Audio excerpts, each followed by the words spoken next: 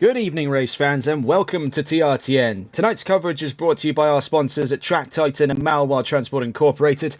I, of course, am Regan Clark, and you join me for the fourth round of the NLRL Console Endurance Series, here in a very rainy Stavelot in Belgium, right here at the legendary Circuit de Spa-Francorchamps.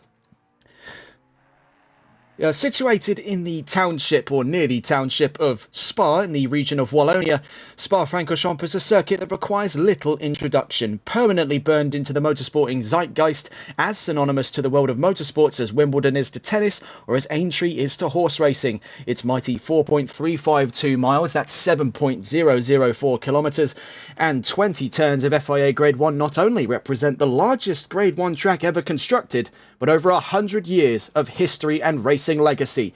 Home of the Belgian Grand Prix since 1925, the Spa-24 since 1924, and the World Endurance Championship 6 Hours of Spa since 1953. It even had a featuring role in the World Rallying Championship as the final stages of the 2021 Ypres Rally. Amongst several other disciplines, Spa is a track that has drawn a myriad of disciplines into its quarters. Today, however, it draws the attention of the NLRL Console Endurance Series in one of two events to hit the 6-hour mark this season, both of which returning from the former XEC. The 6 Hours of Spa is set to be tougher than ever, with rain battering the track. Teams will have to tread lightly lest they face the undivided attention of Spa-Francorchamps' unconditional wrath. As we enter the fourth round of the championship, let's recap the season thus far. Round 1 in Imola kicked off with a breakout performance by NLR Esports. The number 5 Mustang, at the time driven by the pairing of Andre Damrat and Milo Bergman, had a knockout final qualifying lap, netting pole position, of which they elevated to a win amidst a red flag that saw an early closure to round 1 after the halfway mark. Round 2 saw the full 4 hours of Suzuka lay claim to one of the greatest last lap set pieces we've ever captured here on TRTN, as amidst the sudden arrival of heavy rain, differing strategies placed 3 teams in the fight for the race win, and soon 3 became 2 as NLR locked horns with MSA. The reigning number 5, high on the successes at round 1, took a wet line and careened off track at turn 7. The leading XCL car of Paul Muller and Aidan Winchester remained out of the pit lane and on quickly withering dry tyres. In a last lap clash, it would be the MSA 414 of Marcus Carlos, Craig Twarlock and David Silf that would seize the lead, bringing home the race with only 4 corners left to go. And of course, round 3 just gone traded soak for sunlight and saw the return of Tempest Motorsports to the spotlight here on TRTN, as a phenomenal performance by Brandon Roos and Adam Saunders saw an utterly dominant drive command a serious presence even in the face of much larger teams in the paddock. The pair would control the race lead for over 60% of the Barcelona round, winning for their efforts in a brutal double-figure lead. Now, before we continue on to the discussion of the championship standings heading into round 4, a word from our sponsors. Today's coverage of the NLRL Console Endurance Series is sponsored by Malwar Transport Incorporated, trucking and oversized cargo logistics specialists of Quebec. If you or someone you know are located in Canada and are looking for an efficient, professional transportation brokerage service for their business, visit their website at www.malwar-transport.ca. That's www.malois-transport.ca. And with that out of the way, here's the championship standings, and after 4 rounds in, MSA lead the fray with 141 points. High on the successes in round 2, they've elevated it to a championship lead, but only by 6 points to the XCL number 788, and it's an XCL 2nd, 3rd and 4th. Leading it all the way down to 4th position, the 789 with 113 points, rounding out that top 5. Is Tempest Motorsports number 30 with 111 points. NLR, who led after the first round, find themselves in a lowly 6th position after a series of blunders. With 106 points to their name, they're only a few clear of ETE's number 696 in 7th with 97 points. In joint 8th position is the number 1 K1 Mustang and number 315, of which we are watching on screen here, from Euro Titans of Jack Giles with 94 points, rounding out that top 10. In 10th position then, NRW Performance with 77 points to their name. And just as we watch here with Jack Giles crossing the line here to start what looks to be another lap here in free practice, we can get a full run through then of the Circuit de Spa-Francorchamps in all its glory. All 20 corners then will stay on board with the 315. Jack Giles and Freno Radic are just heading now out of La Source at turn 1, down towards what is arguably the most iconic set of corners in all of motorsport. Eau Rouge and Raidillon, turns 3 through to 5. You can see it is a real crawl uphill in these inclement weather conditions. It is nowhere near the hells for bells flat foot to the floor performance we get to see on a dry day here at Spa. Heading down the Kemmel Straight, then tiptoeing out of turn 6 onto this long back straight, of which we have seen plenty, an iconic motorsporting moment. Heading down towards Le Combe at turns 7, 8 and 9. You can see it is incredibly hard to see around the track with the rain battering the windscreen here on this McLaren. Looking outside, though, it's an even worse affair with that huge amount of roost detailing kicking into the face of the car behind them. That's TR Diamond in the number 8 Tidman Racing BMW. We'll discuss them later on. Heading then down out through turn 10 at Bruxelles into turn 11 at the No Name corner as we enter sector 2. Taking things nice and easy at the moment. They've put a time good enough in free practice with 3 minutes left to go here for second position. Heading into turn 12 then Pouon in a corner complex that can be took flat out by the mightiest of Formula 1 cars. Our GT3s are going to have a little bit of a harder time than that, tiptoeing around what looks to be an almost slick stretch of FIA Grade 1. Down into Campus then, turn 13 and 14. Before we reach here, turns 15 and 16, of which there have been a myriad of issues in the world of GT racing, of which we've been able to observe here on TRTN. This is a surprisingly tough section, as you can see how sharp turn 15 is. It doesn't appear it on the map, but it is much, much sharper in person. Out through turn 16 then, the curb Paul Frere, taking us on to one of the fastest sections of the track besides Sector 1. That's Sector 3 here, turn 17 and 18 at Blanchemont. We've seen plenty of drivers dare to make moves here around the outside and towards the inside as we head down to one of our major action spots for overtaking here at turns 19 and 20, quickly approaching then at the end of this lap the bus stop chicane. An incredibly tight set of corners here, capping off what is an absolutely brilliant circuit. There is very little complaints that can be lodged against Spa. It is really one of those universally appraised tracks. So crossing the line then for a 2:38.422, the Euro Titans 3:15. Having a look around the field, we do have a few driver mix-ups today. Euro Titans have a few, but XCL also have a few to talk about today. I believe, though, this is the one that has only stayed the same since last round. Elmas Mikkelsen still joined by Nat Bennett for this round. Looking around the field, the 416 has a new lineup as well from MSA, with Tony Garona joined alongside Ilkay Akilankoglu and Benjamin Houpert in that 416 McLaren. Looking around the field, you can see there's Aidan Winchester in the 787 exclusive car. They're joined by Danny Meeldijk for this round.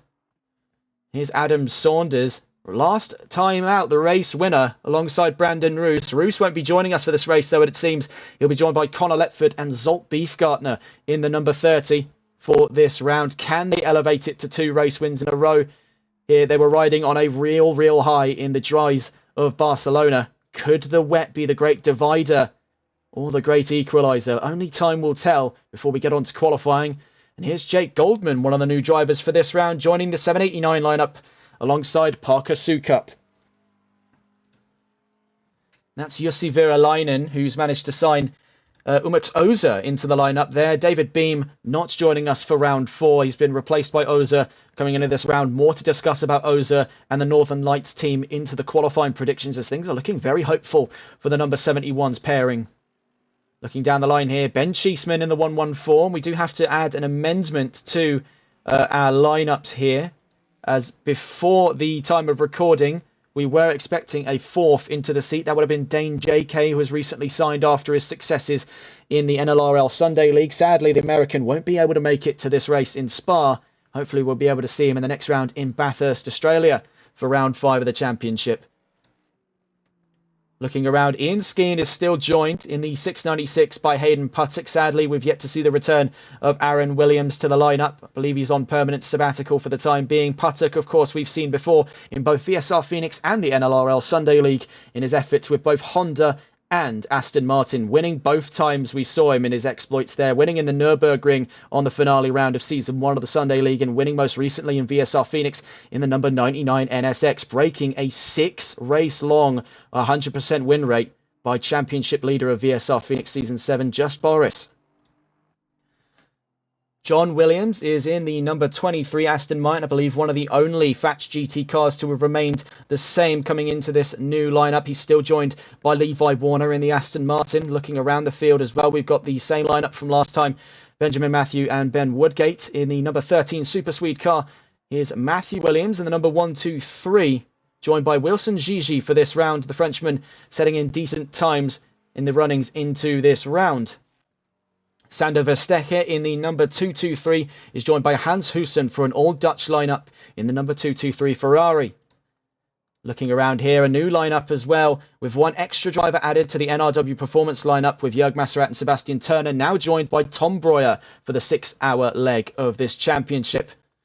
Matteo Mastromaro now dons the colours of the 414 MSA car, ditching his previous spot in MSA to join Marcus Carlos and Craig Twaldock to form a brand new lineup for the Ferrari. Could they be looking for another race win after the knockout performance they had in the wet in Suzuka? Looks like a little bit of trouble there on the exit of the pit lanes for Mastromaro. A bit of a dodgy pit exit this here in Spa, of course, utilising the GT paddock as well as the Grand Prix paddock. One of the longest pit lanes in the game. In fact, I believe the longest pit lane in the game is another one of the Euro Titans cars, the number 314 of Harry Palmer, who just disconnected there, but they'll be joined by Kieran Rod and Tyler Vermack from the Academy lineup. You can see here John Williams starting his sort of practice start procedures. Ben Cheeseman crossing the line, Ian Skeen not too far away either. So then getting on towards qualifying, there'll be more to discuss in the imminent future. We have one new team as well joining us for this round. As you can see, it's a lively pit lane. Getting out of the doors there is a very faithful pairing for this entire season. It has not changed once, and I believe there has been some troubles there going into qualifying. We'll have to catch up with you in a moment's time. We're going to quickly go to technical difficulties. We'll be back in a moment.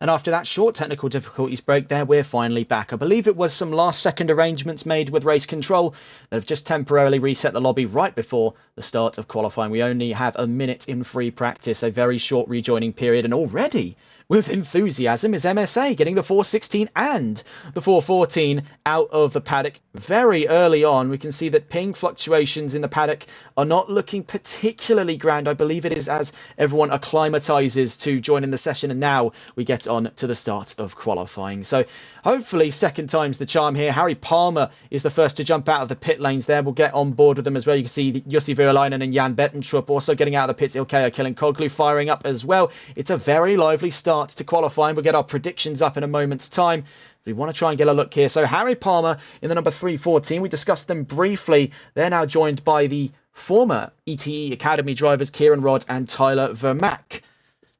The Australian and the South African now getting up into the main team in the 314 Mustang. We'll see what they can do then, as they're the first drivers to get out of the field here in qualifying.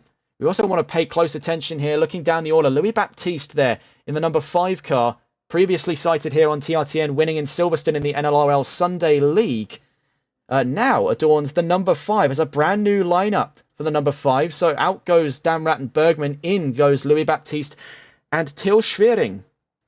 So there is a very interesting change there by NLR Esports. We'll see what kind of progress that yields. We'll go back on board then with Harry Palmer in the 314 as we now move on to the discussions of qualifying predictions. In data taken earlier on today, MSA's number 414 of Marcus Carlos is predicted for pole position with a time of 2:27.4 dead. NRW putting the second best time in. Sebastian Turner proved to deliver on a 2:29.692. That puts them second fastest ahead of MSA's 416. Ilkay Killinkoglu put the third fastest time in at a 2:30.080. Now, this is where I wanted to pick up on the conversation about the number 71 Northern Lights car, as Umut Oza, new signing for Northern Lights, puts a 2:30.147, which is the fourth fastest time in predictions. If they can deliver on that kind of progress today, they'll be looking at a very healthy start for the brand new privateer team.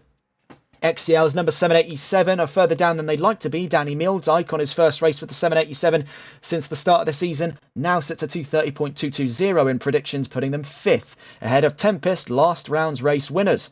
Connor Letford on his first race back after a brief sabbatical from Tempest puts a 2:30.372. Good enough for 6th position ahead of the XCL 788 of Elmar Smikkelsen, who put a time of 2:30.975. Fatch GT's Sander Verstekker put a 2:31.242, putting the 223 car in 8th position. Parker Sukup in the 789 exclusive car put a 2:31.567, good enough for 9th in the predictions. And the Paul Ralph team makes their first appearance in the predictions this season with the 711 of Martin Pesty and Bensid Kiss with a 2:31.832. That rounds out our qualifying predictions. Now as we stay on board with Harry Palmer, the first of our qualifying times, they head up through Eau Rouge and Rayon here to kick off what is a slightly drier affair for track conditions compared to the utterly drenched surface we faced in the brief Tatin-free practice. Definitely a much drier, slightly less drenched track we're dealing with now for qualifying. I'm sure that's what a lot of the drivers were hoping for.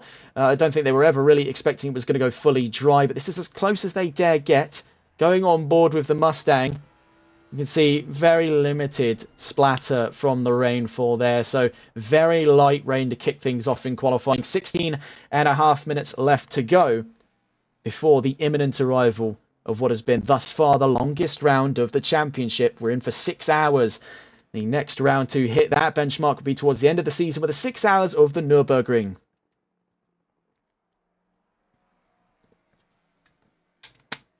So, round Puom goes Harry Palmer. They'll be setting the benchmark time on the grounds they don't get invalidated over the course of this lap. So, down through turns 13 and 14 they go. Right now, looking very close there over track limits, but I believe still valid as they head down into turns 15 at Stavelot and turn 16 at the curb of Paul Frere. Wide over turn 15, just using as much of the track as they can dare get out of the Mustang before the stewards crack down on them. Out of turn 16, as far as we're led to believe, still valid, goes Harry Palmer up towards Blanchimont. The 3-driver lineup then, much to prove coming into this round. Palmer is already quite experienced in endurance racing, so will have very little issues adapting to this environment. Of course, not many drivers want to lap Spa in the wet. Few drivers have a choice. Heading out of turns 19 and 20 then to the bus stop chicane for our benchmark time as we'll load up the timing charts to our left-hand side. Goes Harry Palmer towards the line. And our benchmark time coming in now of a 2:27.597. So conditions much more favourable than they were in the data gathering phase. The 787 is next towards the line on what I believe is an invalidated lap. We'll go on board with them nonetheless though.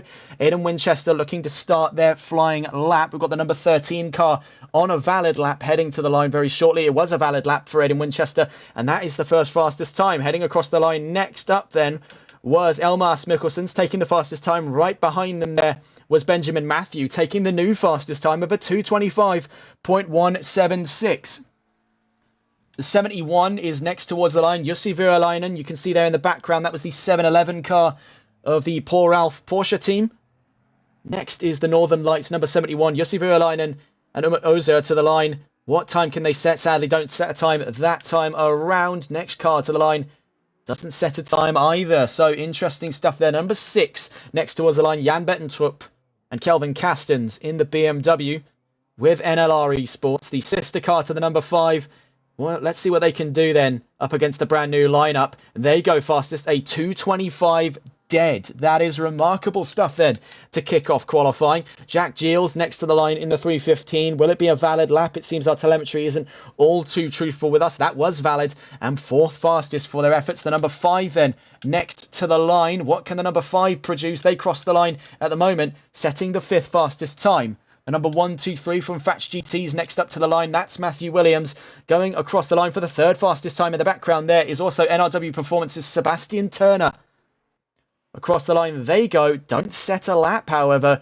Next across the line is, I believe that was the Ferrari of, it was not Matthew Williams, it was Sander Verstekker. Didn't set a lap time. The 414 is next up to the line. Marcus Carlos and Matteo Mastromauro behind the wheel. Says on the timing charts there, Marcus Carlos, of course, one of 3 in the 414 lineup. last race win was in round 2 in conditions no too different to this. So looking hopeful for the 414 team. They had the proper strategy in the rain. We'll see what they can do now when laps become a concern. Marcus Carlos and Matteo Mastromauro are also joined by Craig Twardock. I believe it could be also David Silf. We did have quite a few changes to the driver lineup. Looking here, it is Craig Twardock with Mastromauro and Carlos, the trio here, 2 Brits and an Italian.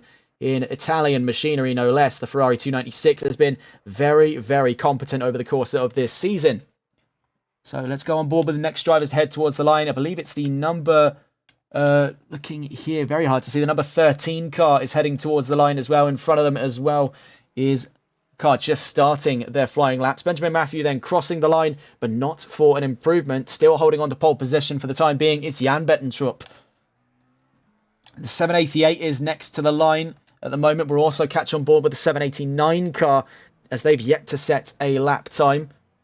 So Jake Goldman, the All-American lineup, by the way, of Jake Goldman and Parker Sukup, crossing the line next in the 789, going from 18th position, doesn't set a time. The 787, however, which was not too far away from them, set a time good enough for 9th position. The number 6 car is heading to the line very shortly. Our current pole sitters looking for an extension from a 225. Getting across the line, do they find the time necessary? Not this time around.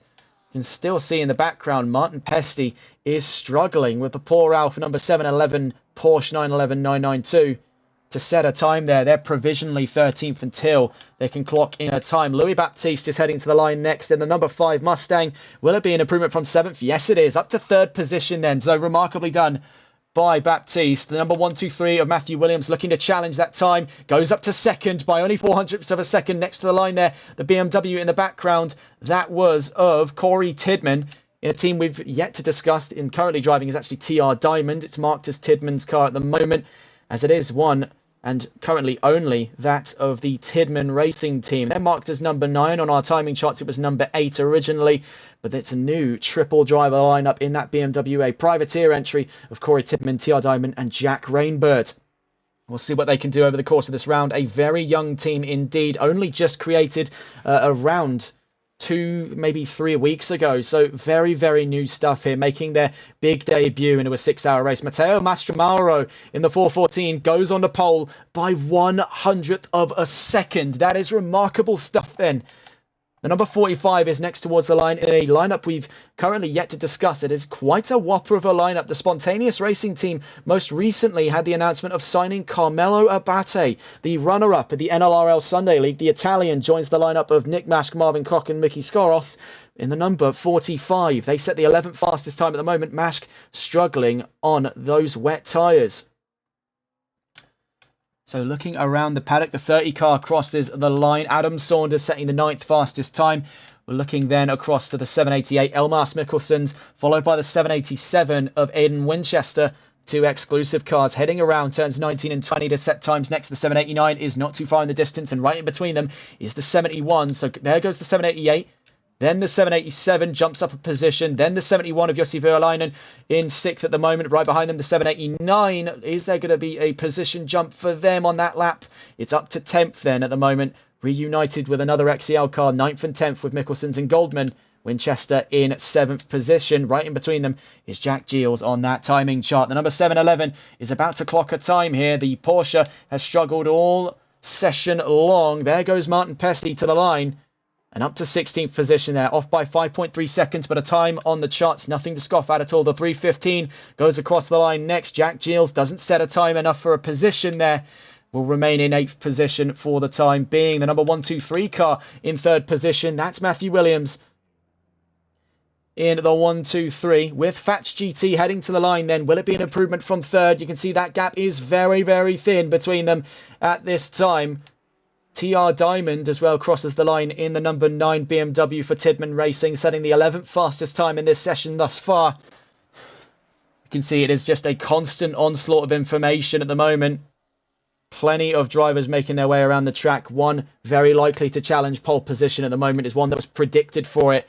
And the exact same driver to have set that time. Looking back in our quali predictions, it was Matteo. Oh, actually, no, it wasn't. It was Marcus Carlos that set the time.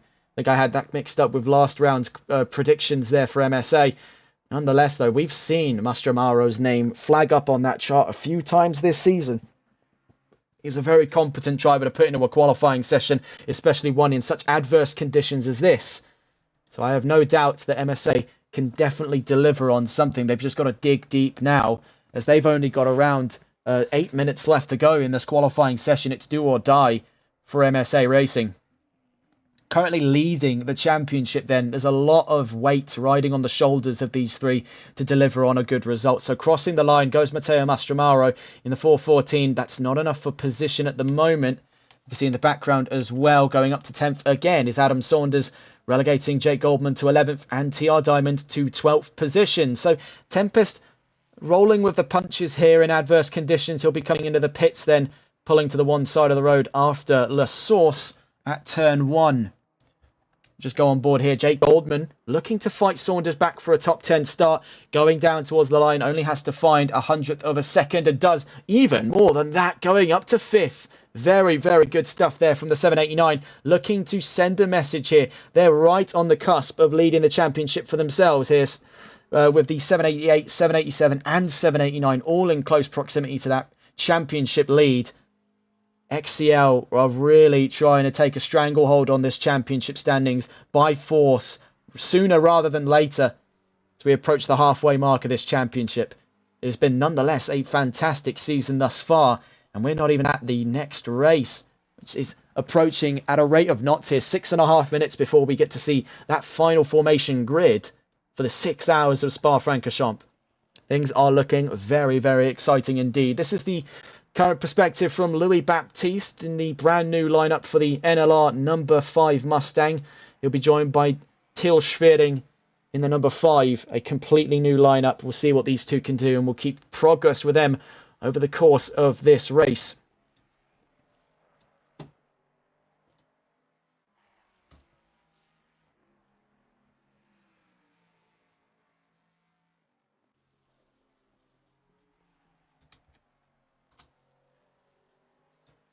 So looking around to see where our next times are coming from, we can see on track at the moment, physically closest to the start-finish line is Matteo Mastramaro in the 4:14 Ferrari. Next down the order is the number 13 of Benjamin Matthew and Ben Woodgate, with Super Speed Racing, a privateer team, by the way, taking a real liking to these top 5 positions. You can see utterly surrounded on all sides by big teams. It's NLR leading the timing charts at the moment. MSA right on their tails, following them as well as Fats GT and Exclusive, all in that top 5. So nestled quite firmly in and amongst the titans of this championship.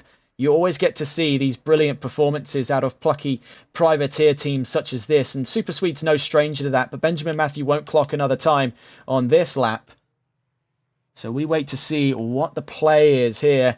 So we can see everyone lining up in the pit lanes. You can see most drivers are not on flying lap conditions anymore. We'll check with the 315 as that's the nearest car to the start-finish line. Jack Giles is going to go across the line from 10th position. Was it a valid lap? No, it was not.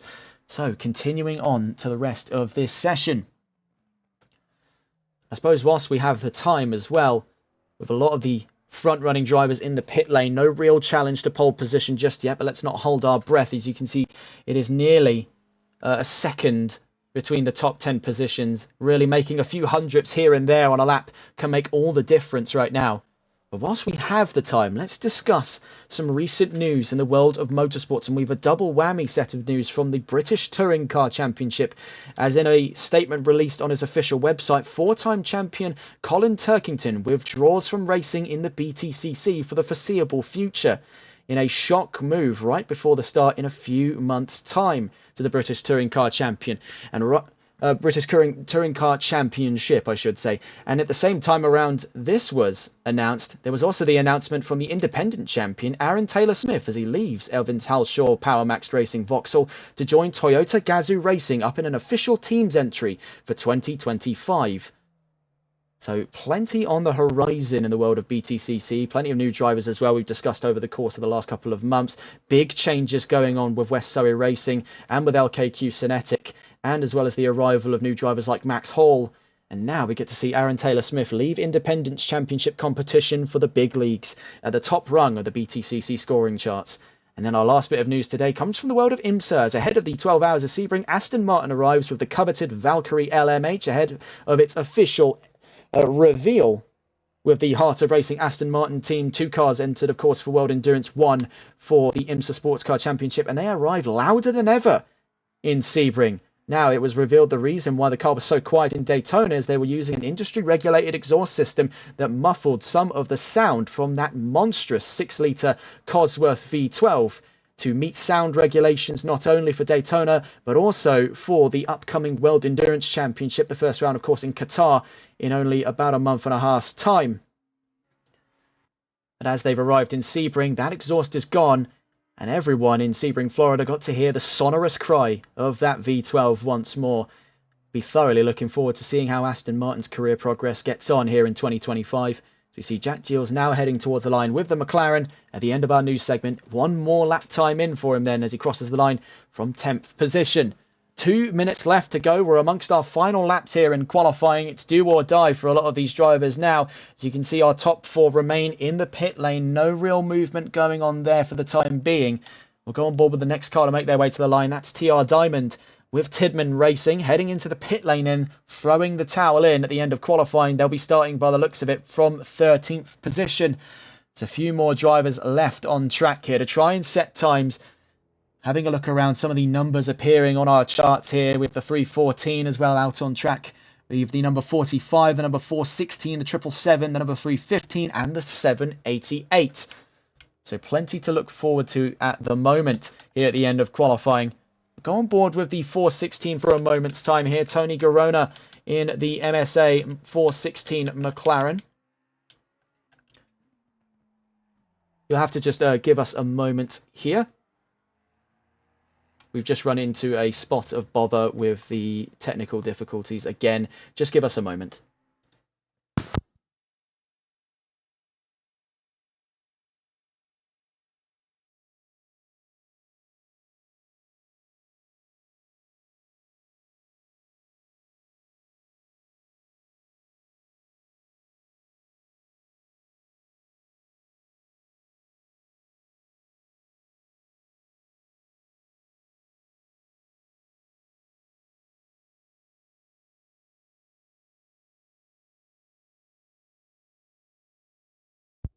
As for those of you wondering why we've suddenly gone into technical difficulties, if any of you are experienced in working in commentary in ACC or know that when you go onto the timing charts every now and again, the menu has a nasty habit of locking up, which is mighty unfortunate for us and mighty unfortunate for you.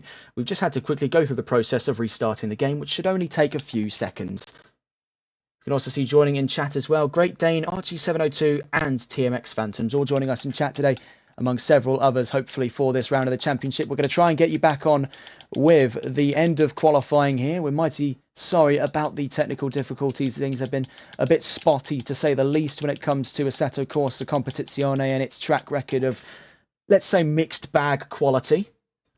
But let's just quickly get us back onto the footage at hand, and hopefully no more funny business then at the end of qualifying.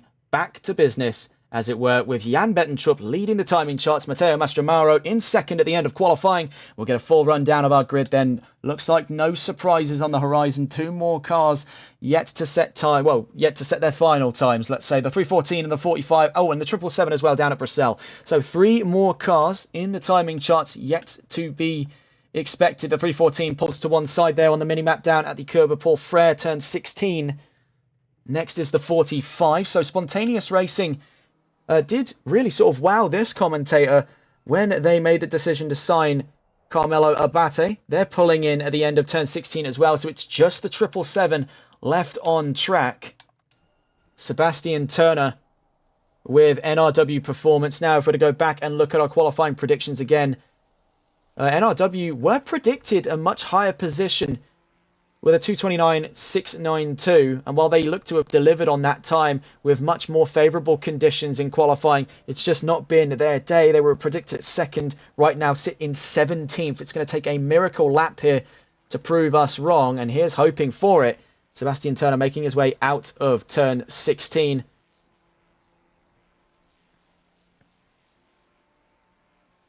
at the end here of qualifying. Of course, a full grid rundown on the horizon here for the start of the 6 hours of Spa. Things are looking mighty interesting. So round turns 19 and 20 we go. What can NRW Performance do here on the last lap of quali? Currently sitting in 17th position, need quite some leeway to get into the top 10. As they cross the line, they'll go up to 16th for the end of quali for their efforts. Only 0.08 of a second faster than the car behind him, Nick Mashk, in the number 45 Spontaneous Racing BMW.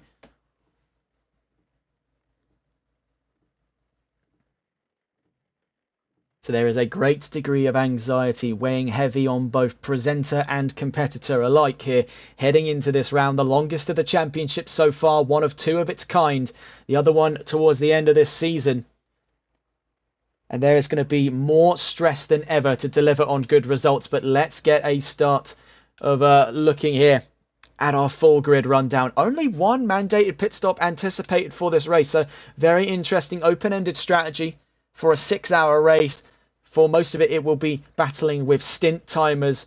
Kelvin Castens then starts from pole position. Marcus Carlos in second place with Matthew Williams in third with Fats GT. Benjamin Matthew settling in nicely in the Super Swede car, nestled amongst the big teams there in fourth position and ahead of Jake Goldman, who will be to the inside on the rundown through Eau Rouge and Radion. Will take a very good start to get him up into fourth there. They currently sit in fifth position. And the row behind them is Louis Baptiste and Jussi Virolainen with NLR Esports and Northern Lights. Ilkaya Kilinkoglu starts in 8th position. They currently subbed in for Tony Garona with MSA. And starting in 9th position is Aidan Winchester in the 787 car with Exclusive Esports. Jack Giles with Euro Titan starts at the back of the top 10 and ahead of Elmar Smikkelsen's in 11th position. Adam Saunders, last time race winner in Barcelona, starts in 12th position with Tempest Motorsports ahead of Harry Palmer in the Euro Titans Mustang. Ian Skeen starts alongside his compatriot at Euro Titans in 14th position and ahead of Sebastian Turner in the 777 NRW Performance car. Nick Mashk starts in 45th, starts in 16th position in the 45 car. We can get the words out properly today. You can tell it is a very exciting round for us here. We can barely get the words out properly. Sander Vesteke starts in 17th position in the 223 Fats GT car ahead of Martin Pesty with the number 711 Paul Ralph 911. John Williams starts in 19th position in the number 23 Fats GT Aston Martin ahead of Ben Cheeseman in the 114 K1 Esports Mercedes. And at the back of the grid is Corey Tidman in the Tidman Racing BMW starting in 21st position. We'll just quickly leave you on board with the number 6. We'll be back in a moment's time. Also, hello to, I'm really struggling how to say it, Zen Tiger Buka. Hello to you in chat. That is, we'd love to see all of the appraisal, all of the people tuning in to watch this fantastic race. Of course, we've just over 2 minutes before the formation lap starts off. We'll be back in just a moment's time as we make final preparations for what is going to be a truly epic round of this championship.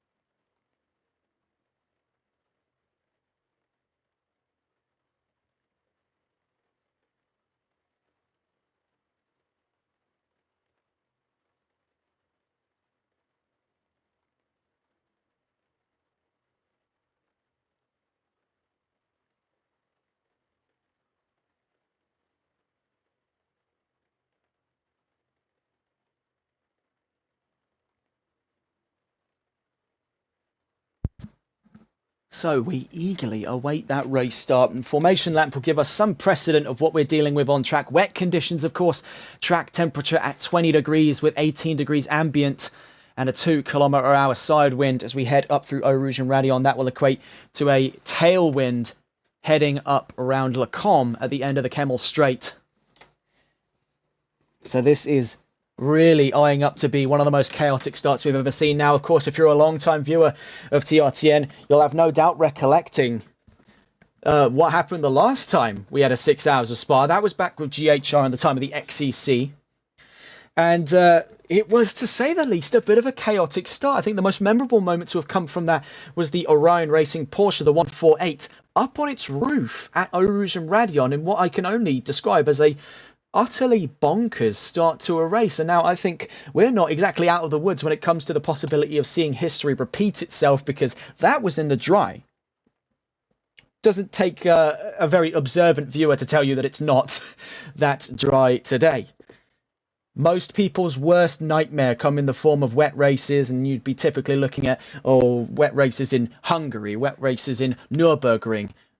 This is at the tip of the spear for the nightmares of any sim racer, is a wet race at Spa.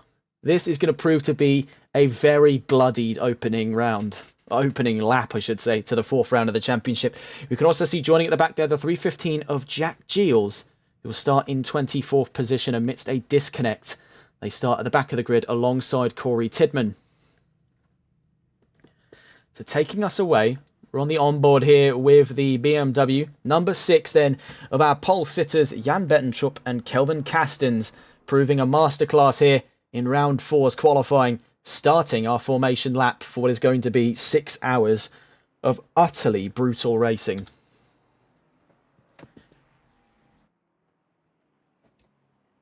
Really, you just sort of have to sit here biting your nails a little bit, because 21 cars in all, heading up to Eau Rouge and Radion, already a recipe for disaster. Like I said, even in the dry, that can prove to be quite a dangerous concoction.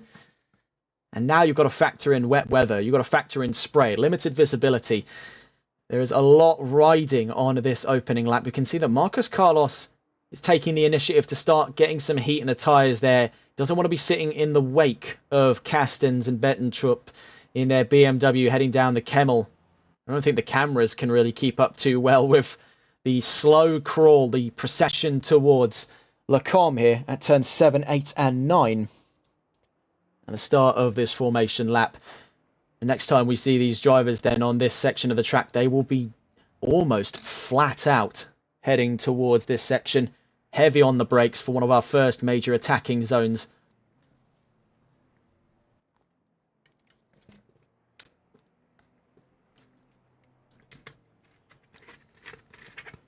You can also see joining us in chat as well as K1 Doc, one of the drivers of the K1 number 114 Mercedes towards the back of the field at the moment.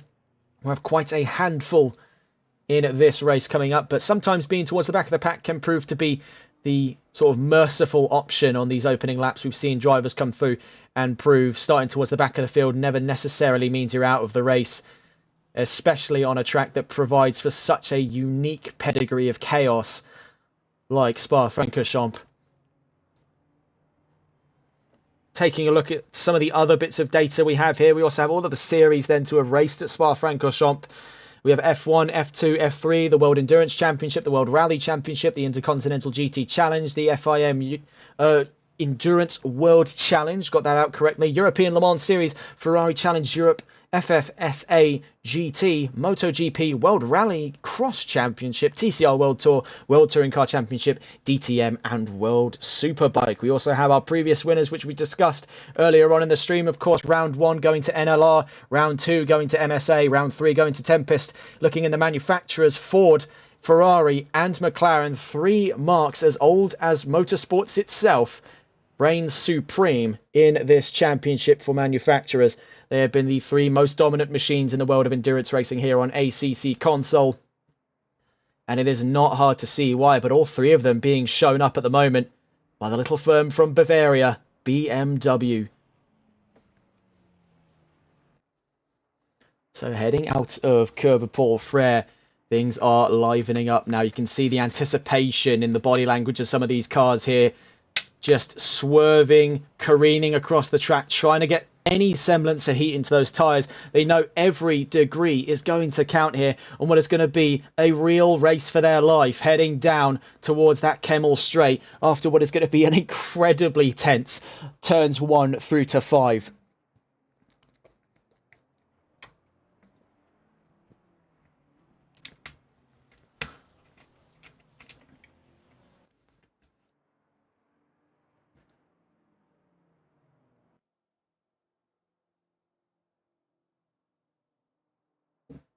As far as we know as well, I believe the start and finish lines exist on separate areas of the track. So we'll be crossing the finish line, but the start line, I believe, is after La Source at turn 1. So heading up to the bus stop chicane. Nonetheless, we'll have finger on the trigger here for the starting flag, just to see whether or not the game counts it here. I'm pretty sure it's after turn 1. It's been quite some time since we last went to Spa, and we're about to see yet another chapter in the long-esteemed history of this over 100-year-old circuit lay claim to a brand new variety of racer here on ACC here in 2025. For round 4 then of the NLRL Console Endurance Series live here on TRTN and brought to you by Track Titan and Malwar Transport Incorporated. So we head down towards turn 1. We're following on board then with our pole position sitters. The number 6 NLR Esports BMW of Kelvin Castins and Jan Bettentrup behind the wheel as we head down out towards turn 2, 3, 4 and 5 here. 6 hours of racing up against the clock here as we head down towards the line. And in a very, very short amount of time, mind you, 21 cars in all for round 4 this championship. Without further ado, we're green and we are racing here in Spa-Francorchamps, heading down towards Eau Rouge and Radion. Marcus Carlos and Jan Bettentrup side by side, and both of them are off the track. So already our front row taken out. Looking further up the line, we can see everyone having to pick up the pieces here. The number 1, 2, 3 moves into the lead of this race. Matthew Williams then, followed by Benjamin Matthew, Louis Baptiste and Tony Corona make 1 through 4. You can see absolute maelstrom going on down the Kemmel Straight, down towards Lacombe at turns 7, 8 and 9. What on earth happened on that race start for our front row? Both of them following each other head over heels into the side of the road. You can see already trouble down the line as well. We can see this is the Tidman racing car having troubles for connection there, and also damage over the nose. Behind them there's Jan Bettentrup, our pole sitter. What on earth happened? Absolute disaster on the front row. So looking back around the field, we can see already stuff going on here. Some of the Euro Titans cars, Harry Palmer and Ian Skeen doing battle for 10th position. Let's get a look then up towards the front row. What on God's green earth happened? Both of them following each other off the track. It didn't look like there was contact there, but that is one of the most bizarre starts I've ever seen to a race. We want to try and catch on board then. This is our new race leader, the number 1, 2, 3 Fatch GT Esports car, Matthew Williams and Wilson Gigi up against Louis Baptiste for control of the race lead. The Mustang backing them up, Benjamin Matthew right behind them with Tony Corona following them from 4th position. That is truly bizarre. I've never seen anything quite like that. So now we're on the discussion of the battle for first place between our new front row. Watching on board then, a calm and measured start then by Matthew Williams and Wilson Gigi nets them the race lead. All they had to do was just not slip up like the others on the front row, but I think Louis Baptiste is going to give it a very good go down into turns 19 and 20. Louis Baptiste in the number 5 looks to seize the race lead off of the number 1, 2, 3. Very, very nicely done.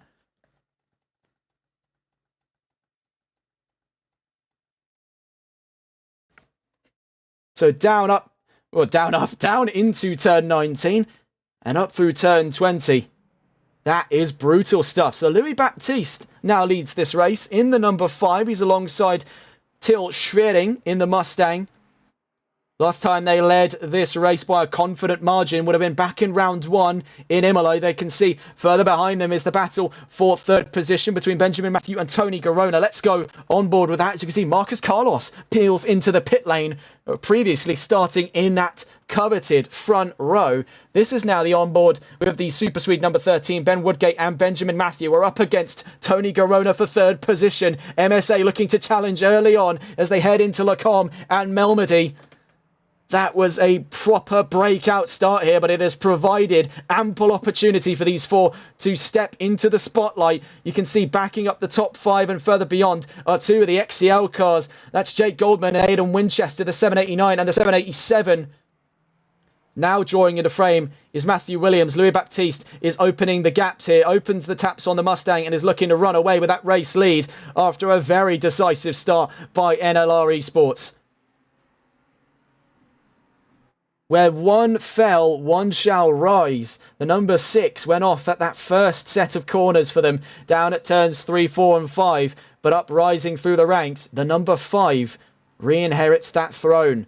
Right now, though, it's the discussion of third. MSA versus Super Swede. They were promoted a position there on the start. They were going to start from fourth position. They're up to third. But that could soon be back down to fourth position. Garona is all over the back of that Ferrari like a bad habit. Out through turns 15 and 16 we go. Stavelo and Kerber Paul Frere.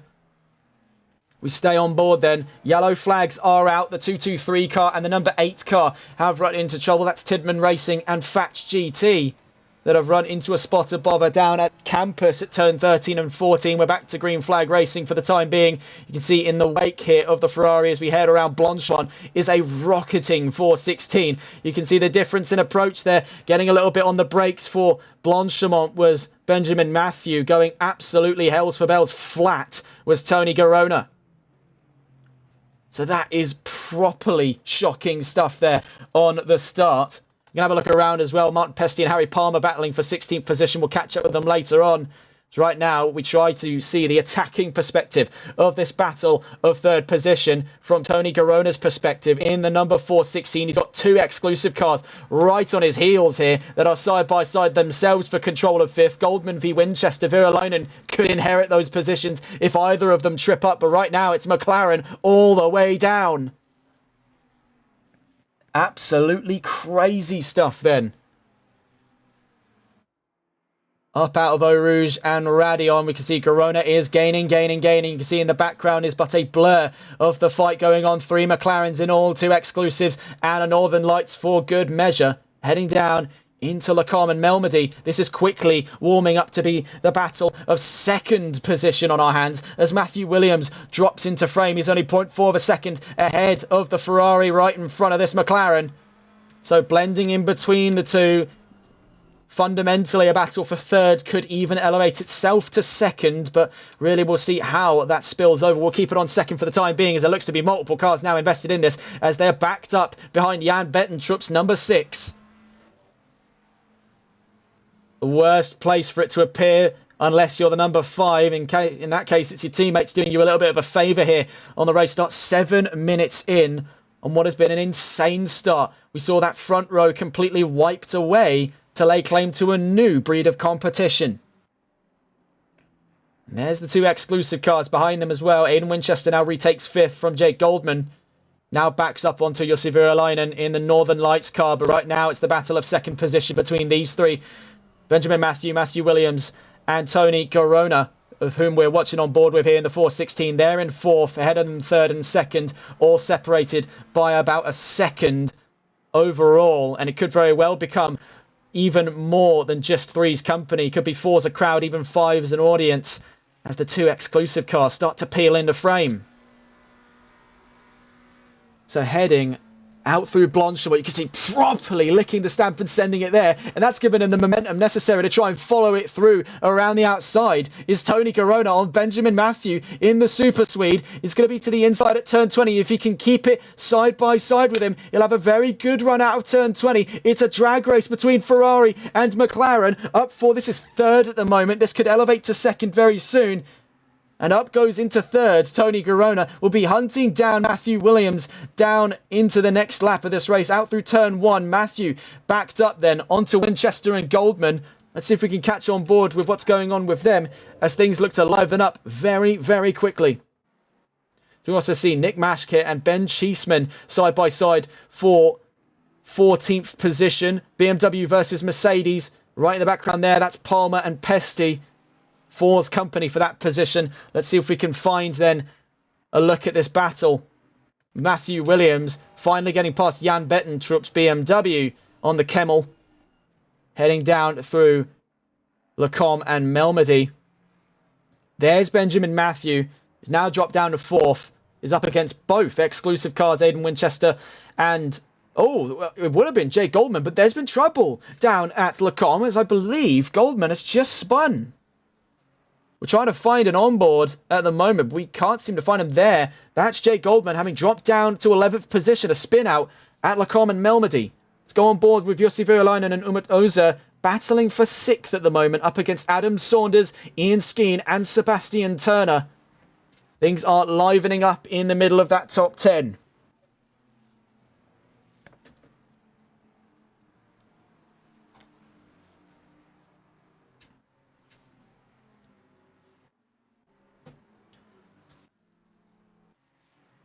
Trying to find the perspective as well of the car closest to the middle of this fight. That would either be Skeen or Saunders. We'll go on board with Saunders here in the number 30 Tempest car to get another perspective on this fight. You can see right in front of them, they're in the spray of Virolainen's number 71.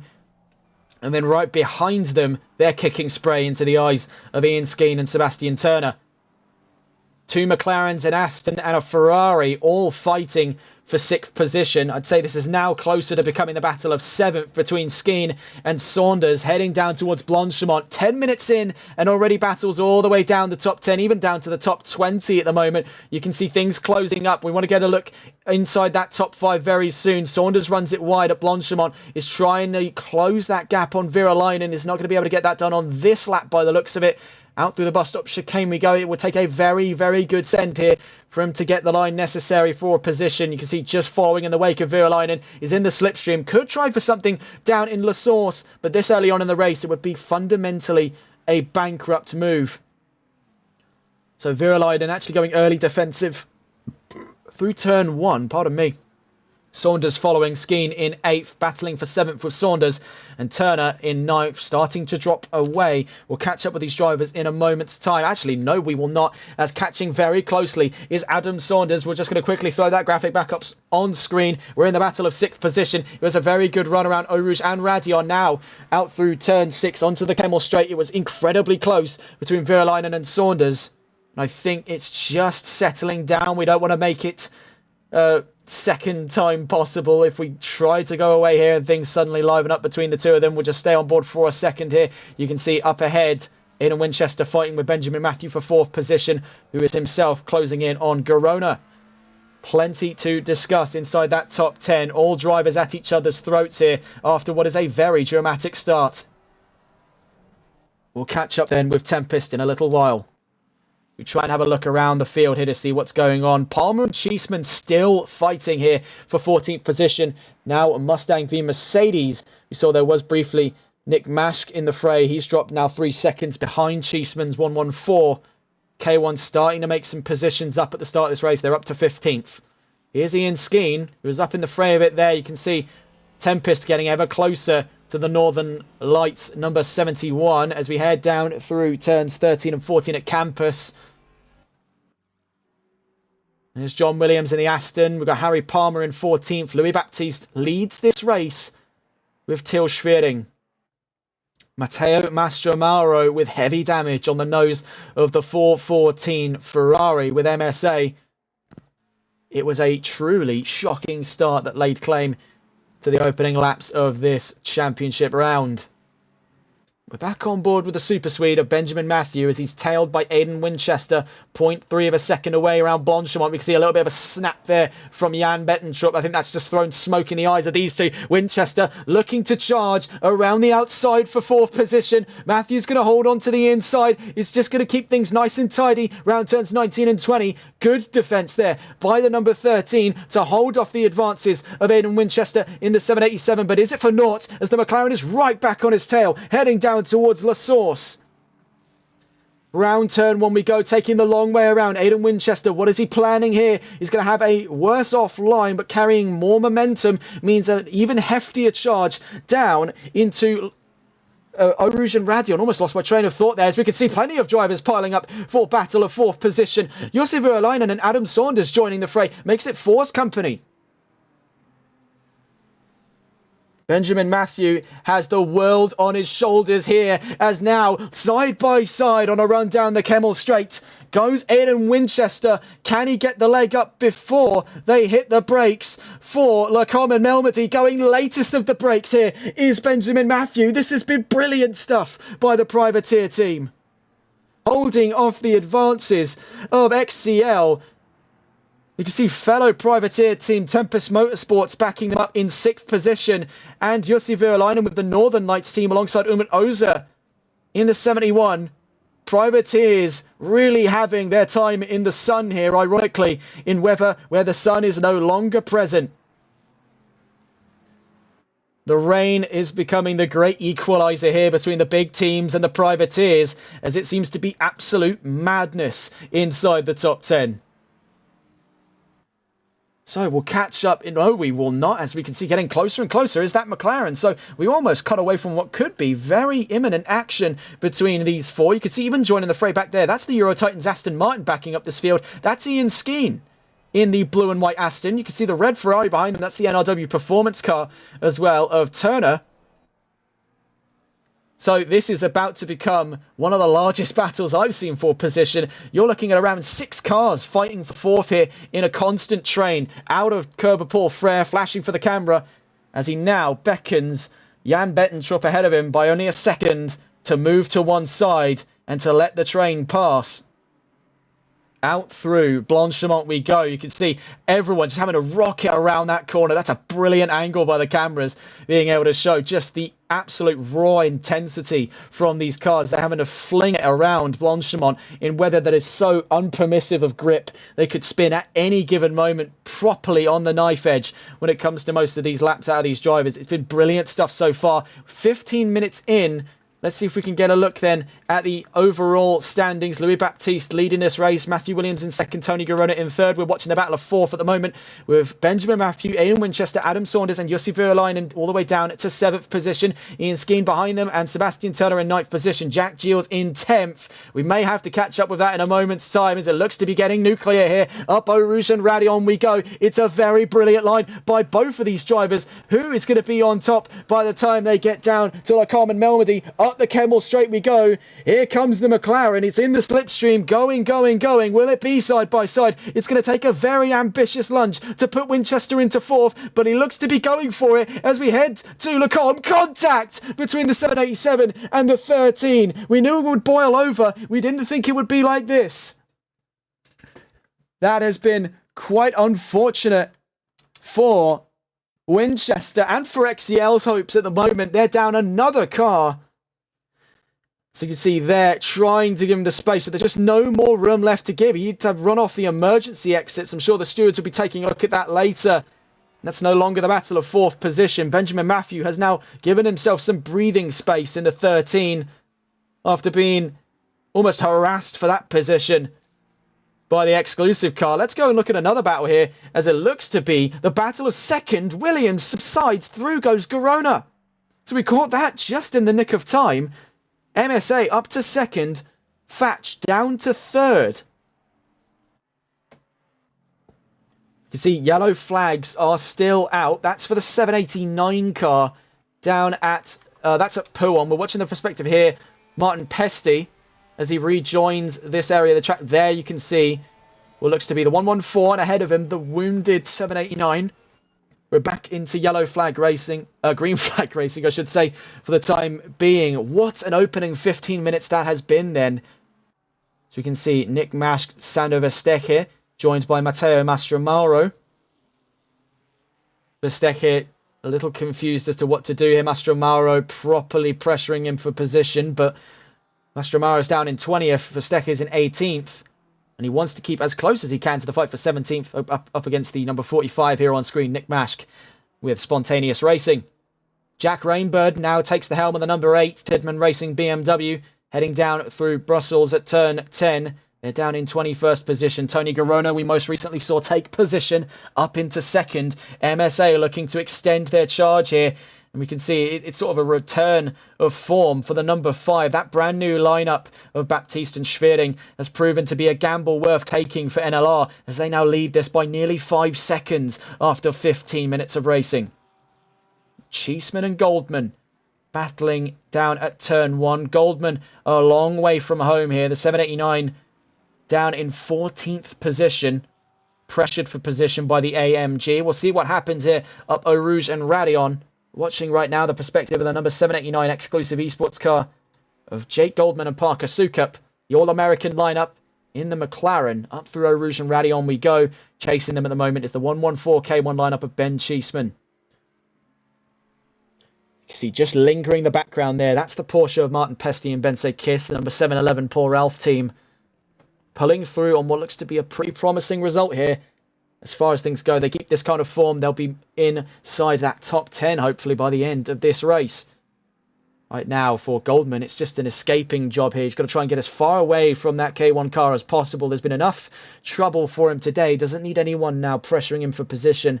Keeping his head low and keeping things tidy is going to be the only option he has. Same story here with Mickelson's and Winchester now down at the back of the top 10, but looking to get into a battle here. We're watching the perspective of Winchester as he's one of three in the pairings for a battle of 9th position against Jack Giles and the 315 Euro Titans McLaren.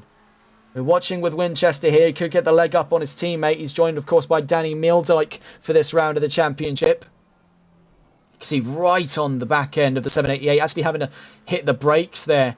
Round Stavelo, now round Kerber Paul Frere, turn 16 as we head towards Blanchimont. Things can get spicy here. 3 McLarens, so it's a test of driver now rather than a test of machinery. We know what the 720S is capable of, and we know that it's race-winning material. Is it won in the last round with Tempest at the wheel? Heading around Blanchimont, it was very, very brave by all 3 of them there. It looks to be going side by side, well, pressuring for the inside. I don't know if he's going to make that move stick. If anything, he's compromised on his line there, the 788, and now backing up his teammates. So XCL harming themselves here in this fight. Of course, drivers with separate ambitions in this race, both of whom are looking to try and get into the top 10 after what has been a rough start, all things considered. There's a little bit of those pangs of desperation in these early running laps. Side by side out of turn 1 then, between Mickelson's and Giles. We're watching with the perspective of Aidan Winchester. We'll stay on that dash cam as actually that'll probably be the best angle in-house here for the battle of 9th position. We're watching as it's Three's company side by side up Eau Rouge and Radion. Giles has to cut across the track. And it looks like both exclusive cars are going to try and follow it around. It's nearly 3 abreast here. It is 3 abreast almost as we head down the Kemmel Straight. Now side by side is Mickelson's and Winchester. Winchester had the better of the 3 lines. He's got better straight line speed. Will he be able to hold on to position as he gets up into 9th? A double overtake by Aidan Winchester. Brilliant stuff round Kemmel. Now round Lacombe and Melmedy. That is some proper return to form there for Winchester. It was a struggle for XCL on the opening 20 minutes of this round. Now starting to get back into the groove of things, and very nicely done with a well-crafted double overtake. We'll catch up with them in a moment's time. As you can see, things starting to settle into a rhythm between the 2 exclusive cars. They've achieved on that goal of a top 10 and will be feeding off of each other's racing line to give themselves that much-needed pace to get towards the next car up the field. 5 seconds up is Sebastian Turner in that 777 NRW Ferrari. We're looking around the field at the moment, still in the lively battle in the middle of that top 10. Saunders, Virolainen and Skeen all closing on Matthew. A lot to discuss here. Turner just lingering in the background there. Jan Bettentrup following them from down in 19th position. It has been a very strong start for the Northern Lights team. They had a few problems out in Barcelona, but are holding on to a very respectable 6th place right now, and looks to be in a battle of 6th, so it were, with Ian Skeen and Hayden Puttock catching them up in the Aston Martin on their heels here. Things could get spicy as we head around Blanchimont. The Aston is a very stable car when the time calls upon it, but how stable can it be when it's thrown right to the ragged edge up against the McLaren? We can see also up the field as well, could be side-by-side action between Saunders and Matthew. It looks to get a little bit out of hand there, but the Ferrari's trying to hold on for dear life. A little bit of contact, but here comes Virolainen, looking to go up into 5th position now. The battle of 5th has kicked off, and it has gone red hot between these 2 McLarens. Adam Saunders and Jussi Virolainen side by side down towards turn 1. Where can Ian Skeen place himself in and amongst this fight? 3's a company, 4's a crowd. Ian Skeen side by side now back into the fight for 6th position as Skeen puts himself nearly front to rear quarter up towards Eau Rouge and Radion. This has been absolutely epic stuff. Only 30 minutes in. Do not go anywhere. We've got 5.5 more hours of content just like this. As we can see now, this is fundamentally the fight of 4th position. 3 cars in all down the Kemmel. This is brilliant stuff. Theatre going on here in Spa-Francorchamps. We have missed this circuit for so long. We can see that right now, still holding on to it, is Benjamin Matthew, with Adam Saunders tailing him there in the number 30 car, right ahead of this car on screen. The sort of dark blue and turquoise of Jussi Virolainen in the Northern Lights Racing number 71. Right on their tail is the white, gold and blue Aston of the Euro Titan 696 of Ian Skeen and Hayden Puttock.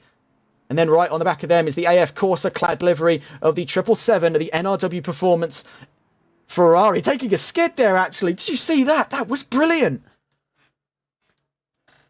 It was good car control there by Turner. Not entirely sure what happened around the no-name corner. We're out through Brussels. We're still watching at the moment with this battle. We'll cut back if it is necessary. We want to try and catch what on earth happened with that 777. You can see there, sliding it. Look at that. Some Group B action from the 777 NRW. Still fundamentally in that fight for 4th position. 4 cars in all, and yellow flags are out. It's the Tidman racing car down at Blanchemont. Oh, there's contact! There's been contact! Virolainen and Skeen caught up. There's Turner and Bettentrup. What on earth has gone on? Every time we cut back to the action, it gets worse and worse for these drivers. The weather is ne'er a concern. It is now the drivers that are a big threat to each other. Contact down through, what is that there? Turn 15 and 16. Oh my goodness me. So that's no longer the fight of 4th. I think we could rule that part of it out. We're back in the green flag conditions. But in a far, far away position from where Virolainen would like to be, as he was right up there in the fray for 4th position. I can almost barely contain myself there. That is proper drama kicking off. Saunders and Matthews side by side for the battle of 4th position. We're back on board then with Tempest Motorsports. Adam Saunders. We hope to get a chat then with Saunders after this stint when he comes in and swaps for one of his teammates, which will be in probably about 30 or so minutes time. We hope to get a chat out of him as he's been right in the trench here of battle with a lot of these drivers inside the top 10. Now fighting for 4th position. Has got no one in front and no one behind to step in the way of this fight. Bettentrup 7 seconds away and Williams is nearly 6 seconds ahead. It's just these two all alone now in the fight for 4th position, tiptoeing around Lacombe. Barely anything between the pair of them. Very good car control thus far. It's been very reserved fighting between Tempest and Super Swede. The battle of the privateers kicking off here, heading down to Brussels. But big lock of understeer by Adam Saunders, taking in some of that standing water, doing him no favours there. Round turn 11, you can see a big slide, but held it nicely. It was Benjamin Matthew. Oh my goodness, and a big slide by Saunders. Now both of them collected in an impact there. What on earth is happening here at Spa-Francorchamps? I could barely speak. Look at this, going around turn 11, big slide, so standing water on the right-hand side of the track, takes the Ferrari across, standing water on the far right of the track after turn 11, caught Saunders by the tail, slid into Benjamin Matthew. Oh my goodness me, I can barely contain myself on what has been one of the most dramatic races I have ever had the pleasure of seeing. You can see now Saunders down in, well, still 4th position. It's been a much worse off affair for the Super Swede car, which is down quite some way since that impact. Virolainen is catching and catching quickly, heading towards Blanchemont. Damage then on Adam Saunders' car, heading around turns 17 and 18. Jan Bettentrup still in the middle of this fight. There's Virolainen right on the back of Bettentrup. Bettentrup is looking to unlap himself. He's more enthusiastic about the position than Virolainen. Look at this. Round turn 19, Bettentrup and Virolainen side by side. Virolainen wasn't really under the anticipation he'd have to fight to lap a car. This has been brilliant stuff. Following him through was Helmar Mikkelsons. Let's see if we can have a look here what's going on further behind. We want to try and get a view here. That's Jörg Masserat leaving the pit lane, by the way. Bettentrup has put himself firmly in the thick of battle. I could barely contain myself. That is utterly bizarre. So there's Virolainen. Just got past Bettentrup. Is not going to be happy at all with that BMW, mind you. That was definitely one of the more frustrated performances we've seen from the Finnish driver. Out of Eau Rouge and Radion we go. 0.5 of a second between himself and Helmar Mikkelsons in the 788. The Latvian's got a lot of work to do to defend now, and an enraged Jussi Virolainen in the Northern Lights number 71 in that fight for 5th position. Round Lacombe and Melmedy we go. We'll see how hard he wants to push the 71. You can see TC is all the way up on these McLarens. They're struggling for grip there, stifling power on that 4-litre twin-turbo V8. Down towards Brussels we go. Turn 10 into turn 11. We saw understeer was a big concern for McLaren, and they're trying to keep away from that right side of the track as it does take drivers around. Managed to keep themselves out of trouble this time around. Really do have to hold your breath going through that section of the track now, just after seeing what utter calamity it can cause. That standing water is sneaking up on a lot of drivers here. I don't think that's the first time we've seen problems down at the no-name corner at turn 11. And I highly doubt, given with 5.5 hours of racing still left on the clock here, it is not the last time we'll see that. Right now, though, the battle of 5th between Jussi Virolainen and Elmas Mikkelsons. We do want to try and catch some of the other battles going on. Of course, with so many going on at the moment, it is hard to pick and choose.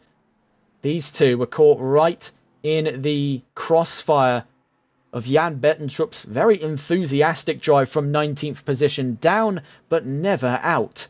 That is the real makings of a championship driver by Bettentrup. That's a very confident drive in what was a damaged BMW after lap 1. So heading round Blanchimont down towards turns 19 and 20 at that bus stop chicane. We'll go on board the dash cam view here of Virolainen.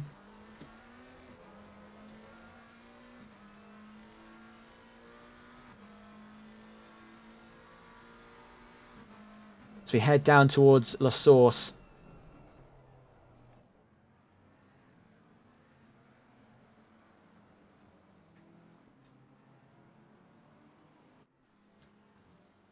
We are going to change our perspective here as we can see the inklings of a battle between Jack Giles and John Williams further behind them. So let's see if we can go and find Jack Giles and John Williams half a second from each other. That McLaren running from the Aston. You can see Benjamin Matthews right behind him as well. Side by side. We actually want to go and find the onboard with these two. John Williams having to defend 8th position from Benjamin Matthew. Side by side, Fratch GT versus Super Swede on the Kemmel Straight. Aston versus Ferrari. Last of the late breakers is Benjamin Matthew, but having to take the emergency exit round Lecombe. Catches the Aston by the tail a little bit there. Round into Melmedy we go at turn 9, and Matthew is ahead. Williams now having to fight back for position as we head towards turn 10. So already things getting a bit spicy then, as if it hasn't already been tantalisingly hot between a lot of these drivers. The drama just keeps getting hotter in what is arguably very cold conditions on track. Wet races always prove to have that extra flair of theatrics to it. As a lot of the drivers not only battle with each other, they battle against the entropy of nature itself to find grip where there is none. It is proper theatre between these drivers today. Nothing short of brilliant racing. Still watch here with John Williams. Number 23 then for Fratch GT. One of 4 cars in this championship from the Fratch GT esports team chasing for 8th position against Benjamin Matthew. Previously cited in the battle of 4th up against Adam Saunders. We'll ask Saunders what on earth went on. I think it was just an area of complete net zero grip on the far right of the exit of turn 11. I think he'll probably tell you the same when we try and get him on for a call later on in this race. So round Blanchimont we go. You can see the Aston's holding off a little bit. Doesn't want to overstress what is already quite a lofty platform for GT3. Keeping things nice and measured. He knows that Benjamin Matthew, after that stunt down in Lecombe, has got a bit of a habit of overexerting. That Ferrari is going to be hoping for a mistake then whilst given the open air down into Eau Rouge and Raidillon on this coming lap here. Lap 13 of a 5.5 hour remaining of race.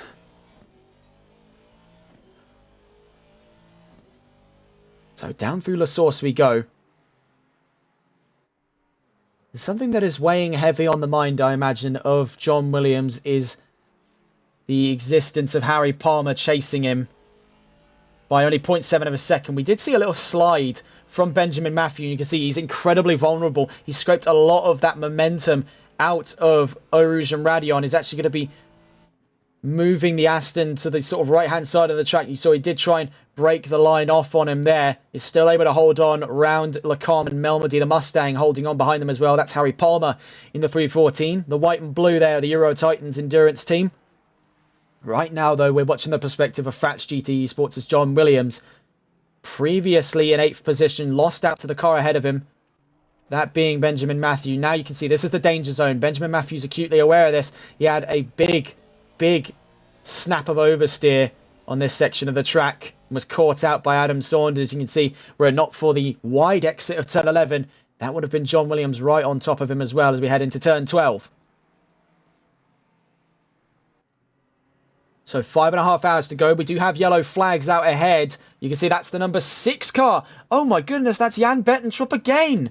And the number 8 car, that's Jack Rainbird with Tidman Racing. So 2 BMWs running into serious trouble. Yellow flags are going to remain out for that middle sector.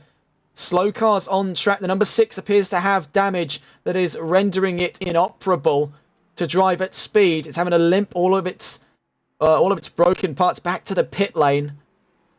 And that yellow flag's going to stay out for the time being. The number 8 car is down at turn 15 at Stavelot. Jack Rainbird pulling to the side of the road into the pits. The number 8 is out.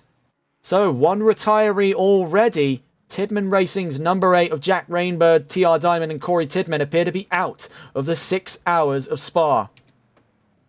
Back into green flag racing then, as it appears the number 6 is up and running.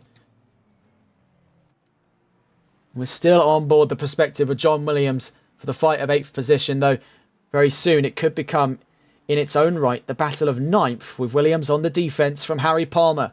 That Mustang has been catching up very slowly but surely over the course of the last 2 laps and looks to be taking position very, very soon up into 9th position of this race. And actually, that could spill over to be very, very imminent now, as we can see going up through Eau Rouge and Radion. That Mustang is right on the back of the Aston Martin. The battle of the heavyweights yet again. Front engine cars collide here at this length of the race. 5.5 hours left to go as we head down the Kemmel Straight. This is for the fight of 9th position. Harry Palmer looking to chase John Williams for position. Heading down into Lacombe and Melmedy. No dice this time around. The Mustang is one of the fastest machines in a straight line here on ACC. And very minimal balance of performance changes coming into Spa, with really the most amount of weight gained or lost, about 5 kilos either side of it. Not a huge fundamental difference in weight and balancing between a lot of these cars. I think the great equaliser has been this dreadful weather today that has proven for very exciting racing out of these drivers. There is obviously the thought in the back of everyone's mind at the moment, could this be an inverse of what happened back in Suzuka, where rain hit at the very last second? Could things dry up after the halfway mark of this race? That is going to weigh heavy on the thoughts of everyone. Obviously, weather radars can only count for about 30 minutes in advance. And we cut away the last time when we were discussing the overall standing positions. We're going to wait to see what happens here in what is growing to be a battle of 7th. As these 2 battles get ever closer to one another, we'll stay on board the battle of 9th for the moment with Williams and Palmer as we look to discuss the overall standings here after nearly 40 minutes of running. Louis Baptiste leads this race. Tony Garona up to 2nd with the fastest lap and actually getting very close for the race lead. We'll actually go on board with that very, very shortly. We just want to quickly change the layout there so that we can see the battle of 9th whilst we recount the standing order. 4th place is Adam Saunders. Elmars Mikkelsens is in 5th with Jussi Virolainen in 6th. Jack Giles in 7th. We're watching right now in the battle of 9th. In 8th position ahead there, Benjamin Matthew, John Williams and Harry Palmer look to exchange positions. The Mustang running the long way around. So up into 9th position goes Harry Palmer. Down into 10th goes John Williams. Jake Goldman's in 11th, Ian Skeens in 12th, Aidan Winchester 13th, Martin Pesty in 4th. Winchester's actually gone up a position there on Skeen. He's up to 12th himself now. Pesty in 14th, Cheeseman 15th, Verstecher in 16th, Nick Mask in 17th, Jörg Masseret in 18th, Matteo Mastromaro in 19th, Jan Bettentrup in 20th, and 1 retirement from the Tidman Racing Team's number 8. So now let's go on board that fight for first, because I think that's what everyone is waiting to see now, as we briefly caught a little bit of that battle before. This is the leading car then, the number 5, our race leader of Louis Baptiste and Til Schwering, going up against Tony Garona in the number 416.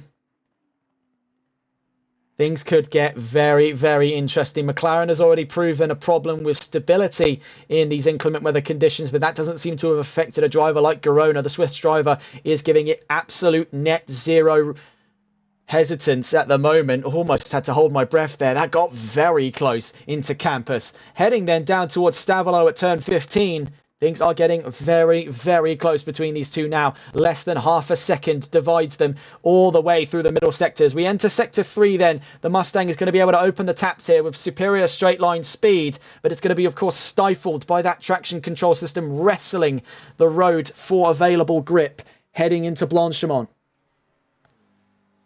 V8 versus V8, Europe versus America. A transatlantic battle here for the manufacturers. Ford already having proven their race-winning material with this very car back in Imola. The number 5 NLRL Sports Mustang up against another race-winning car. Actually, no, so that's the 414 I'm thinking of. The McLaren, though, is a race-winning car, but it wasn't the 416. It was the number 30 of Tempest Motorsports back in Barcelona. So, definitely in for an interesting battle. We can see on the map as well, things are very close with the number 30. The Tempest Motorsports car is right up against two others for their position. I believe that's down in 5th position currently for that battle. We're staying on board though with the battle for the lead. Louis Baptiste is starting to open the taps here. Sector 1 all but belongs to the Mustang on the grounds that they can get things up and over through Eau Rouge and Radion. You can see it was a little step of oversteer that's stifling some of that straight line momentum that they need as they rocket out of turn 6 and down the Kemmel straight. Right now then, the McLaren had better rotation and alarmingly so the more stable of the two, as it's right on the back of the Mustang before we hit Lacombe and Melmedy. Last on the brakes there was Tony Garona. That has cost him quite dearly. He's had to run over the emergency on the inside of Lacombe. That's going to bring him a little bit further out of that fight for first position. Nonetheless, still within a second, so absolutely still in striking distance. It would take one slip from Louis Baptiste to net MSA this lead, with Tony Garona in the 416 McLaren at the moment. Matthew Williams in 3rd with Fats GT's number 123 car, some way away from Jörg Masserat. He's now down in 18th after taking a pit stop there with NRW Performance. Ian Skeen and Martin Pesty are in the pits at the moment. The 696 and the 711 swapping potentially 4 drivers at the end of the first hour. We're going to see a much livelier pit lane very soon, probably in about the next 19 or so minutes as we approach the end of our first stint of 6 in this race. So do stay tuned. Hopefully we look to hear from a few of the drivers then at the end of their stints, as it has been definitely one to remember for quite a few of them. So we'll catch up with these two in a moment's time as that battle drops out of the second bracket. We look to see what's gone on here down in the absolute war zone that is the back of the top 10. We're on board with Benjamin Matthew and Ben Woodgate as they chase 2 Euro Titans cars, Jack Giles and Harry Palmer, in 7th and 8th position, heading down towards Stavolo and Kerber Paul Frere, turns 15 and 16. Right behind them as well, Jake Goldman and John Williams in 10th and 11th position, running wide then, all 3 of them out of Kerber Paul Frere. The Ferrari still clinging to the back of these 2 Euro Titans cars. A McLaren and a Mustang for good effort here. We'll see what's going on with that number 13, the Super Speed Racing team. Benjamin Matthew caught right in the middle of the crossfire here. Looks like the Euro Titans cars could be going side by side. The Mustangs to the inside of the McLaren. Looks to be letting him pass. Nearly tries to follow him through there. Is he going to try and tuck in just after turn 20? Yes, he is. Actually puts himself front to rear on the 315. So this is the fight for 8th position for Benjamin Matthew. You can see Jake Goldman looking to try and get in on the action here up against Jack Giles. Heading down to La Source. A bit of rubbing there between the Ferrari and the McLaren. Out of turn 1 we go.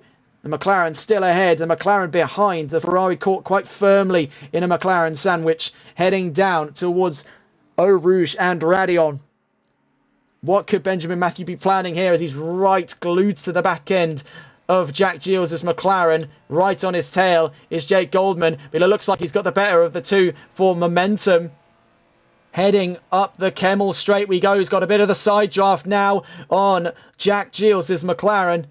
Heading down towards Lacombe and Melmedy. Benjamin Matthew looks to take this up to 8th position. Just snips across the front of Jack Giles' McLaren, looking to fight it back as we head to Melmedy. but to no avail there. Round turn 9 has a very good line, could follow it to the inside at turn 10. Cut off there by Benjamin Matthew. Gilles is going to have to run things the long way around. Contact between Matthew and Gilles, but not enough to stagger either of them. Looking in the rear view at the moment, you can see a long train of cars begin to form here, 3 in all, with the 4th soon on the way. Right now, you can see in the frame is Jack Gilles. Right behind him in that blue and white McLaren. The purple McLaren behind him is Jake Goldman. And the dark blue Aston Martin in the background there with the orange accents is John Williams, the number 23 with Fats GT. All in contention for 8th position here as we head down into Sector 3.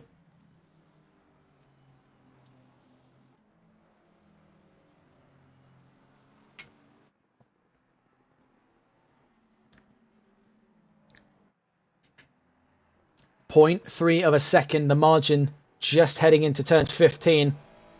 Was it between the Ferrari and the McLaren behind him? But it looks like the McLaren's got things all wrong out of turn 16. Is much further away now. He's dropped 0.4 of a second. Actually has to worry more about the presence of Jake Goldman hunting him down. No longer really talking about the battle of 8th. We're watching in the rear view mirror of the number 13 cars. There is a battle brewing for 9th position right behind him. Gilles versus Goldman. McLaren v McLaren. Euro Titans versus Exclusive heading into the bus stop chicane, just minorly eclipsed by the rear wing of this Ferrari. We're watching it all from the perspective of Gilles holds firm, stays in 9th position. Very nicely crafted there by Euro Titans. Looking around the field, we want to see what's gone on. As actually, I believe we've missed one of the big decision makers here, as now moving into the lead of the race is Tony Garona in the number 416. That's mighty embarrassing that we missed out on that. But the new race leaders then, MSA Racing's 416, Benjamin Hupert, Tony Garona and Ilkay Akilinkoglu overtake Louis Baptiste and Til Schwering for the race lead. I'm sure we will not miss the opportunity next time round to capture that, but I'd say we're still firmly in the battle of first position, as still within that second bracket, but with a little bit of oversteer on the exit of turn 11 is the Mustang over the rear view of this McLaren heading down through Pouhon. What went on with Louis Baptiste to lose out that position? One does wonder.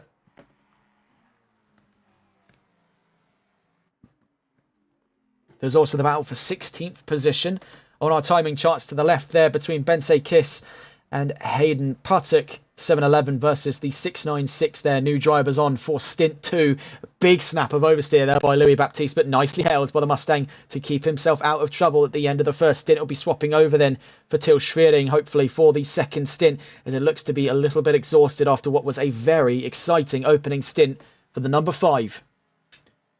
That battle for first quickly dying in the water. The new race leader then, MSA Racing 416. But for how much longer, one does wonder, as we're right towards the end of our first stint here. Was this an intentional move by Louis Baptiste? Is there something brewing with the NLR Esports team, or has it just been a little bit of fatigue there in the pressure of the opening laps of this race? 18 laps in all on the first stint.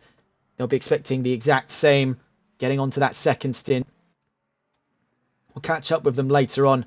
We want to try and get the most out of the battles going on right here, as we now see the battle of 4th position. 3 McLarens in all, by the way. Saunders v Virolainen v Mikkelsens heading up towards turn 19 and 20. So out of Blanchemont into the bus stop chicane. What can Virolainen do? Trying to swerve around the back of Adam Saunders, but all the meanwhile, Elmas Mikkelsens is hanging on for dear life here for control of 4th position, looking to get 5th, then leapfrog it to 4th. That's the strategy for Mikkelsens at the moment. For Virolainen, it is simply in the clear and narrow, get past Saunders by any means necessary. And now as we head out of La Source, things could get nuclear, heading down through Eau Rouge and Radion. The McLaren already having some trouble for oversteer. You've got 3 drivers all giving it absolutely flat.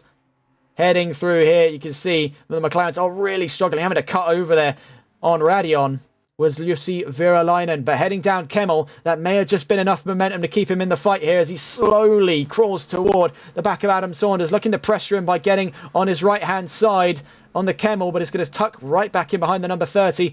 Mikkelsens does the same for Virolainen. All 3 of these drivers just tucked up against each other for 4th position. Saunders just having to do a good job here defending until the end of his stint, to where he can pass over to one of his 2 teammates in a 3-car lineup for Tempest Motorsport. It's got the choice of Conor Letford and Zolt Beefgartner for this round.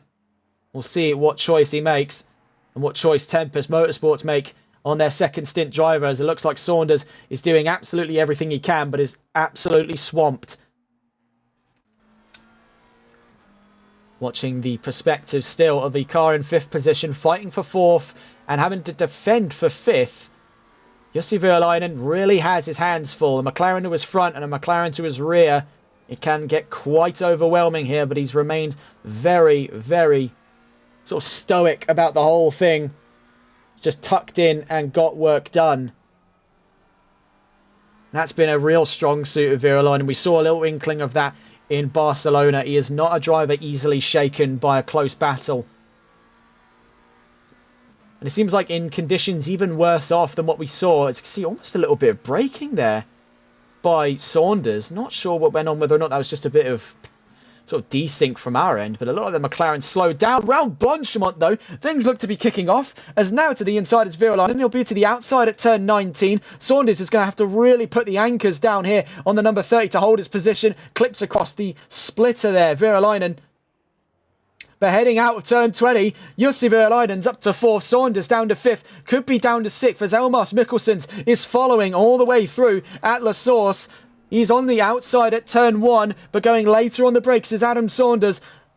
The car on the left-hand side, I should point out, because they do look quite similar. 2 purple cars fighting there. The number 30, the white and purple, is Adam Saunders. The black and purple is Elmas Mikkelsens. We're watching the perspective at the moment of Jussi Virolainen, one of 3 McLarens that were invested in the fight for 4th. We're now looking more at an onlooker to the battle of 5th position. Things got a little bit hair-raising there out of turn 1 on the start of lap 20. We're nearly an hour into this race and it has gone by like a blur, because it has been a brilliant start. Mikkelsens trying to challenge for the inside on Saunders, heading out through Lacombe and Melmedy.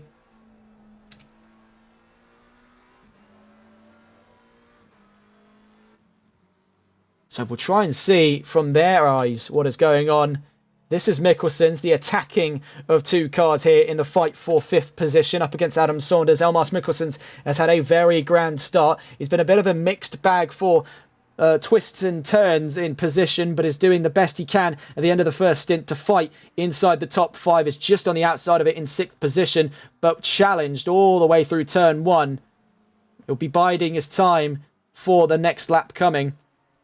All the meanwhile, we can see the gap between the 416 and the number 5 is starting to grow. Mikkelsens still pressuring for the inside, this time at Campus down at turn 13 and 14. We're next up to Stauvelo and Kerber-Paul Frere, turns 15 and 16.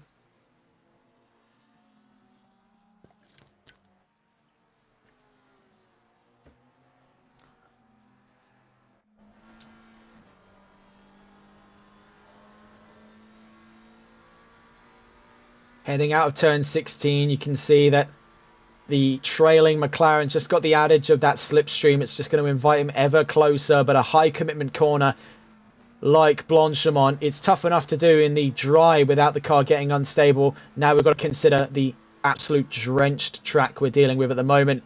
Later on the brakes was Mikkelsens, but he's going to have to compromise by running deep there. There was not really any space for him to move without potentially hitting Saunders, so out of better judgment there, Mikkelsens backs away from a potential fight for 5th for the time being. Slowest of the 3 in that pairing, a 2:28.7, was nearly 2 seconds slower than Virolainen up in 4th position.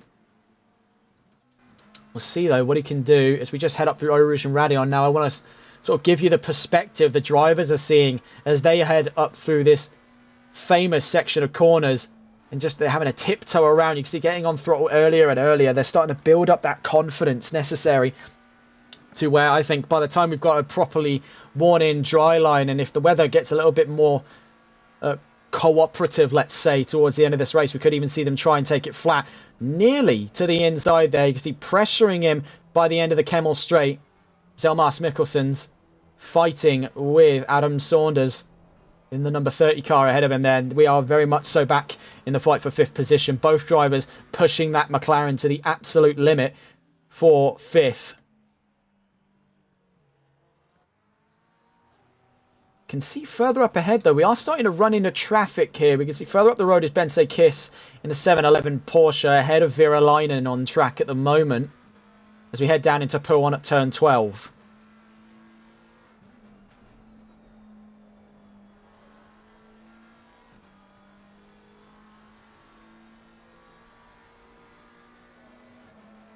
Heading out of Puon, then down towards campus at turn 13 and 14. We've seen consistently in this area of the track that Mikkelsen's is later on the brakes. He closes that gap up, but just because there's nowhere to carry that momentum to, and out of fear of spinning the car, he's being a little bit more hesitant on corner exit. But on corner entry, he's definitely been a lot braver for it up against Saunders. But you can see that doesn't always equate to gaining that ground necessary. It shows his enthusiasm to want to get past, and now they both pass at Bense Kiss. That's actually brought them closer together. Just having that lapped car in the way did back up Saunders a little bit as we head towards Blanchemont. Things could be getting interesting here towards the end of that first stint. We've been waiting for a move for a while here. Just a little bit untidy there out of Blanchemont, having to rejoin the track without losing any of that traction. We know there is practically next to none on the outskirts of the track where no dry line has been formed. We saw that in the incident with Saunders and with, I think it was Woodgate. Or Benjamin Matthew, actually, not Benjamin Woodgate. It was with it was Matthew and Saunders down at turn 11. There was that pocket of standing water on the runoff on the exit of turn 11. You get over that with one side of the car, TC or not, you're going. And that is, I imagine, what a lot of these drivers are afraid of. But on a track that it almost incentivizes getting friendly with the curbs, especially up this section of the track here, it can be a very big risk. Well, it looks to be one with its fair share of reward as it's given Elmas Mikkelsen's the run of his life here. Up the Kemmel straight we go, side by side with Saunders, but to the outside at Lacombe and Melmedy. He's going to let the number 30 run himself out of road. No, just perfect braking by the 30 to hold off Mikkelsen's. Now round Melmedy at turn 9. That was a very solid defence by Saunders, but can he hold up against this level of punishment for a few more laps before the end of his stint? It has been a royal drive by the number 30 and by the number 788 that have given us a very good battle. One where the margins have been incredibly fine and they've gotten very close to one another, but there does seem to be this great degree of respect between the pair of them. They've been fighting quite nicely here. It's not gone anywhere near as risky as we've seen with some of the other battles. You have two drivers very closely matched for skill in these conditions doing battle. There is a proper thinking man's game here. Two drivers very fundamentally close on pace. It is going to be very close observation that nets a driver a position here, waiting for an opportunity to strike, looking for the mistakes that the other is making on the lap. This is where positions are gained and lost in an endurance race. It is one of the greatest parts of it. So out through Kerberpool for turn 16, just waiting for an opportunity to strike. Both drivers are very good out of turn 16 for pace. You can see slightly better of the two was the 30 this time around. Just dropping away ever so slightly, but he'll be caught back up as we get up towards top gear, up in 6th and 7th gear. I believe it's 6 gears. That's the top end for GT3 on these McLarens. So heading down towards the bus stop chicane, angling himself for the inside, so trying to sort of put pressure on the 30 to compromise on their line, is actually in doing so compromised his own, was Elmas Mikkelsen's. We do want to try and catch some of the other battles going on as well, but this one could boil over at any moment. Round turn 1 we go. Saunders v Mikkelsen's has been one of the many battles to talk about in hour 1. It's going to make, if this is the pattern to follow, really, we're in for one hell of a race. 5 hours still on the clock here. And in 1 hour, we've already seen all manner of things kick off. From the race start up until right about now here, with nearly an hour covered of the 6 hours of Spa. Still watching that fight for 5th position. You see as well Christian LeBay joining us in chat as well. And Skino joining us in chat as well. So plenty of people from across the paddock, both in NLRL and in leagues all around, joining us for this phenomenal race. Of course, plenty of support turning out for a lot of these drivers. I know there's a lot of support for the exclusive team, a lot of support for the K1 team, a lot of support for Euro Titans, MSA, so on and so forth. Plenty of people to cheer for today, and plenty of reasons to cheer, as this has been a fantastic race going on thus far. Christian LeBay asking what happened to those who qualified in P1 and P2. A bizarre incident. There didn't appear to be any contact, but it seemed that both of them ran each other off at turn 3. They went basically completely straight on by the looks of it. I'm still wrapping my head around what on earth happened between those two. It truly, truly baffling. They are 19th and 20th. And I'd say with 5 hours still on the clock here, there is absolutely an opportunity for them to come back up the order, but it is going to take quite a heroic drive, to say the least, for that front-running pair. The number 6 and the number 414 have a long way to go in this race, as does every driver of what is now a 20-car paddock. We've already had one retirement, that from Tidman Racing, the newest team on the block, down and out within the first hour. That was Corey Tidman, TR Diamond, and Jack Rainbird.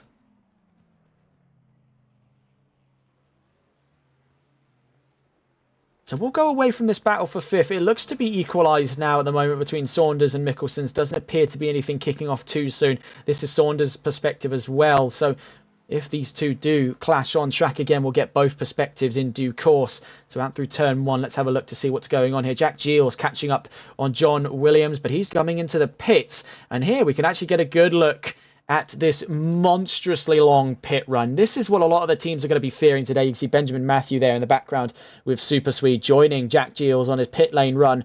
So you start off here on what is obviously the Grand Prix paddock, home of course, Formula 1 and Formula 2. Formula 3, I believe, also use this during the Belgian Grand Prix. And even in the 6 hours in the World Endurance Championship, they use this area of the paddock. But then we have to take a run around the inside now, normally where the cars would be released in the Grand Prix configuration. But no, they're going to have to run all the way down. And you look on board the dash here. Right now, we've already covered nearly a minute of just pit lane, and they've not come to a stop yet. So this is going to add an extra little layer of tension for these pit strategies, as it's not just as simple as about a minute and a half, maybe 2 minutes of sacrificed time coming into the pit lane. Now it's really going to be a case where you're looking at maybe 3, 4, perhaps even 5 minutes, depending on light damage, and even further north of that for heavier damage for a lot of these pit lane runs, sacrificed overall. And now Jack Giles comes to a stop. Ben Cheeseman's into the pit lane as well. Hayden Puttock in 16th has already taken that pit stop as we cross over into the 4 hour mark. 4 hours, 58 minutes and 20 seconds on the clock here. Aston Martin's starting to pull through for results here. It was one driver we were following earlier on, John Williams, in the number 23 Fats GT, was having a grand time in the opening hour. Got his hands full with quite a few fights here and there for position. You can see, though, now having to fight the Aston more than any other adversary he's found on track. The back end swerving away on the V8 Vantage as it's wrestled around turns 15 and 16 at the end of the first hour. Big slide there, rally-esque stuff out of John Williams. Very nice car control. Harry Palmer with Ford and Euro Titans in the 314s up to 7th position, with Adam Saunders and Elmar Mickelson's exchanging position as Matthew Williams comes into the pit lane. Adam Saunders dropping in as well. So too does Harry Palmer in the 314. So now this is the lively pit lane we were talking about. Plenty of cars running in, Louis Baptiste among them as well, after losing out that race lead to the number 416. Here's the number 414, our front runner at the start of this race. Now in the pit lane, joined by, that's Jake Goldman as well, Aidan Winchester and John Williams, all in the pits. It is a very lively pit lane, a bit of a parade here as the drivers have to roll all the way down to the GT paddock. You can see just arriving here. All the meanwhile, everyone who's staying out on track is just gaining positions. Lap after lap after lap. This is Sander Verstecke coming into the pits as well, number 223 with Thatch GT. And here's Ben Woodgate getting a big slide out of turn 11, now taking the helm of the number 13. One of two then in the Super Swede Racing Team's lineup for round 4. See Benjamin Matthew swaps for Ben Woodgate. The all-British lineup at the Super Swede Racing Team in an Italian car. Wrap your head around that. Here's Bensei Kiss in the number 711, the Poor Ralph team who, in quali predictions, were actually slated to be in and around that top 10. They never ended up getting to that point. Right now sitting 18th position after a very mixed bag. They were caught up in some incidents back in the first hour, making do with what they've got. Now the Porsche is by all accounts a very risky choice of vehicle. Even in the dry weather conditions, it is a very Marmite kind of car. You either love it or you hate it, and it does govern its almost completely unique play style compared to some of these other cars. One of two cars in all of Assetto Corsa Competizione to be rear-engined. That of the other car, of course, being, I think it's the Alpine A110 down in GT4. All variants of the Porsche 911, rear-engined, of course, and is a very tough car to drive, but one that, if mastered, can flow around tracks like Mercury. We've seen Porsche deliver on results before here on TRTN, but it is one in a dime dozen. So it's very rare for Porsche to bring out decent results, but they're working against such adversaries and such adversity in conditions like this as we get on into the second hour of racing, and all power to them then for the Poor Ralph team. There's Nick Mashk in the pit lane as well, looking for a driver swap in the spontaneous racing lineup, of which there are drivers aplenty. Though I was told as well coming into this round that Mickey Skoros, the 4th listed driver for this team, had dropped out, leaving 3 drivers at the helm: Nick Mashk, Carmelo Abate and Marvin Koch. There's Tony Garona, our race leader, joining us from the pit lane. Mashk swapping for no one, as it seems. The 45 going on a double stint then in the hands of the German. There's Tony Garona, our race leader for the time being. Joining them in the pits as well is Jussi Virolainen, who's now up into second after staying out, but for how much longer will they hold position, only time will tell. And Elmas Mikkelsen's also joining them from the pit lane at the moment. Garona, we'll see who he swaps to in the number 416. We're also keeping a close eye on the number 30 car, the Tempest Motorsports, to see what's going on, as we're trying to get a word out of Adam Saunders. We failed to do so in the last round, where we tried having a chat with them. Now swapping, you can see here, for Benjamin Hupert in the 416. We're going to try and find the number 30 in a moment's time. Aidan Winchester and Jake Goldman, 2 drivers at the moment yet to have took their pit stops with exclusive. The 789 and the 787 are in 6th and 7th position. Following them closely there, you can see in the background the white and blue of the Euro Titans Mustang. That's Tyler Vermaak, the South African, previously with the Academy team for Euro Titans, now makes his way to a main team entry in the 314. Not too far behind as well is Freno Radic, the Croatian, in the number 315 McLaren. Euro Titans starting to command a presence here inside the top 10 in the second hour. Here's Jussi Virolainen on his way out of the pit lane. It's not accounted for a pit stop though, however. Jussi Virolainen, the Finnish driver for number 71 Northern Lights Racing, remains with a pit stop yet to play, but has reset his stint timer, has took a valid run through the pits. No wrongdoings there. It's just not, for whatever reason, counted to the game. We'll see what the strategy of the Northern Lights team is as well. Now, bear in mind, they're among several teams in this race to have entered with only 2 drivers at play. That being, of course, Jussi Virolainen and new signing Umut Ozer. Ozer was predicted for a top 10 in qualifying, but yet to have made an appearance. It's been Virolainen carrying the team on his back so far. We'll see what Ozer can do if he makes an appearance, which I imagine he will over the course of this race. I'd be very surprised if Virolainen runs the all 6.5 hours of this session so far. 30 minutes, of course, dedicated to the practice and quali, 6 hours, of course, for the race on his back. That would be quite remarkable stuff. That would be very easily a driver of the day pick, had ever there be one. Here's Elmas Mikkelsen's also yet to have took a pit stop. You can see now those tyres, in amongst the shreds of battle that he's had over the course of the first hour, are starting to wear out. The McLaren is starting to fight him back. There will be the consideration of a run into the pit lane. I think he did go into the pit lanes, did he not? So Whether or not this is a case that he's on new tyres that are just struggling to bed in, or he's stayed on those old tyres and just extended his stint timer, remains to be seen. Zolt Beefgartner is now in the number 30. So we're going to try and get a word then out of Tempest Motorsports' Adam Saunders, who we wanted to speak with since last race. Let's see if we can get a word with him.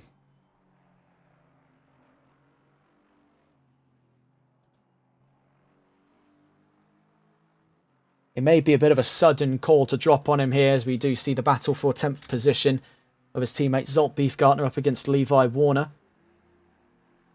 We are just wondering to see if we can get a chat out of him. Of course, we're not expecting it to happen. We've been almost notoriously unsuccessful in contacting drivers because the notifications just never seem to come through for a lot of them until after the race has already ended. But we'll see if we can get a word out of Saunders. If not, then not the end of the world. We have other drivers that we can try and get in contact with over the course of this race, just to add a little bit of variety to the broadcast.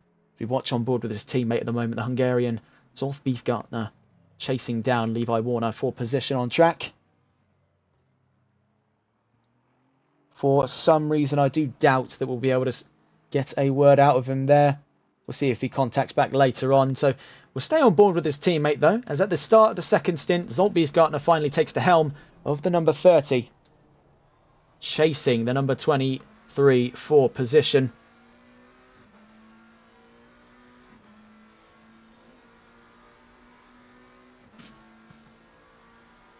So heading up through Eau Rouge and Radion, hunting that Aston Martin. You can see a very lively performance by Beefgartner in the McLaren. He's done his homework here for conditions like this because he seems to be completely unaffected by the adversity of such wet weather. Is properly giving it a send up Eau Rouge and Radion, now down the Kemmel, down towards Lacombe, and Melmedy is pressuring the Aston Martin all the way through to turns 7, 8 and 9. That is remarkable stuff. You see almost a bit of a slide there by Warner. Very nicely held, but it's going to invite Zolt Beefgartner up into 10th position on the inside of Brussels, but gets over the curb. That could get risky for the McLaren, holding it to the inside. The Aston running the long way around. To turn 11 we go. Very well held by Levi Warner. What can he do on the exit here? Very little grip on that end of the track, I should say, as well. Very little grip on the inside. So Beefgartner backing up to the rear of the Aston Martin as we head into turns 12 and 13. Out through turn 12 then we go at Pouon, down towards turn 13 and 14 at Campus.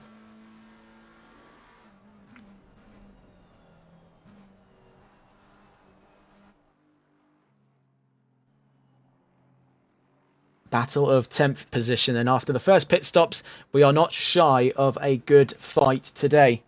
We do actually have a word then from Adam Saunders. Let's see if we can get a word then. Evening, Adam. This is Regan Clark from TRTM. We just tried contacting you about a potential talk about that first stint. We're watching on board with your teammate at the moment as they do battle with Levi Warner. How's things been going for you and the Tempest team during this first hour of racing? Other than the slight incident that you might have seen on stream with, I think it's car 93. Well, it's not 93. Other than a little incident with that, pace was all right, to be fair. So let's see what happens. We had a half a minute of damage at the pit stop, which is not ideal. So that's why it's dropped us back quite a bit. But let's see what happens. Beef's alongside Warner now as we speak. So hopefully he'll work his way forward. Yeah, it looks like your teammates have come out of the pit. Despite that damage, properly swinging both arms here. Beefgartner was alongside Warner as we were just having this conversation. They're now heading down towards Eau Rouge and Radion. What's going to be the strategy going forward then, do you guys think, for a privateer entry? Of course, you and Super Swede, of which you had a battle with before. It's the number 13 car you're thinking of. Both of you really seem to be challenging the status quo of these big teams at the moment, like Facts GT, like Exclusive, like MSA. Is that going to be sort of keeping the ball rolling now? You've set good momentum in the first stint. Is it just going to be about keeping things kind of low and calm for the next couple of hours and then properly ramping the intensity back up? Or is there other strategies on mind? Well, I think it'll be the same for most teams, to be fair. In a race like this, with these conditions, you don't want to be putting in the wall like I did, effectively. So, yeah, if Beef and Letford, when he hops in the car later, if they keep it clean, others are likely to make mistakes with this long to go in the race. So, yep, let's keep it clean. Let's see what happens. Strategy, I think, will be the same again with everyone else. There's a 65-minute stint timer. So everyone will be pitting around the hour unless you've got severe damage. So pretty much the same. And of course, we were unable to tell you last time around, but well done on the result back in Barcelona. That was a truly dominant performance by you and Roos. That was second to none out of you guys there. Properly wowed expectations in Barca. Very, very well done. Thank you. Appreciate that. It was a good race. Enjoyed it. All right, well, hopefully we'll be able to chat to you later on. We're going to stay on board with your teammate now over the course of the next couple of minutes, and then we'll see what the status of affairs is going into the second hour of racing. But all the best of luck to you on this round today. Things look to be ramping up already before we got off this call, but all the best of luck to you and the team today. Nice one. Cheers, mate. Thank you. So that was Adam Saunders then from Tempest Motorsport. We're watching with his teammate then Zolt Beefgartner as they battle for 10th place up against Thatch GT's Levi Warner and the number 23 Aston Martin. Things look to be kicking off there right around the end of that phone call as now we head into Blanchimont. You can see they're stepping dangerously close into an area of no grip at all. They're getting early on the brakes. They know if they try and send it where the tyres just have no peak grip to be found, they will spin the car. Both of them tiptoeing around Blanchimont and into the bus stop chicane, keeping things nice and tidy. We've seen drivers actually spin out at that very corner at turn 20. So don't think you're out of the woods once you've cleared the slick of Blanchimont. It is dangerous all the way down towards turn 1. Beefgartner angling it to the inside is putting pressure on Warner as we head out of turn 1, but the Aston has got the longer line there, more momentum to carry, so this is where things get a little bit dangerous as surfing his line. They both got quite a lot of momentum being carried here into Eau Rouge, and Raddy on turns 3 through 5 is going to prove to be quite a doozy here. The Aston is sliding up 3 and 4. Out of turn 5, manages to hold the slide. Beefgartner had to back off. He did not want to be caught up in a collision with the Aston. So out of turn 6, that manoeuvre has actually cost Beefgartner quite a bit of time, as it's properly thrown smoke in his eyes, getting nearly sideways. You can see the Aston is really struggling in the first sector at the moment. Levi Warner is trying to coax some life out of the Aston's tyres, but to no avail. He's all over the shop here. Beefgartner just knows he has to hang back a little bit, wait for the Aston to run itself out of road, and don't get caught up in any of its antics. Do as it says, not as it does, and don't follow the line 100%. We see that happen all too often, where drivers follow each other's line and end up taking both of each other off of the track. And it's not something that's consciously done. I think there's almost this state of hypnosis a lot of drivers get into in these longer battles where they just stick to the line, they linger around. It's that constant pressure that we've seen strategies like that used before. A few drivers I could name off the top of my head that use that. And that constant presence is enough to stoke just enough fear into making one mistake of the car ahead. And that's what gives them very easy runs of positions. For the moment then, it looks to be very similar story of Zolt Beefgartner, who himself is having to deal with the adversity of this standing water. The rain is not getting any lighter here in Belgium for the time being. Looking at that weather radar on our top right just briefly there, it's still anticipated to be conditions like this for at least the next 30 minutes. I don't believe we're even anticipated for rain to clear. We'll try and get a word from race control as to what's going on with weather, if it's going to be a wet race all race long, or whether or not we could see a bit of an inverse of Suzuka where it dries out in the last hour or so. So heading down to turn 19 and 20, we're still on board with Zolt Beefgartner and Levi Warner for the battle of P10. We want to see what's going on around the track as well, as I believe there are some other battles going up further up the order. We've got Tyler Vermack and Freno Radic in pretty close proximity to one another at the moment. Two Euro Titans cars there, two exclusive cars heading down the Kemmel, the 789 and the 787, with the 788 just heading into Lacombe and Melmedy. The 416 leads this race by a wide margin. The number 5 NLRL sports car is in second place. The number 123 is in third. Right now, though, we're in the fight for 10th. And heading out of Radion and up towards the Kemmel Straight, round turn 6 we go, closer than they've ever been before. Zolt Beefgartner now pressuring Levi Warner. He's right in the wake of this Aston Martin now. The McLaren has slightly better straight line speed. Will he be able to use it to great effect? You can see there the nose ducking down as he's earlier on the brakes. He's not going to risk anything too early on in his stint here. He's got at least 40 or so minutes before he considers coming into the pits and swapping for Letford.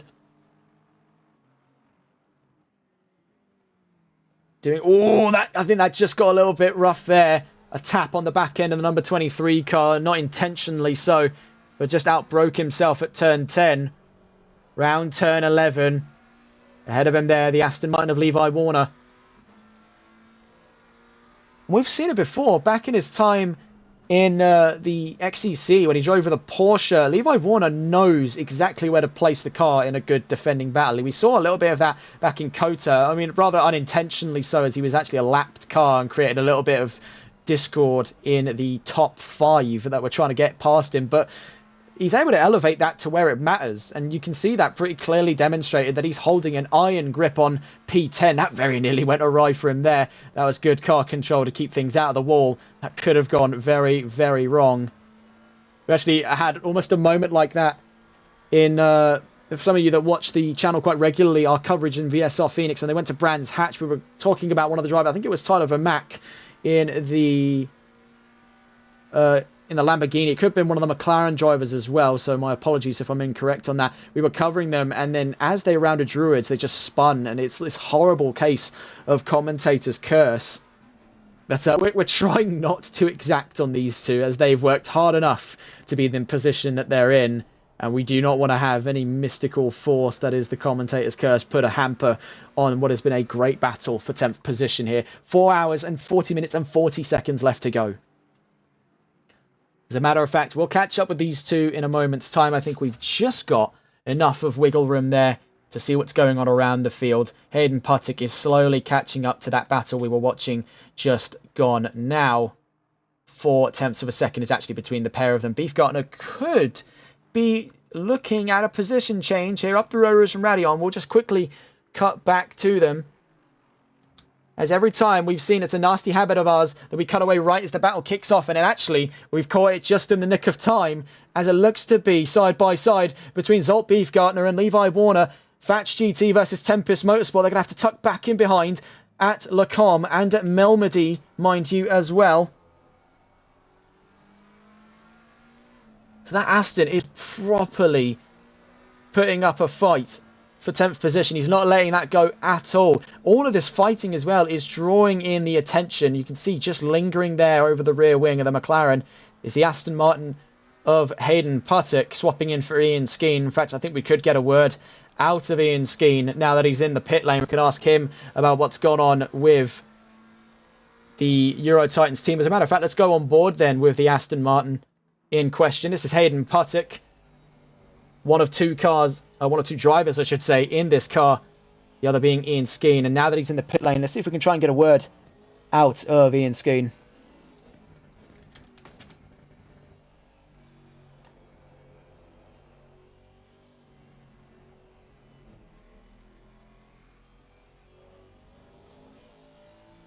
We may not be successful, of course, but we may get a call back then from Skeen. But we'll see if he's open for a word then from Euro Titans. Hi there, Ian. It's Regan Clark from TRTN. Of course, you know me for, just being one of your friends. But calling you up today just to ask how things have been going with Euro Titans. Of course, you and Puttick have been putting on quite a show just outside the top 10 at the moment. We're watching on board with your teammate as he fights for 11th up against Zolt Beefgartner of Tempest Motorsports. How's things been then for you in that opening stint? We saw you get into quite a few battles inside the top 10 and outside of the top 10. Yeah, the opening stint wasn't too bad. I had a little bit of contact with the 71. Completely my fault. I just ran to the back of him. Thought I had a little bit more space than I did. Obviously didn't. And then the inevitable people being blind to yellow flags going around a corner that you can't really see round made it a little bit worse for terms of damage. So we're 21 seconds back in terms of damage through the pit lane, and then whatever I lost through pace, I think about 2 seconds a lap. But other than that, Hayden's doing a solid job. I think he's just getting past. He's side by side of Beefgartner now to see who's got the biggest balls going up Eau Rouge. Very, very good use of the expression there. It does take quite a set to get up Eau Rouge and Radion without trouble, but it looks like Beefgartner's had to subside there. So Puttick's up to 11th, but only just. It's side by side going down the Kemmel. Also further up the field as well, you've got Radic and Vermack in 9th and 8th. So it's looking pretty solid at the moment for Euro Titans. I believe your academy is not in this race, if I'm not mistaken. So any news as to what's really gone on with that? I believe the drivers just couldn't make it on late notice. So we did have a car preset for academy for the guys to run to get a bit of practice for the 24-hour and NLRL next week. But last minute, I think the academy lads just couldn't make it in. Let's just try and figure out who was meant to be on here. Looking at the actual lineup we've got on here, this was the latest in from them, would have been Adam Smith and Harrison Greenhalgh. So yeah, changed last minute. Harrison Greenhalgh and Alan Alexander were meant to be on the 813 BMW, but last minute one of the drivers had to pull out, and obviously you can't run a team with one driver in it, so we just cut the car out of this event because we wouldn't be able to run it otherwise. But yeah, it's looking pretty solid for the rest of the squad. P8, 9, and 11 at the moment. Looking forward to get my stint back underway. I think I'm back in about 10 minutes. And you're inside the top 10 as well. You're one of the only Euro Titans cars to be inside the top 10. It's been quite a strong run so far for you guys in this season. You've always been hanging around in decent point scoring positions. If we were to take a look at the standings as well, you're currently furthest up the order for Euro Titans. You're in 7th position with 97 points. Of course, second in Imola, 11th, which is not really a result for you guys to remember, really, in Suzuka, and then back up into the top 10 at the end of Barca. So things already looking at what is quite a long race ahead of you. It's looking like a very promising set of results to come in for all of the Euro Titans team, yourself included, as right now we're seeing the inklings of very solid momentum as now your teammate Hayden Puttock is chasing down Levi Warner for 10th. Yeah, it should be a pretty good battle between the two cars, with them both being Aston Martin, so I think it more just comes down to... It's probably more set up, to be fair, because I think Hayden and Levi are pretty well matched based off of what I've seen before in the dry and in the wet. But I think our second sector probably is more favoured than their second sector is. That's where we've been gaining the most time, and Sector 3 getting a good run out of. I think it's Paul Frere. I usually call it Stavelo 2, but the run on to the back straight towards Blanchimont. Yeah, I know the one down at turn 16. Yeah, the start of Sector 3. So we should be alright to get past these guys. Let's just try and get it done with as little contact as possible, as little door banging as possible, and try and chip away for the last 4.5 hours to try and pull ourselves back up to where I believe we should be. I think when we were fighting before, we were up with Virolainen and Williams, like P3 and 4 area. But the contact that then I had with Virolainen's put us a little bit far back. I'd say you definitely got the momentum to make that possible, and with 4.5 hours still on the clock, everything is definitely possible with the momentum you've proven, as I've said before. And the same story across the whole team as well. A lot of the cars ahead of you, they have taken pit stops, but not the mandated pit stops, so they still have that to factor in.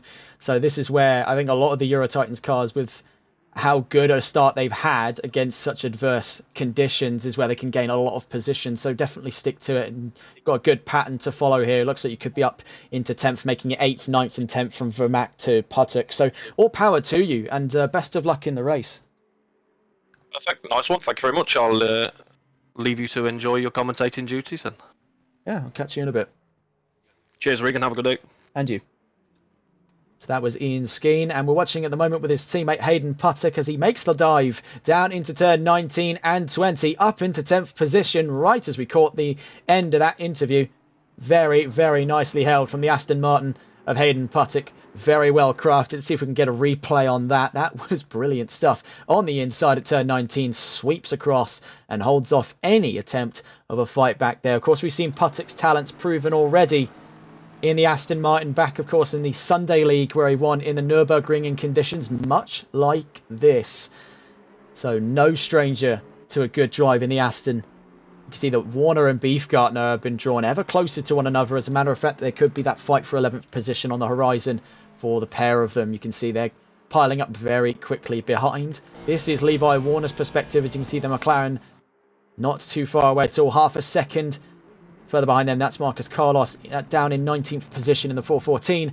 Let's have a look around the field though to see where our next fights are coming from, and there looks to be a few going on in the middle of the top 10. We can see 1.1 seconds between Matthew Williams and Elmar Mikkelsens. The 123 and the 788 are very close to one another there. I think there's an even closer divide in the sort of last of those late pitters just under 2 seconds then, but it's between two XCL cars, so no real anticipation of a hard fight between the pair of them. They do have, of course, team orders to adhere to. They're not going to give each other too hard a time, I don't imagine, as they're all in it to try and get decent results in the moment. They're seconds down to 4th in the overall standings, so there's a lot to be gained in this round. Of course, with the 414 being down and out in 19th position, there is plenty on the table up for grabs for exclusive. So at the moment, I highly doubt they'll be fighting each other too much there. Winchester off by 2 seconds to his teammate. They'll be just surfing each other's line, trying to bring themselves closer to their fellow compatriot up in 5th.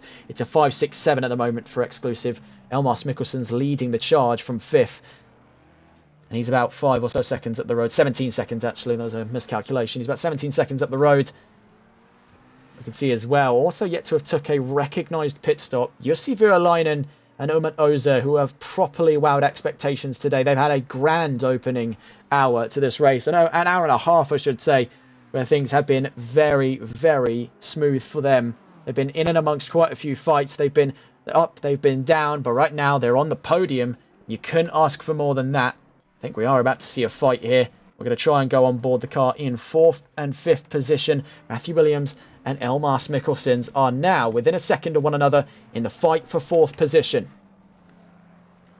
Number 123 Fats GT defending, the number 788 exclusive attacking. Matthew Williams and Wilson Gigi having to fight off the advance of Elmas Mikkelsen's, but absolutely sending it to the inside there. Caught me off guard just as much as it caught them. Mikkelsen's is wasting no time to get up into 4th position. That was so sudden. We have to get the replays on it. You can see, just waits until the very last second. Last of the late breakers. So quick, the cameras couldn't even find him heading down there. Little contact at the apex of Brussels at turn 10. Down into turn 11 at the no-name corner. Mikkelsen's is now back to the inside. So that is remarkable stuff. And still very much so in the fight for 4th position, because despite being overtaken, that doesn't necessarily rule them out of this fight. They are still very much so with Mikkelsen's, just within a second there to the McLaren in front of them.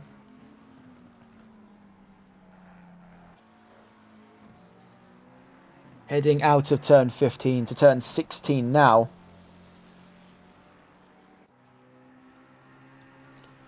We'll stay on board with this fight then. We'll capture the dashcam footage. We'll be back in just a moment.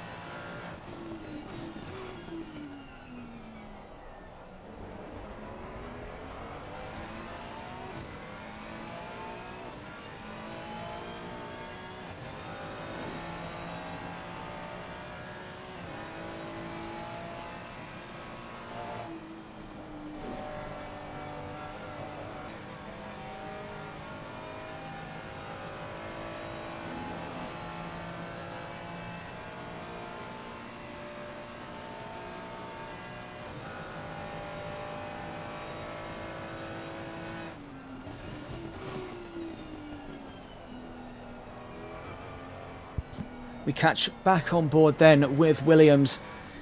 It's a bit of a rough run over the common. Melmody spells the end of his fight for 4th position as Elmas Mikkelsen starts to open the taps and get away. We're also going to look further down the order as we can see the two exclusive McLarens in 6th and 7th are starting to be reunited on track. Goldman and Winchester are very close. Here's Jörg Masserat, however, also just taking a run into the pit lanes. It'll be a long way away for them. Woodgate with damage along the side of his car, but not enough to affect the stability. He's going to keep things running. You can also see here, caught up in the thick, is the number 45, backing up to Jake Goldman. This is Nick Mask in the Spontaneous Racing car. See, Tony Garona is joining us in chat as well. We have another interview lined up as well with the team principal of the K1 Esports team to discuss their progress and how they think the season's been going. Of course, they are one of the teams involved in the running of NLRL as this neutral ground. It has been a brilliant project to be involved in. We ourselves at TRTN have been highly involved in the creation of events for NLRL, as we really do believe in keeping the ball rolling from what it used to be back during the time of GHR. Of course, we knew the owners back when we first started out as commentators, myself and my co-commentator. And we sort of owe it to them in that sense to keep that legacy alive, because the XCC was too good a series to let die off. So the Console Endurance Series is its spiritual successor, and we'll be able to discuss that further down the line. Benjamin Hupert then leads this race, launching himself actually over there. Did you see that? That is brilliant stuff. Giving it a full rally car line there. It was like watching the World Rally Championship. Speaking of, I do actually have the up-to-date results on that, which I'll bring up later on this stream. Of course, the second round of the World Rally Championship is underway in Sweden.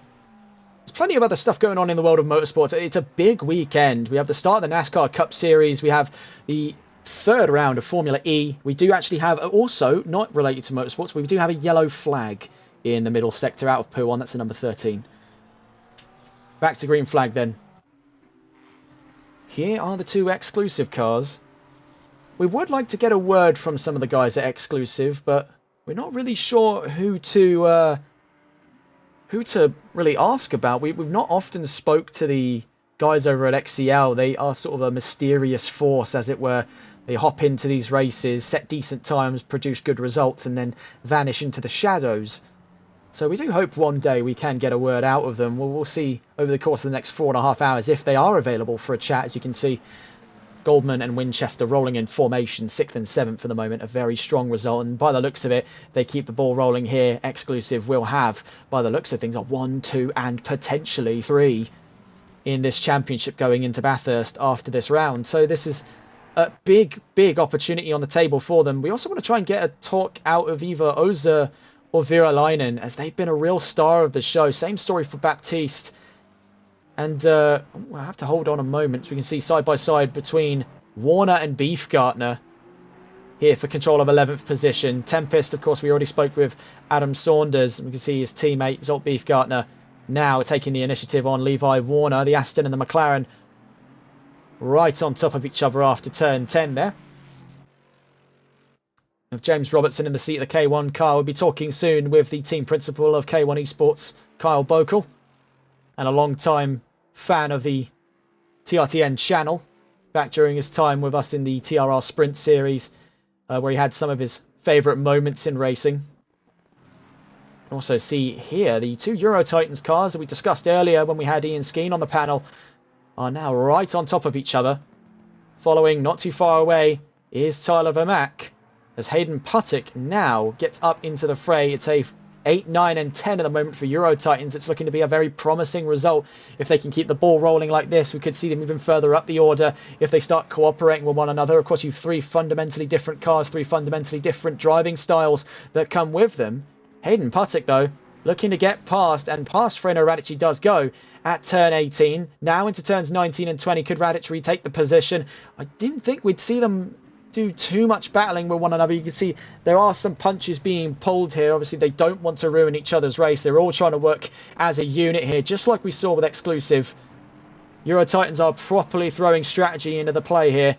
Rolling formation, 3 cars in all. You can see behind them then is the fight between Warner and Beefgartner, which continues to spill over. You can also see Louis Baptiste having to try and navigate traffic here, as he's only 3 seconds away from the leading car, Benjamin Hupert, in the number 416. There could be a battle on for first.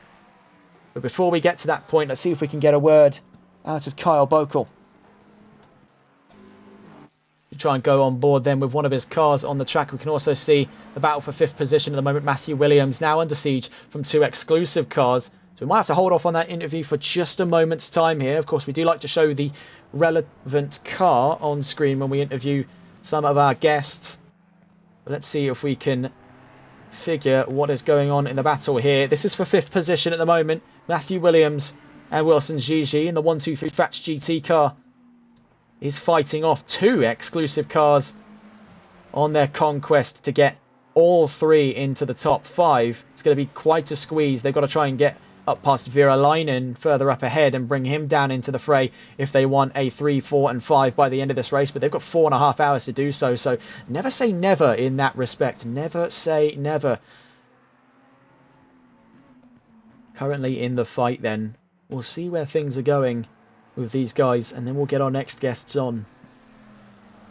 We also do have a word in from race control. It is a full wet race, so no anticipation of drying weather. The rain is here to stay, and it's going to be a very wet and wild experience for all of these drivers then. So for any drivers listening in on this race, there's your information, clear and concise. This is not letting up. This will be wet the entire race.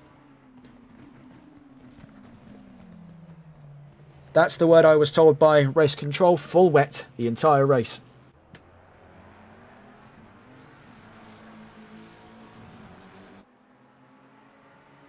So as that battle starts to simmer down, let's see if we can go find the solitary K1 car on track and get our next guest speaker on. As you can see here, the other two parts of that 3-car battle, and we'll catch up with that in a moment's time. We're trying to find then the perspective here of the solitary K1 car for this round. Only one entered of 5 available vehicles. It's the number 114 of James Robertson, who subbed in at the last second then to fill in for, I believe, Scott Milbank or Dane JK. It's one of the two there, but a sudden last second entry for Robertson. Sadly, our graphic is unable to reflect that unless we can find a replacement one. Do bear with us in just a second here to see if we have anything in the back pocket.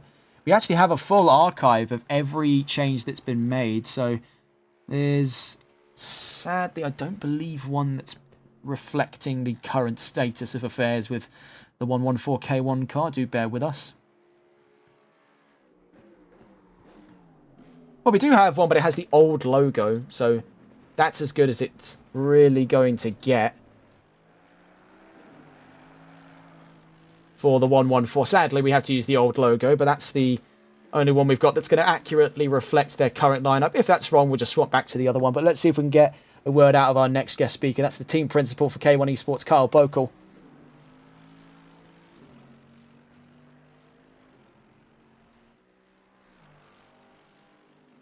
Kyle, it's Regan Clark here from TRTN. We're just watching on board with the 114 car. Your guys at the moment, James Robertson, Scott Milbank and James Mason in the Mercedes. How do you think they've been doing over the course of this race? It's looked to be a fairly promising start from what wasn't the greatest of qualifying conditions. Honestly, the boys have been putting in a lot of work that I've been seeing, so I'm pretty proud to see the positions that they're making up. And James Mason is one hell of a driver, so I'm beyond happy to see what they're doing right now.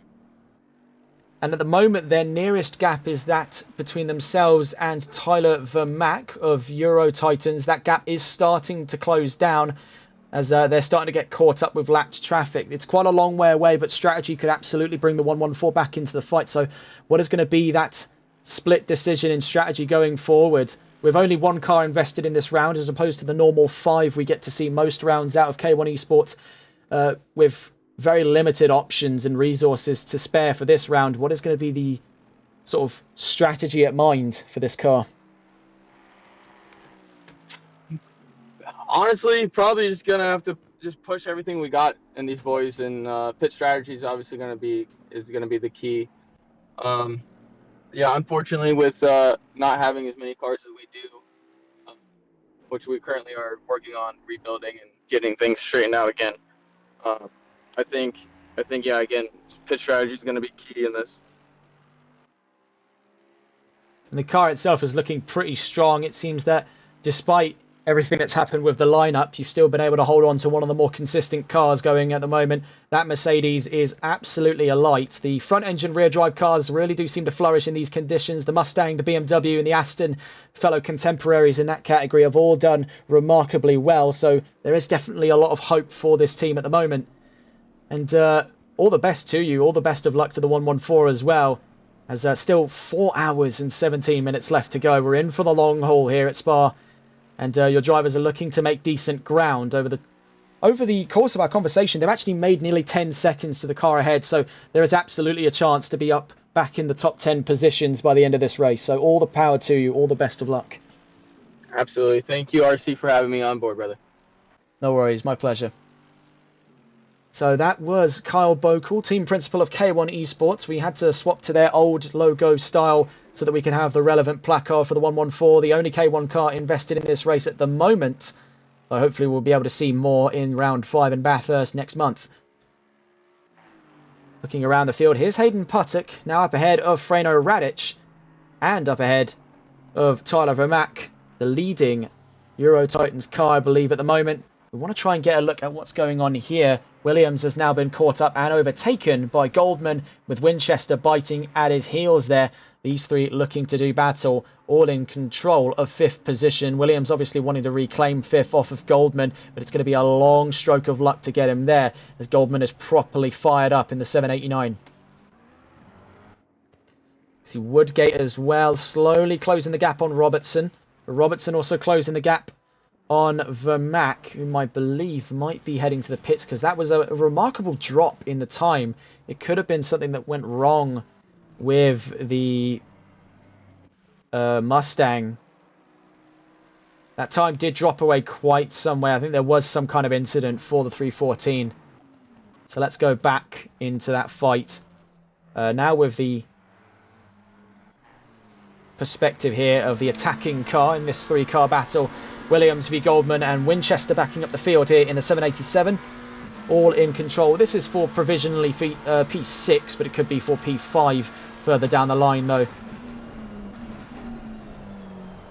The drivers ahead, of course, looking to make this the fight for P5. Winchester's current goals is get up and ahead of Williams in that Fats GT Ferrari 296.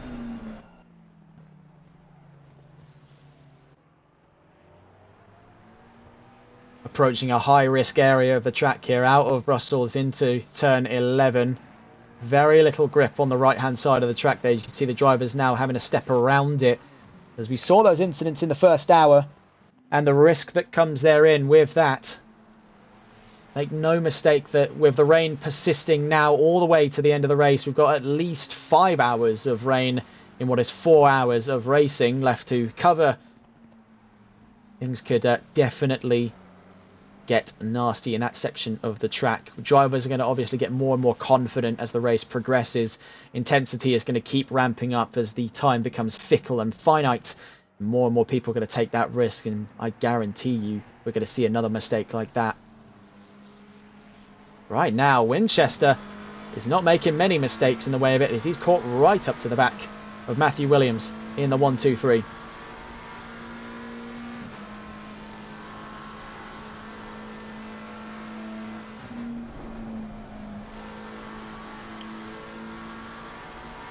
We do want to try and get a word out of one of the drivers in exclusive, but like I said, we don't really have many lines of contact into the exclusive racing team. Rather aptly so, given the name. They are quite exclusive. And I'll accept my comedy award in the mail or by fax. Thank you very much. Heading into turn 1 then is Aidan Winchester and Matthew Williams. All three of these drivers, by the way, only separated by about 2 seconds from 5th to 7th. So not a lot of a gap to play with here, especially as we head into a very tense section of the track. No matter what stage of the race it's been on, Eau Rouge and Radeon has proven to be the great divider for challenges. Here, drivers either flourish or fail. Time is easily won and lost in this area of the track. And you can see where it has definitely become a bit of a manufacturer competition, as the McLarens seem to be among the most confident to use on this section of the track. Good rotation and at least serviceable stability is what's netting them the advantage over adversaries Ferrari. And the McLarens have definitely been among the more lively cars in that section of the track, where the majority of our overtakes have been sighted along the Kemmel. It has been done by primarily McLarens. And it stands a testament again and again. I can go on about this all day long and sing the high praises of the McLaren. In real life, so I've heard, it may not be the best of platforms just due to fairly average customer support, a high cost per unit. The fact that this car is using almost borderline F1 level technology in Grand Touring racing, where you could expect to see, I mean, if you look at the car behind him, that's the Ferrari 296, another incredibly popular car. The 296 uses, I think it's a, not tube frame, but space frame chassis. An aluminium space frame chassis, whereas the McLaren uses a full carbon monocoque. You might be wondering, well, what's the difference? Cost. The carbon monocoque tub that's used in a McLaren 720S, yes, it provides phenomenal stability and core rotation by just having a much more stable platform to work with, much less flex in that. It also is a double-edged sword, because if you have the setup way too aggressive, it then turns it into a death trap. But what it also means is it is nearly double the cost to develop than the aluminium chassis on the Ferrari. Both of them are astronomically light and agile. One is a lot more expensive to cope with than the other. But I'm not exactly suggesting you're getting a discount with the Ferrari. No, you're still looking 6, perhaps even 7 figures to run it per season. But the McLaren has been accounted for in the GT community for a lack of decent customer support for these teams. But in the virtual world, where none of that applies, and these drivers have only had to spend probably about 4 figures for a good setup here on console, it is an incredibly popular choice, and it is not hard to see why. All of that top-end technology, unabashed by the constraints of budgeting and all of the real-world boring parts of being in a race team, are not relevant, because what you do get is a car as close as possible to F1 technology in the GT3 field. Which is why everyone picks it in iRacing, in this, even in probably R-Factor. It's probably in R-Factor 2. I really wanted to move into that at one point. There are a lot of touring car support content in there, but just not really a lot of a market at the moment compared to iRacing. That sort of goes further on with our goals here on TRTN. We can announce as well that at some point in 2025, hopefully we'll be moving into iRacing content, of which we are learning the infrastructure for and will be soon budgeting for alongside our cooperation with NLRL. So do look forward to seeing some of that. Still on board though, the battle of P6 as Matthew Williams drops into the sights of Aiden Winchester, heading out of the no-name corner and down towards Pool 1 at turn 12. Things are looking to get interesting here at the end of the second hour. Been a little less intense than the first hour. I mean, that's really a hard show to follow. But it is provided nonetheless on its fair share of very solid battles. Tom Breuer as well with NRW Performance down in 16th position, looking to do a long cut here by having an earlier pit stop than the rest of the field. It's just a passive observer to the fight of 6th position between Winchester and Williams. And they have been very closely matched here. A little bit of a stab of corrections there by Williams. He's bringing Winchester ever closer. You can see the Ferrari is struggling, but has nonetheless, despite all those corrections, the better of the 2 exits. I think this maybe can speak volumes into what kind of settings they're running.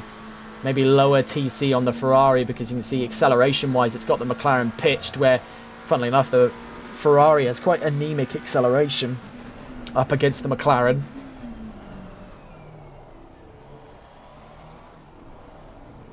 See, out of turn 20, it's just so much more available grip for the McLaren.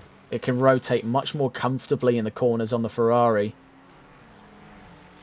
In that last lap as well, it was 2 tenths faster. So Winchester is slowly but surely reeling in Matthew Williams, and is just waiting for one big mistake like the one he just saw there out of turn 1 to just nip him the position without having to do too much in the way of it. But he's in for the roller coaster now, heading up through Eau Rouge and Radion. He's having to back off a little bit because the Ferrari's had to slow down quite some way.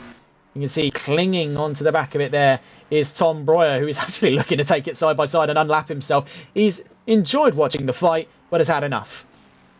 Tom Breuer in the 777 then looking to move up and get himself in the middle of the fight for P6. And he's having to back out there out of better judgment, not looking to put himself right in the crossfire of a higher position battle.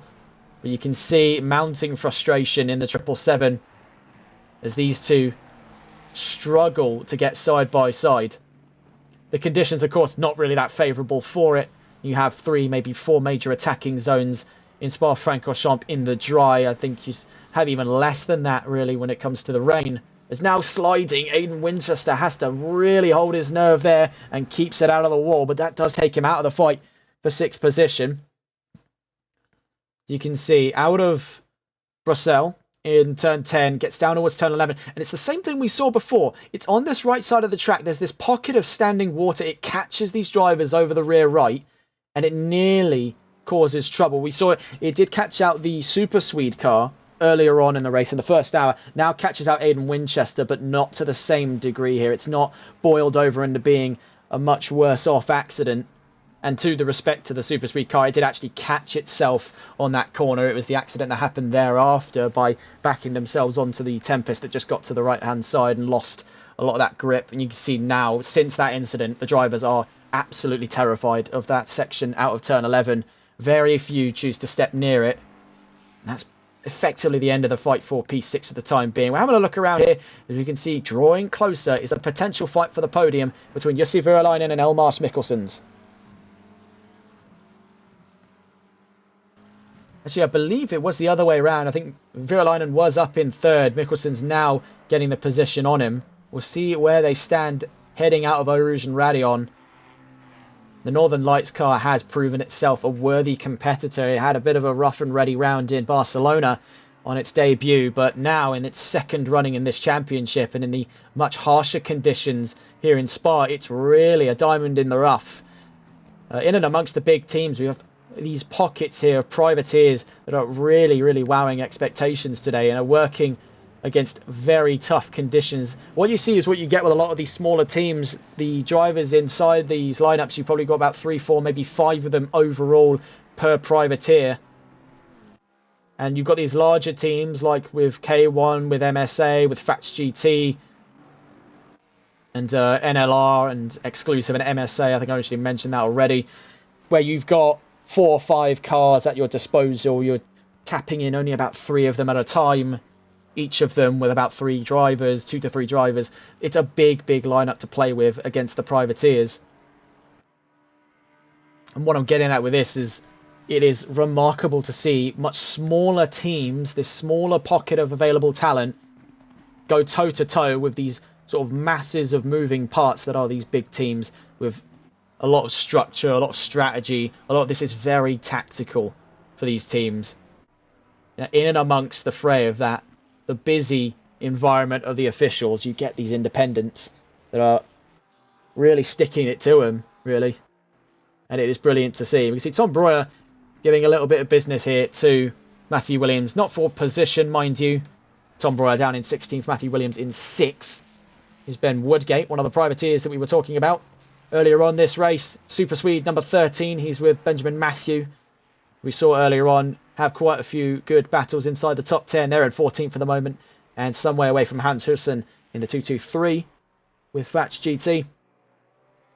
Martin Pesty in 19th position at the moment with the only Porsche in this race is doing a fair enough job. Second from last at the moment after a bit of a poor start to this race, but working against such adversity and looks to be keeping the ball rolling all the way to the checkered flag. And that's the kind of perseverance we need in ACC endurance racing. It is all too often we get to see drivers take a little bit of damage, throw the towel in here on ACC. It is truly a remarkable story when you see drivers face adversity like that. That's trouble for Nick Mask in the spontaneous car, but fortunately he is right out of the harm's way. They lose quite a bit of time, though, to Martin Pesty. So that could be a little bit of hope on the horizon for them for a position in the future. Kelvin Castens. What can we say of Kelvin Castens and Jan Bettentrup that hasn't already been shown to us clearly? They are drivers of a very extreme caliber, a very strong performance in qualifying, but all of it, as is the case with any race, can be undone in just one corner. And we're still not entirely sure what happened on that opening lap. But it has spelled doom here for any returning chance for the number 6 in this round. They're in 20th at the moment. 4 hours to go. Just keeping their heads down and out of trouble. And it could net them a few extra positions for good measure. So looking things at the moment, Benjamin Huppert is in the lead of this race. 6 seconds to Louis Baptiste and Till Schwering in the number 5 with NLR. Christian LeBay saying your jaw will be in pain after a 6-hour stream speech like this. It's hurting now. It's hurting now. We're nearly 2 hours into the race and it's hurting now.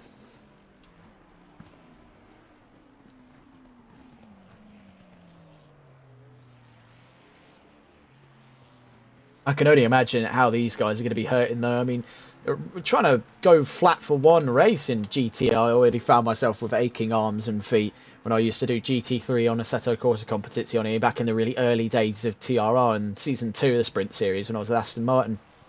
That was tough enough on the mind and on the arms and legs.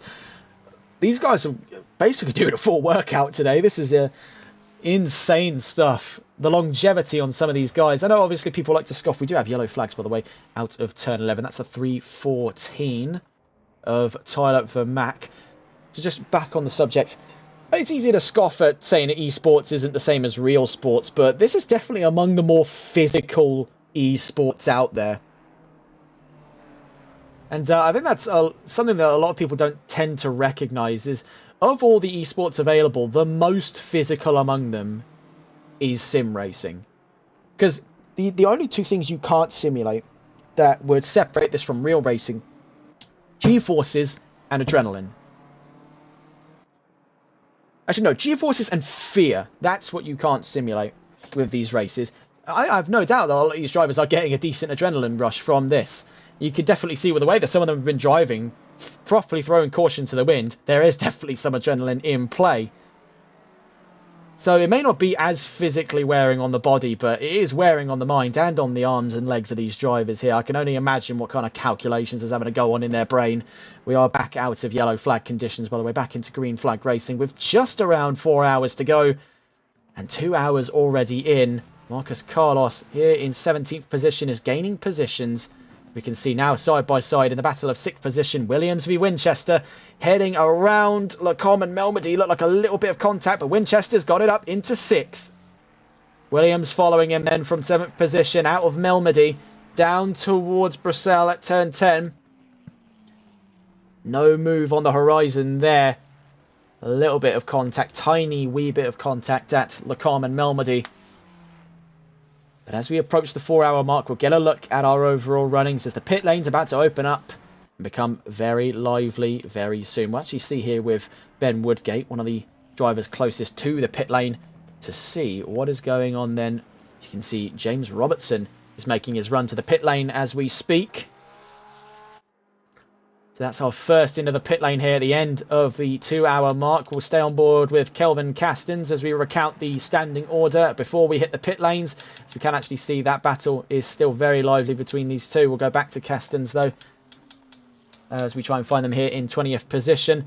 As leading the race is Benjamin Hooper in the 4:16, Louis Baptiste in the number 5 is in 2nd, Elmas Mikkelsen's in 3rd, ahead of Jussi Vuolainen in 4th, Jake Goldman in 5th, with Aidan Winchester in 6th position, Matthew Williams in 7th position, Freno Radic in 8th, Zolt Beefgartner in 9th, Levi Warner in 10th position, Tyler Vermack in 11th, with Hans Hussen in 12th, Benjamin Woodgate in 13th position, James Robertson in the pits from 14th, Ian Skeen back in the car. After our talk with him, he's in 15th position at the moment, swapping in for teammate Hayden Puttock. In 16th position is Tom Breuer. Marcus Carlos has made a few positions up since his accident at the start and is up to 17th with the fastest lap. Nick Bashk is in 18th position ahead of Martin Pesti in 19th. And then who we're watching on with at the moment is Kelvin Castens, our previous pole sitter, currently 20th with 3 hours 58 minutes to go. Never say never.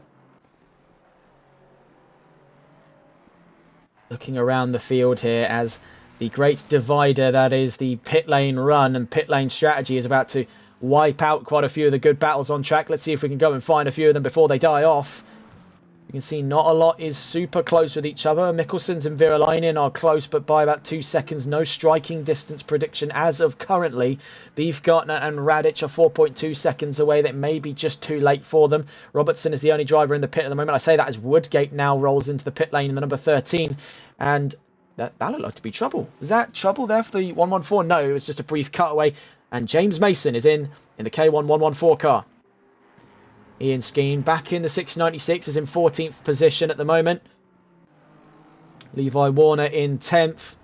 Tyler Vermack is in the pit lane now with Euro Titans 314, the Mustang three driver lineup, I should say, of Vermack, also joined by Kieran Rodd and Harry Palmer. We'll see who they swap over to when they exit the pit lanes later on. Louis Baptiste then yet to have swapped over to teammate Till Schwering in the number 5. Things looking to be rather interesting for NLR. They've had a very strong race so far, at the chagrin of the number 6, I should say. The number 5 has risen into those leading positions. Could be closer than they'd want to be at the moment, but it just doesn't seem like they're capable of matching the pace of MSA's 4:16 at this leg of the race right now. It's going to be cunning strategy and determination that's going to get them close into that fight. And as we've seen back in other rainy condition races like this, like back in Suzuka, you can never really rule out what the result of a race is going to be, as the last lap could change everything. And we have seen in this series already that the last lap can change the fates of so many in such a short amount of time. So do keep a close eye on these ones. I imagine they will be caught up in something in the next 3 hours and 56 minutes. We're 56 minutes away from the halfway mark.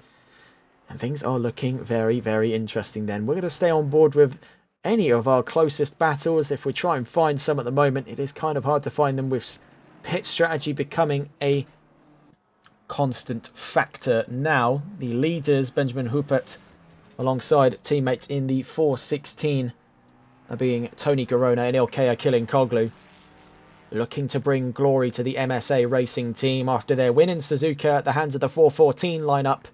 They're looking to make it another win, this time in the 4:16.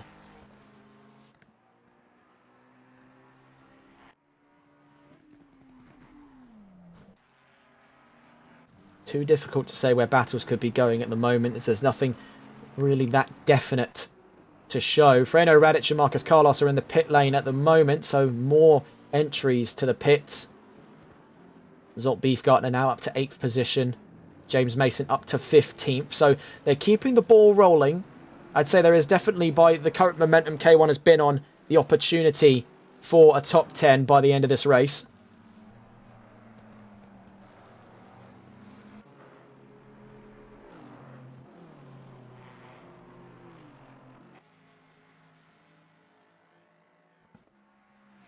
This is Louis Baptiste.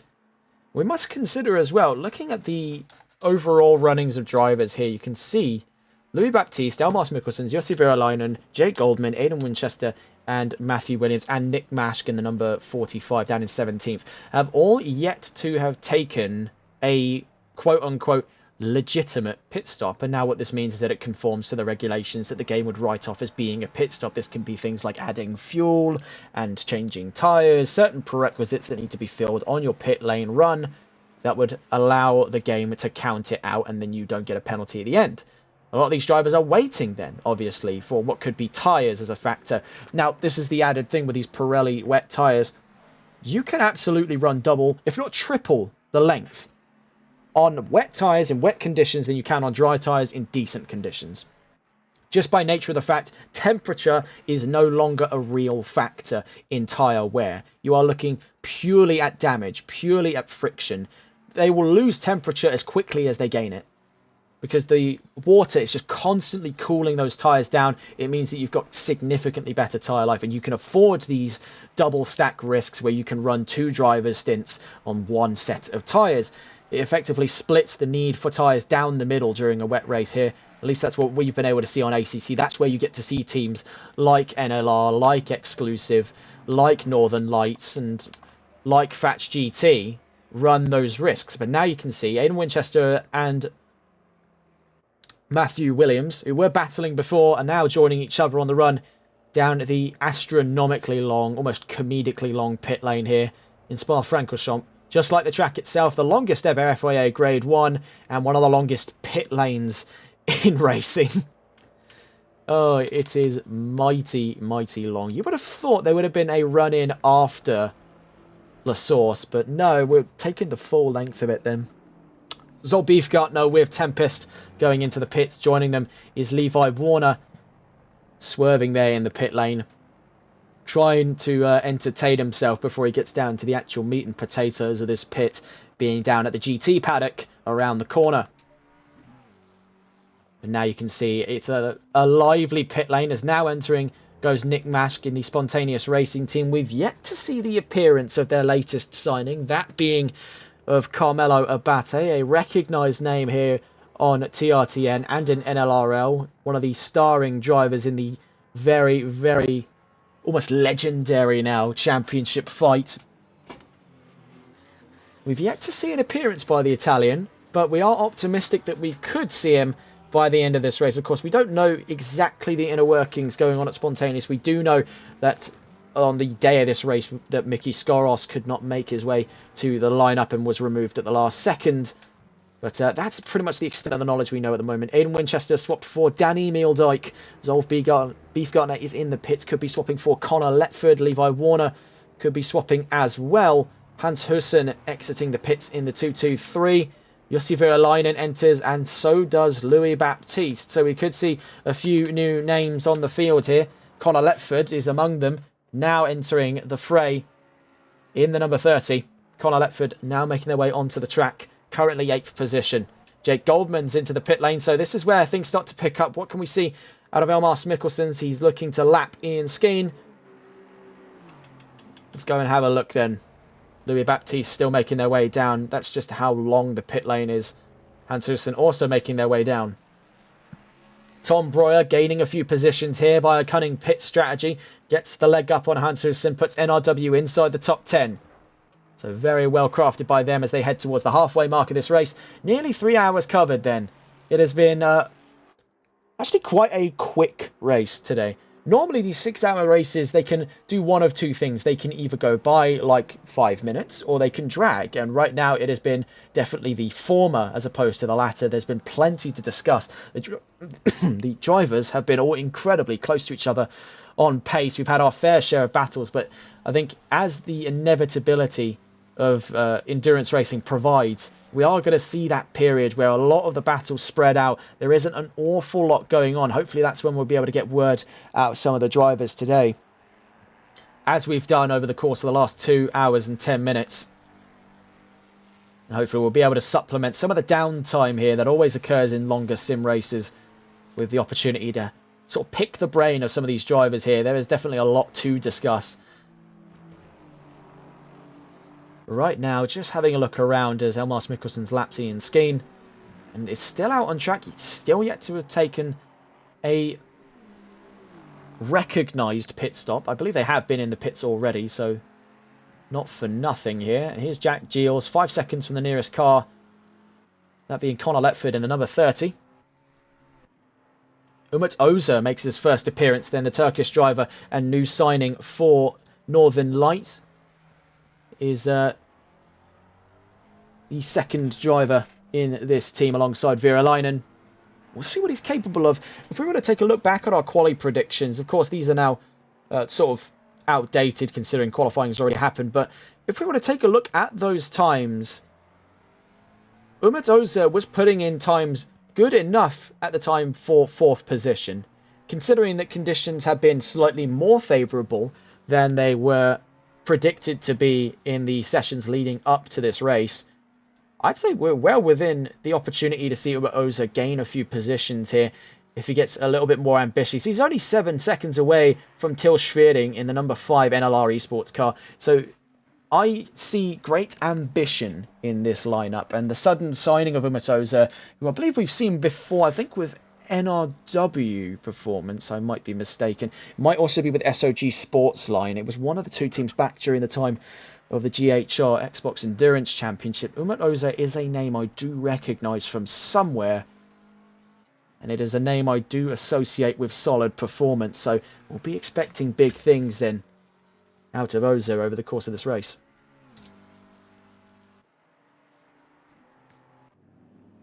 Here's James Mason, 2 seconds away from Sander Verstekker. K1 could be getting into the battle for 14th very, very soon.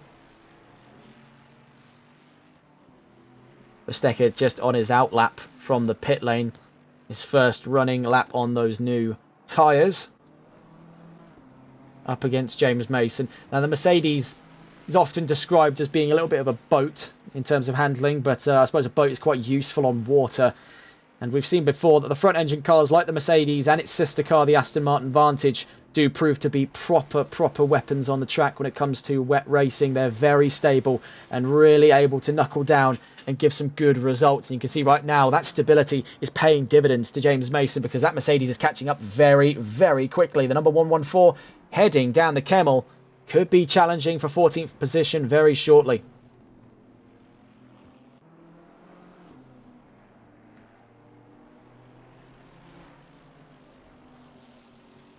Also behind at the moment is the battle between Till Schwering and Nat Bennett of NLR and Exclusive. So we'll get a look at that as well. So we are curious to see where this goes. This is Till Schwering, new signing for NLR. In the battle of second position, right on his tail there, Nat Bennett, a new signing with the 788 lineup and Exclusive. Made their debut last round in Barcelona. Looking to impress.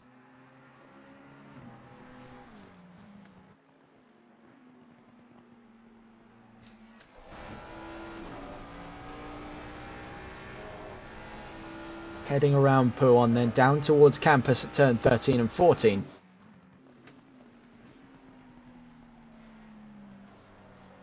He's just starting off calm, but you can see as Bennett gets more and more confidence on these new set of tyres and on this car, because this is the first we've seen of Bennett all race long.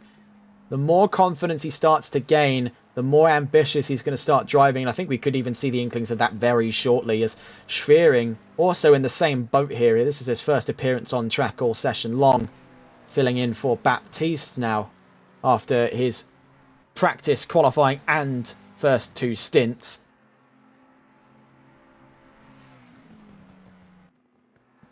Things could get very interesting. Very, very interesting indeed. I feel like we've got a habit of overusing that word, but for lack of a better word, interesting.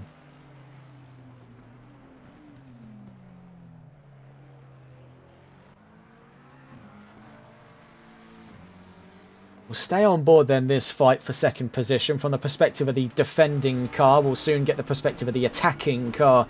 That being Nat Bennett in the 788. He's alongside Elmas Mikkelsens in the lineup for this round. Right now though, it's the number 5 under attack. And Till Schwering has got to adapt or die here when it comes to positions. It's sink and swim, or sink or swim I should say, in these conditions. And wow, look at that send out of Orouge and Radion. That's really waking the car up. He's definitely had his Weetabix before he got into the driver's seat on the number 5. Till Schwering absolutely launches it over Radion. So down into Lacombe and Melmedy. We can also see up ahead is that battle between Mason and Verstecher. Mason now up into 14th, Verstecher down to 15th position. That's the update on the battle between the Merc and the Ferrari. So K1 up a position to 14th on the hunt for a top 10 by the end of this race. They've got 3 hours 44 to do so. But we're watching right now the battle of second place, the furthest battle up the field between Nat Bennett and Till Schwering of NLR Esports and Exclusive. Heading down to Puon then at turn 12. Watching in the rear view is that omnipresent McLaren hanging right under the Fanatec logo on that Mustang, just making itself ever present as a threat there. Bit of understeer by Till Schwering. Nat Bennett looking to take advantage, but just cut off there at turn 14. So heading to turns 15 and 16 is where things could liven up on the run to Blanchimont and out of the curve of Paul Frere. So out through Stavelot we go.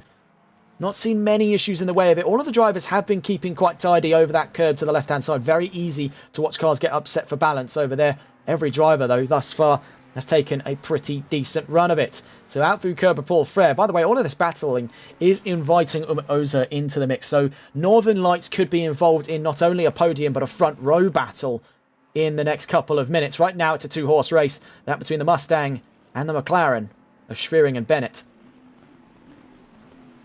Down through turn 19 and 20 we go. That got very tantalisingly close between the pair of them there. Very late braking by the McLaren. The Mustang is holding strong though, and still technically to the advantage here, even though it's generating a monstrous slipstream for the McLaren.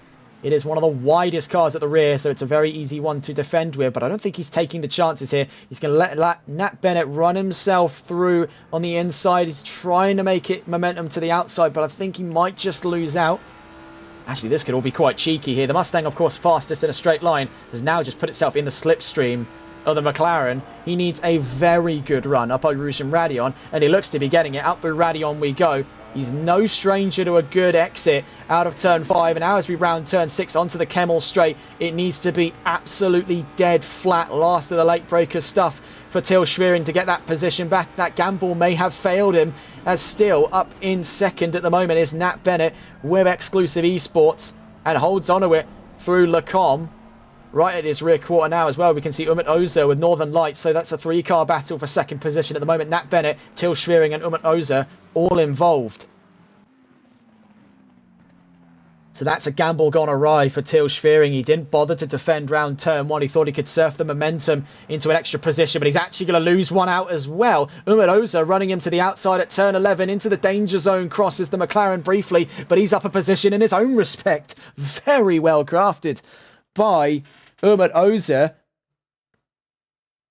We're just watching on our other monitor here to see what the status is between them, because they're still very close to one another. Umut Ozer takes a gamble and it pays off, much to the chagrin of Till Schwering.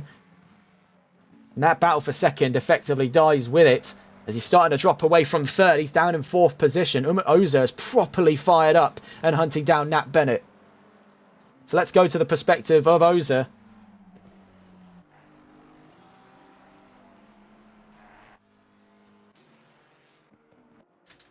Looking to find here the onboard is Nat Bennett, the defending of the two in this upcoming battle for second. We want to find the perspective of the attacking car, Umut Ozer, in the number 71 Northern Lights car. Already made the gamble work on Till Schwering. Now as we round Blanchemont, on a withering line there by Nat Bennett, is slowly drawing the number 71 into the fight. You'll be delighted to see the front row. After a very mixed start by Northern Lights, they were able to capitalise, but then missed out on a few things in the first 2 hours. Now as we enter the third, it's starting to pick up much, much nicer than they'd want it to be before. In that fight, they're 5/10 faster than the car in front of them because of those mistakes made in the second and third sector. Umut Ozer is absolutely on fire.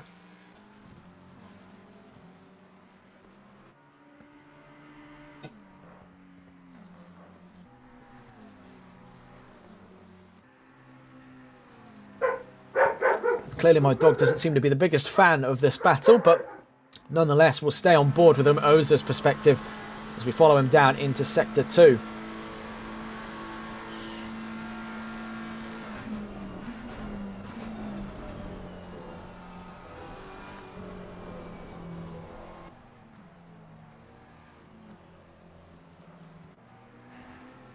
can see at the moment it's starting to level itself out. We're in a bit of a stalemate situation.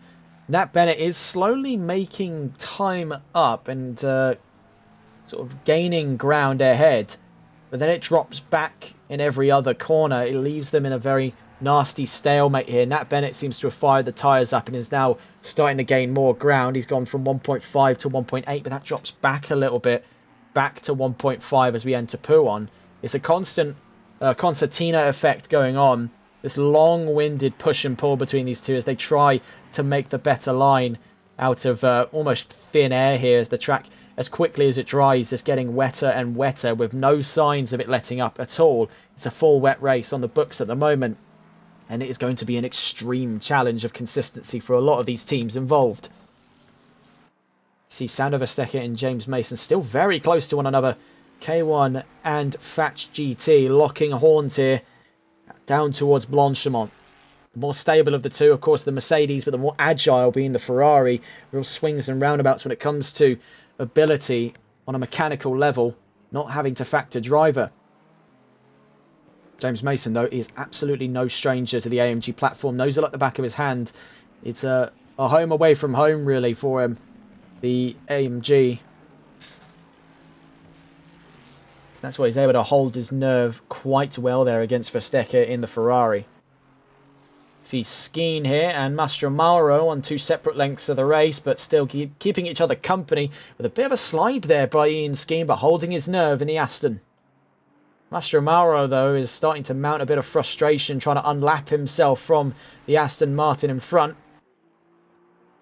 We'll have to wait for an opportunity here because he wants to pass in a way that isn't going to obstruct Skeen's race. And you can see think that's the opportunity he was waiting for, as now Skinn gets to benefit from being on Mastromaro's line and following the driver all the way around, sort of learning from who was on the front row and could elevate him up to 7th. He's 10 seconds at the moment away from the next driver up, that being Danny Meeldijk in the 787 McLaren with exclusive. So he could learn a thing or two here from Mastromaro, who is absolutely soaring despite the adversity he and these fellow drivers in the 414 have faced over the course of the last 2.5 hours of racing. You can see the inklings of a battle on our hands very soon as Harry Palmer is dropping back into the sights here, into the crosshairs of John Williams in the number 23 Aston Martin. You see that has dropped below the pivotal 1 second margin. We'll see what the times are as they cross the line.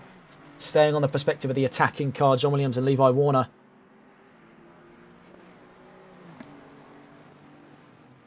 Actually, very good reminder there from Christian Lebay. Yes, James Mason is still doing this with an injured hand, and it is just remarkable the stamina that you can have with injuries, mind you, that would, I'd say, affect your ability to sim race, and the fact that he's just kept soldiering on there regardless of his injuries is truly quite remarkable stuff. And the fact that he's still able to produce on decent results, it stands really a testament to his ability as a driver in the world of sort of semi-pro esports, which I would like to make the assertion we're on the level of.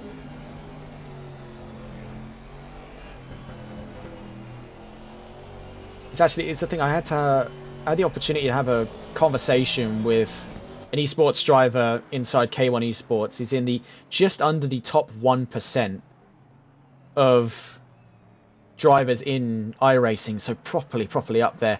And the level of commitment, the level of time and research dedicated into the game is just insane. It's what makes me really excited to move into working with iRacing soon. This is no disrespect to ACC, but compared to what we see on ACC sometimes, iRacing is as close as you and I can get without a ludicrous amount of money to real motorsports.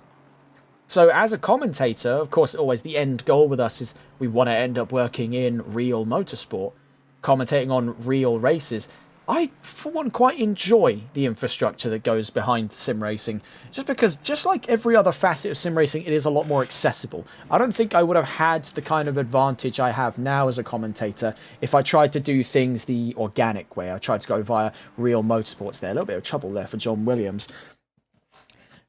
I think sim racing, for just as much as it does for the drivers as it does for me, is invites us into these new opportunities we wouldn't otherwise be given at all. Motorsports is often a very exclusive thing, so to get into the real thing, it's more a case of who you know rather than what you know. So I think this is the great unifier, as it were, sim racing for all walks of this industry. For those involved in production, those involved in media, those involved in the racing itself. This is really, no matter what game, whether it's iRacing, whether it's AC, whether it's ACC, whether it's R Factor, what have you, this is as close as we get to the real deal, and I, for one, welcome that. Went on a bit of a tangent there, but we're still on board with John Williams as the gap between himself and Harry Palmer starts to drop away. Speaking of Palmer, here's his perspective. The number 314 launching over the Radeon curve there in the number 314 Mustang in 12th position, 8.2 seconds from fellow Euro Titans driver Jack Giles in the 315 McLaren. Till Schwering now 9.2 seconds behind Umut Oza. Parker Sukup 22 seconds behind Schwering, so trouble for the number 5 as they're starting to plateau for ability at the moment. They're still gaining time on exclusives, Parker Sukup in the 789, but they're losing ground to Northern Lights Umut Oza. Looking to see where our next battles are coming from at the moment. We can see here is definitely one of them. This is the fight for P10 between Tom Breuer and Jack Giles. Euro Titans versus NRW Performance. We'll take the perspective of the defending car at the moment. Tom Breuer in the Ferrari. The white and blue there of the McLaren of Jack Giles and Freno Radic. heading around Campus Corner. There was a little bit of tail happy between the pair of these, Ferrari and McLaren. Heading around Stavelot down towards Paul Frere. Big kick of oversteer there by Jack Giles.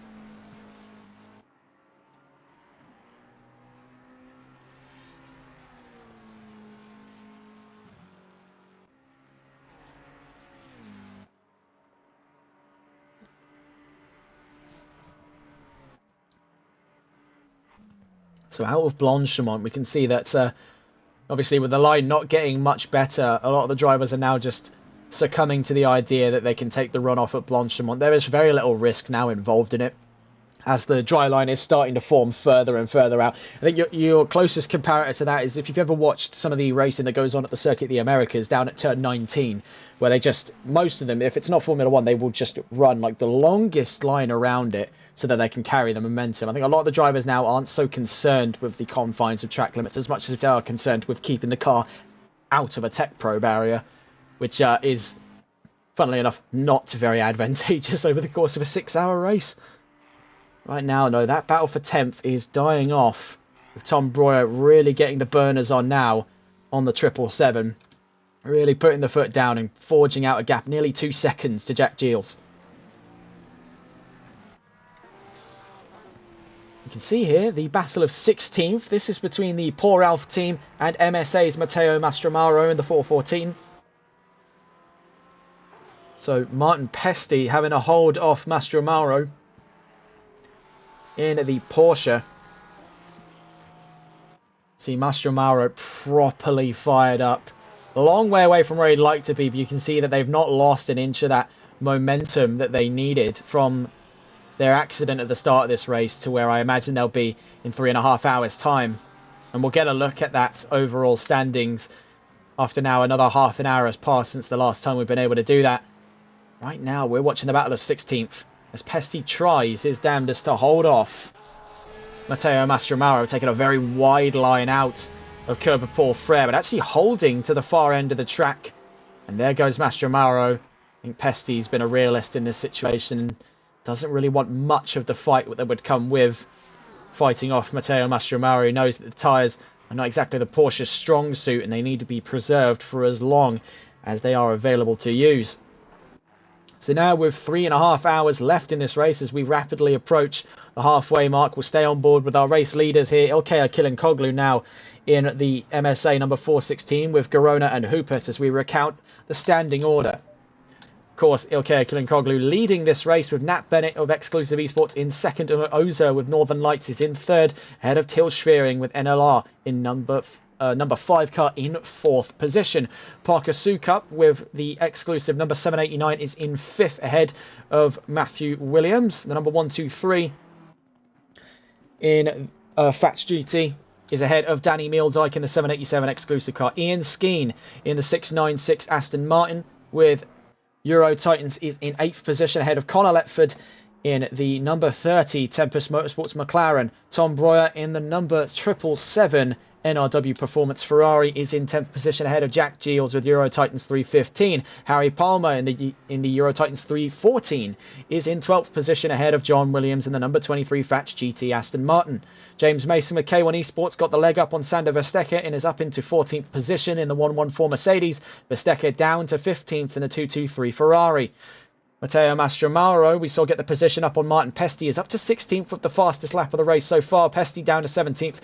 Kelvin Castens in 18th position. So we've had furthermore more DNFs over the course of this race. We're down a few drivers now.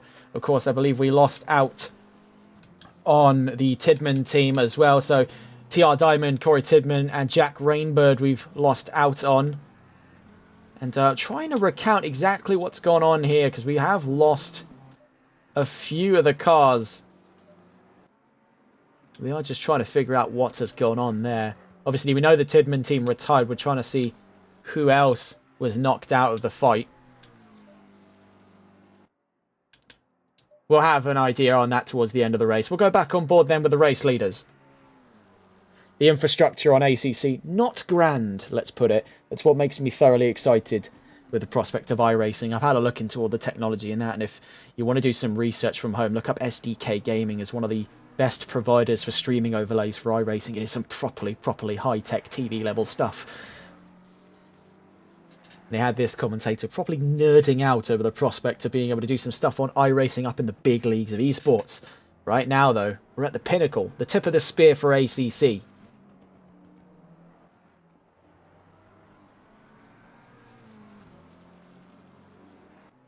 We'll catch up then with MSA later on. As we see here, a driver caught right in the middle of the top 10. Parker Sukup in the All-American lineup of the XCL number 789. He's alongside Jake Goldman for this race. 16.5 seconds from Til Schwering, but 7 seconds away from Matthew Williams in the 1-2-3. And with Danny Meeldijk closing in, we could see a battle for 6th very soon. And speaking of, here is Danny Meeldijk closing from 2 seconds at the moment. We'll stay on board with them as they could be among the drivers in our next covered battle. Meeldijk, of course, alongside Winchester. And we've seen Danny Meeldijk before, all the way during his time in the XEC. We saw him back in Misano. He was caught up in some incidents then. But Meeldijk has been one of the longest running drivers at the exclusive esports team, at least on our record. Not entirely sure. There could be more that have stuck around for much longer. Just haven't happened to have crossed our radar, but we have recognised Meeldijk for some time. Heading around Pouon there, you can see the physical gap between himself and the car in 6th position, that being Matthew Williams in the 1-2-3 Fats GT number. Well, we already done the number. The Fats GT Ferrari. You can tell that I'm struggling. You can really tell that I'm struggling to recount some of this information. It has been 2.5 hours so far. We're nearly at the 3-hour mark of just rambling off all the information at the same time.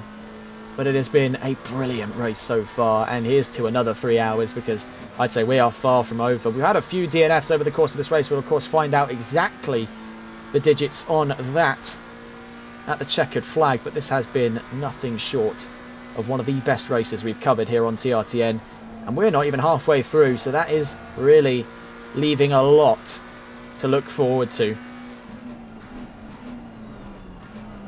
As you can see, slowly catching up and having to take the emergency line on Matthew Williams. He's slowly gaining time. Danny Meeldijk could very well be in the battle of 6th very soon. You can see hanging around in the background there is Matteo Mastromauro looking to unlap the number 787 McLaren to continue his fight up towards a top 15.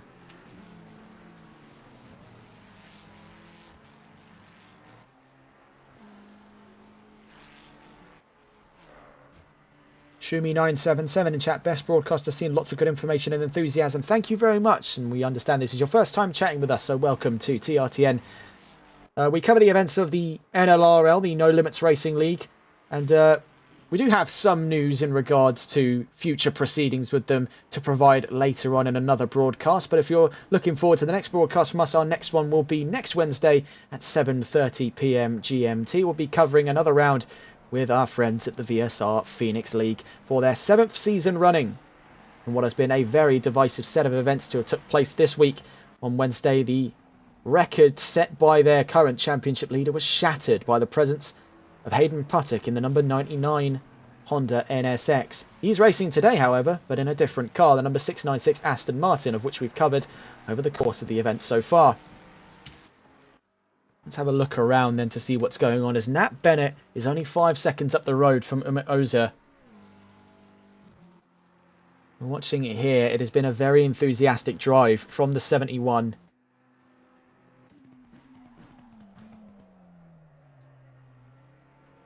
Heading out of Blanchemont, down towards turns 19 and 20 then. We'll see how this picks up. It's been in en passant for the time being at around 5.1 seconds. We're looking at the times as they roll in a 2:26.757 by Nat Bennett. Crossing the line now, a 2:27.290 by Umut Oza. So he is losing time per lap. That was his fastest lap so far in that last lap running. So Oza has to find around about a second per lap now if he wants to be up in the fight on that front row on this stint, lest he hands over to his teammate Jussi Virolainen for the next hour of racing. We're about 20 minutes away from our next run of pit stops here in the third stint of 6. Yeah, the 6 hours of Spa-Francorchamps. It has been a brilliant opening half. I'm still just over halfway of the race left to go. Plenty more excitement, hopefully, on the way as things start to pile back up. Just as it does with every length of race, we have this sort of central moment here and around the midway mark where a lot of the battles spread out. You've got isolated battles here where not a lot of drivers were in it. We have seen moments no less than 2 hours ago where there were nearly 6 drivers. I think there was actually 6 drivers involved in it. It was the fight for 4th position. There's been so much to process today that the recounting all of it in such a short amount of time becomes a struggle. I think that just stands a testament to the kind of racing we have here. It's just so many good battles going on at the same time. It's hard to cover them all. And obviously we're enthusiastic to want to cover them all. Tom Broyer's into the pits then. An early pit stop by NRW Performance here with 3 hours, 21 minutes and 35 seconds left to go. Harry Palmer in 11th position now, joining Jack Giles from 10th.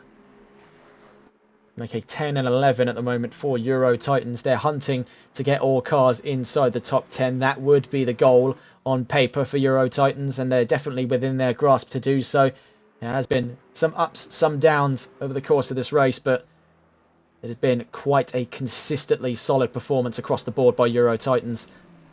Sadly, without their academy team this time around, we are starting to see at least in NLRL and in a lot of the leagues I keep up to date with, we're starting to see sort of the death of the console academy scene. With esports being a relatively young industry, it's not uncommon to see a lot of these larger teams form academy squadrons so that they can recruit new and inexperienced drivers to learn from the older and more experienced drivers. But now it's a case where the divide of talent is getting so grand to where the drivers, some of them will just never learn. And I'm not talking about any specific drivers before anyone decides to take this personally. I've just seen a repeating pattern where some of the drivers are just, they're either not getting the support they need or they're just not learning properly. And a lot of the teams don't see it necessary to throw an extra car into the ring, especially when a lot of leagues now run car limits per team. There's just not a lot of investment that returns on it because a lot of these drivers now are either leaving sim racing altogether or they're just being signed into main teams. A lot of these teams are starting to wake up to the idea that academy teams aren't really that necessary until you get up towards iRacing where you need a proper regimented structure of cars. You start to see the official naming of an academy team start to die off as well as you start to see these cars become more experimental platforms. I think you can see this idea, this philosophy demonstrated, I would say, most properly in, I think 2 teams come to mind. One of them being MSA, the other one being Exclusive. They change their lineup just about every round in this championship, and they've done so. In fact, I think the one car that has remained universally the same wasn't from either of these 2 teams. It's been the NLR number 6 of Kelvin Castens and Jan Bettentrup. We see that they shift these lineups around, sometimes to incorporate new names, sometimes to test drivers out. We saw that the 417 earlier in the season was the previous home of Jussi Virolainen, who's now split off to do his own activities as a privateer. Sometimes it doesn't work out for these drivers, but they just bring new cars in now as test beds, and I think shifting that lineup around, we see Exclusive do that a lot. They've not really been able to keep still on a lineup. It's just shifting around talent, A, where it's available, and B, where there are opportunities to test new members of the team, throwing them in with a more experienced driver in a fairly low risk environment. They know that the new driver can handle it, and they know that the experienced driver can make up for any mistakes. I think that's the kind of support structure we're seeing that's working now with recruiting new drivers in. We're starting to see the death of the dedicated academy team because they're just not really learning as they would if you were to throw them in with a more experienced driver in a lower risk environment where a lot of these teams have been able to afford the opportunity to experiment with their team lineups. And we can see that it is a working structure for Exclusive, as confusing as it can sometimes be to viewers at home and to me when I have to make the placards for this.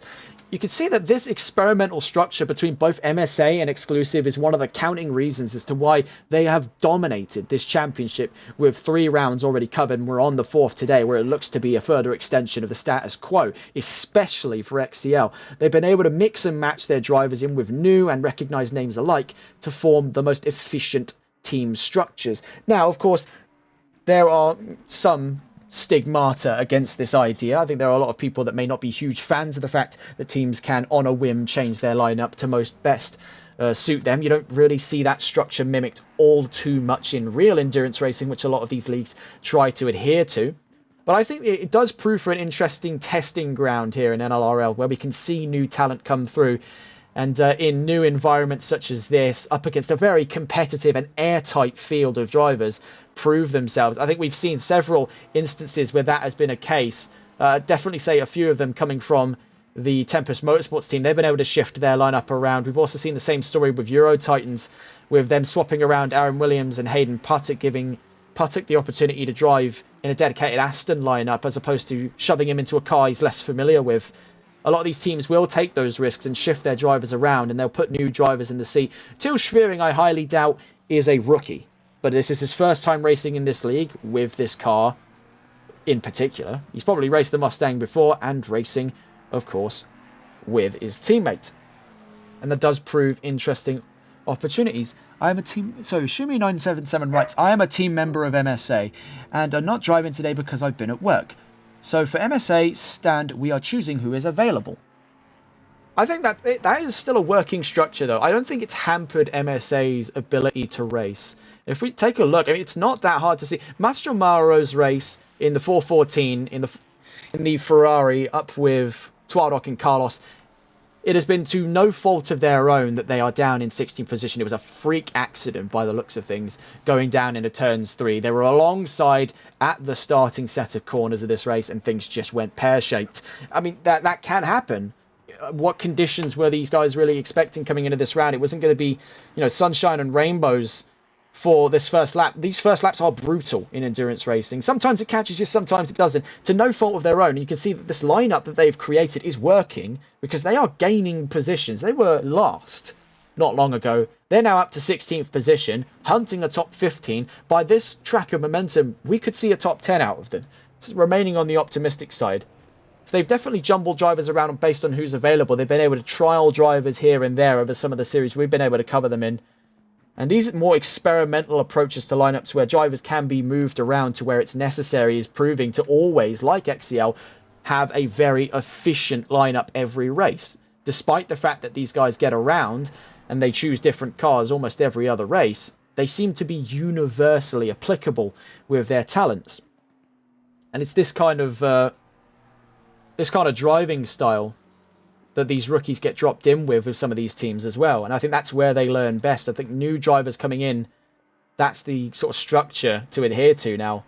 A dedicated academy team can only work as well as its fastest member. I think sticking them in with more experienced drivers gives them... sort of, think of it like a traineeship. That's probably the closest analogy we've got in this situation when discussing the sort of new wave of driver recruitment. So we just see here the battle of 4th position between Sukup and Schwering. Think of it like a traineeship with these newer drivers. When you throw them in with experienced drivers, they will learn a lot better than if you threw them into an environment with also other new drivers and expected them to produce good results. I think we saw inklings of that back with K1's lineup. They had one experienced driver in with a handful of rookies. I feel like it needs to be a 60-40 split of experienced and rookies for most of these lineups. If you want to train new drivers. We do have yellow flags, so we'll cut off of that tangent before I contradict myself and look stupid on these streams, as the 1-2-3 car has run into some trouble. We're back into green flag conditions. We'll try and figure out what's gone on with the 1-2-3 over the course of the next couple of laps.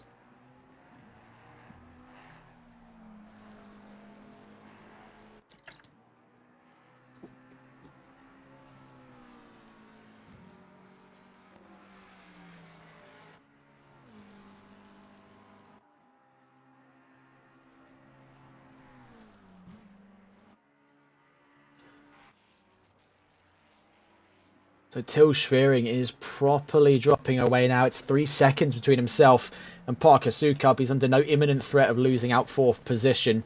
Sukup can just knuckle down, drive for the next sort of 12 or so minutes before we see the next major sweep of pit stops. Danny Meeldijk has got Ian Skeen for company, though, in the fight for 6th position. It's Aston versus McLaren yet again. Now we're watching on board the perspective of the defending driver, Danny Meeldijk and Aidan Winchester up against Ian Skeen and Hayden Puttock.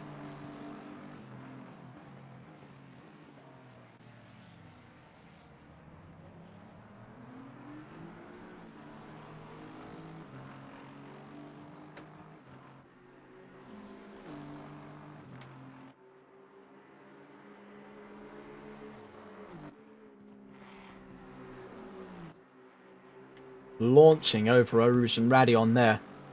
0.4 of a second is the divider between these two. See, sadly, the Aston just doesn't have the top end that the McLaren does. Ian Skeen trying his hardest there to stay within reach. Is going to have to take a very late run of the brakes to stay with the McLaren. Danny Meeldijk there chipping the curbs. We head around Stabilo. 3 hours and 11 minutes left to go in this race. 7:58 PM local, so we could see night racing here very, very shortly to add to the difficulties at play. Visibility is going to get only worse now until the end of this race.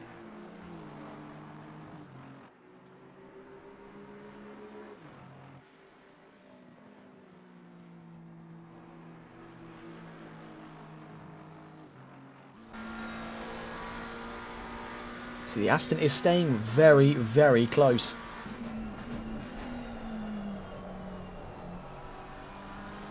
Looking at it at the moment, the conditions have remained in and around sort of this light, shallow rainfall at the moment. It's nowhere near as heavy as it was on the race start, but it is going to keep all the way until the checkered flag, so don't expect the track to be drying out anytime soon. It's become slightly more manageable for these drivers at the moment. Danny Meeldijk is properly under siege here from Ian Skeen. Let's see if we can try and get the perspective of the attacking car of these two as we quickly shift around to try and find here the perspective of Ian Skeen before he can get the overtake done on Meeldijk. We genuinely can't find him for whatever reason. We've just cut past. There we go. Now, this is the perspective of Ian Skeen. The number 696 then with Euro Titans Endurance is looking to lick the stamp and send it. Down into turn 19 we go. Ian Skeen gets a proper send in there. That was very well crafted by the Aston Martin around the bus stop chicane. Made that very quick and light work of Meeldijk.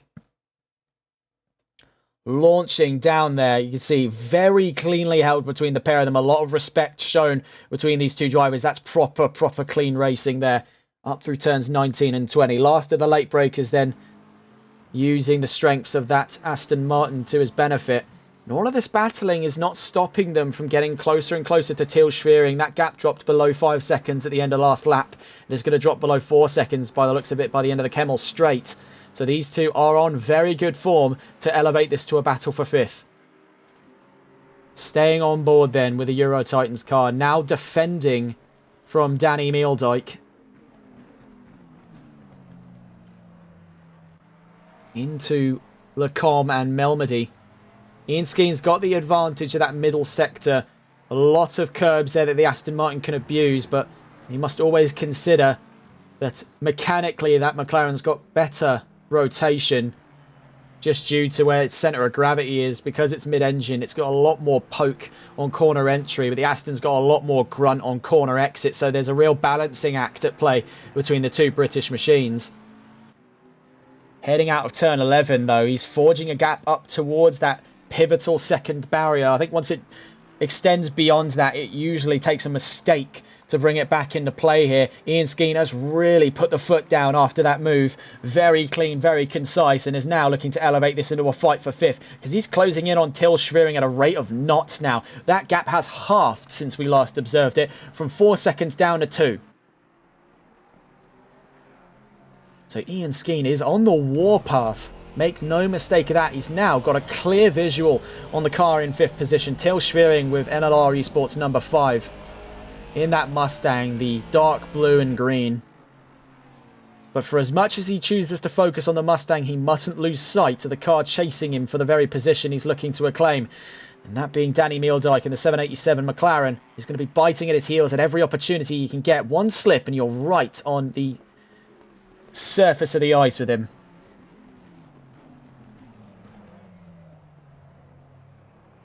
out through turn 19 and 20. But Ian Skeen, despite the progress he's made, is going to try for an undercut here in the pit lane. Or an overcut. I can never really tell the difference, to be frank. Nonetheless, though, that's the battle of 6th out of the water. Ian Skeen looking to try something here in the pit lane. Could be swapping to Patek or could be extending his stint. But here at the end of the 3rd hour, as we approach the halfway mark, it's looking very reassuring for Euro Titans Endurance. We might get a word out of Skeen later on in this race, because that was a properly royal performance from the 696. Speaking of Aston Martins, here's John Williams chasing Harry Palmer, 3.3 seconds ahead of him at the moment, down in 12th position. Aston Martin are one of the best manufacturers to be with when it comes to rainy conditions. You can see a lot of the teams that utilise the Aston have had a much larger than life performance than they would have expected today, as the Aston is incredibly stable in these uncertain conditions. We saw just a demonstration of the capacity the V8 Vantage has for good racing in the wet out of the hands of Hayden Patek of Euro Titans when he raced in the NLRL Sunday League at the Nürburgring finale round, where he utterly dominated in a stealth black Aston Martin V8 Vantage. Admittedly, his performance was overshadowed by the championship title fight between Carmelo Abate and Christian Lebay, but it is still to be noted that when Patek is placed in the Aston Martin, and as a matter of fact, when the Aston Martin is placed in the wet, it can really produce some knockout performances.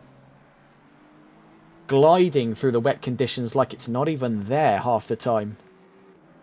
This is the driver in the sights then of John Williams. Harry Palmer in the Mustang, the new kid on the block for the heavyweight front engine cars, following in the long legacy of front engine rear drive heavyweight cars, proper pack fighters, proper good defending cars, the universal front rear drive platform of cars like the AMG, like the Lexus RCF, like the Bentley Continental, and like the Aston Martin V8 and V12 Vantage. The Mustang is the newest in a long line of the traditional platform of GT race car. And it is taking that really in its stride, as it has quickly usurped the BMW M4, another very good example, as a popular choice for teams in the realm of console competition. The BMW, for as huge a shockwave it left in the meta for this game when it was introduced a couple years ago and sent proper ripples through the field, has really fallen out of style in recent months. And I think with new balance patches in the game and the introduction of cars more favourable than it, like the Mustang, it has just quickly become sort of a null option. A lot of drivers, when they start out now, will jump to cars like the Aston, like the Ford, and like the BMW, where they'll typically stick with the best of the three, and that's where they gravitate towards the Ford. And we've seen already that Ford Performance is capable of proving that it has race-winning machinery in this championship. You look at the manufacturers, and they took the inaugural win of the season with the NLR number 5 car leading the fray in Imola, in Italy, in the opening round. So I would not count Ford out of this whatsoever. Speaking of Ford, we have the battle for 5th position here as Till Schwering has caught up Danny Meeldijk. Staying on board with the number 5 then, Baptiste and Schwering, the all-new lineup for the number 5, replacing Damrat and Bergman, is hunting down a top 5. Oh my goodness, and he's into the wall! Oh my goodness, that was a bit poor timing here. The commentator's curse may have just struck, and that is something we were dreading. Right as we were talking about the praises of the Mustang there, that's been a big off for Till Schwering. Caught out at that turn 11 exit again, that same area of the track that is almost like ice for a lot of these drivers. No grip to be found on the right-hand side on the exit. That's the battle of 5th, very quickly decided. And Till Schwering has now got damage to compete with right at the end of the 3rd stint. That's going to make things very difficult for them to come back with under half of the race under their belt. Well, yet to cover. I'd say they've got over the half the race under their belt and half the race left to cover on that next pit stop. Matteo Mastromaro looking to unlap themselves from Parker Sukup in 4th position. They're down in 16th and have been on a very solid drive to get towards the 15th position car. Sander Verstecher, who is not too far up the road at all. Only about 4.5 seconds from Mastromaro. There could be a battle for position just before our run at the midway pit stops. Speaking of, here is Sando Verstappen, the driver at risk of being overtaken by Mastromaro if he can get out of the way of Bense Kiss and Parker Sukup.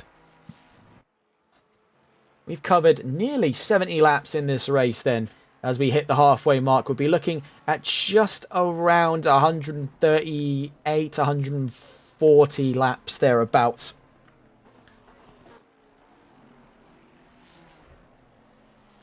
By the end of this race. Looking to see then very quickly where our next battles are coming from, as the pit lane is going to get a little bit lively. The number 5 is in. And with that damage to compete with, it's not a surprise that it was in on this lap. Hayden Puttock is now back behind the wheel of the Aston Martin.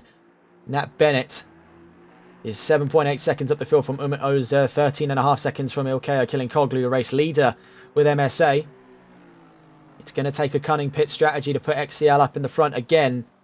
And I don't think they've let the memory of Suzuka fade on them. They know now they need an absolutely airtight strategy on all of their cars to give them the best possible opportunity of a race win today.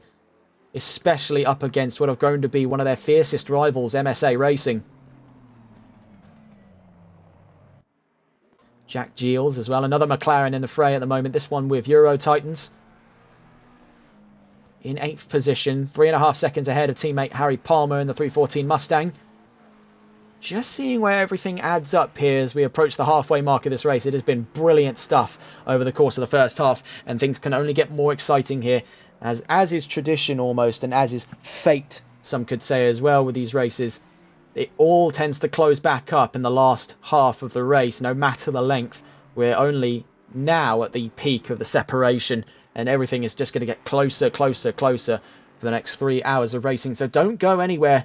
We're in for the long run now. We're at the halfway mark of 6 hours of racing. It has been brilliant thus far, and we will be recounting the current leading orders. We see Louis Baptiste now retakes control over Til Schwering in the number 5 as they exit the pit lane, still with a bit of damage over the nose of that Mustang. We'll stay on board then with Matteo Mastromaro in the number 414 as they hunt down, as they hunt down 14th. As they've already gained 15th position off of James Mason in the 114 K1 Mercedes. This could be for further acclaim further down the line. We'll stay on board then with Mastromaro's perspective as we recount the standing order here at the halfway mark. So Ilkay Kilinkoglu leads from Nat Bennett, Umut Ozer in 3rd, Parker Sukup in 4th, Danny Mildyke in 5th, Matthew Williams in 6th. Very nicely done there by Mastromaro to hold it side by side there up into 14th. Conor Lepford in 7th with Jack Giles in 8th, Harry Palmer in 9th, John Williams in 10th, Hayden Puttock in 11th, Louis Baptiste in 12th, Sebastian Turner in 13th. Matteo Mastromaro, we just saw, made the move up into 14th position. Sando Verstappen down to 15th, James Mason in 16th, Bense Kiss 17th, and Kelvin Castens in 18th position. So very nicely done there by Matteo Mastromaro, quickly up into 14th position. We'll be continuing to keep that ball rolling into the path of Sebastian Turner and Louis Baptiste further up the field from him.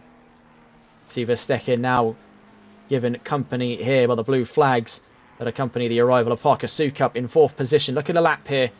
The number 223 showing the blue flags there by the marshals. And we'll see exactly how he chooses to respond to that.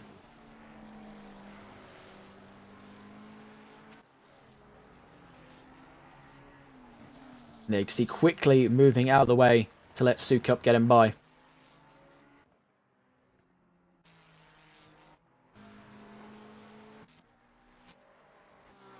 Looking around the field here as we see Kelvin Castens get a bit of a slide out of turn 11.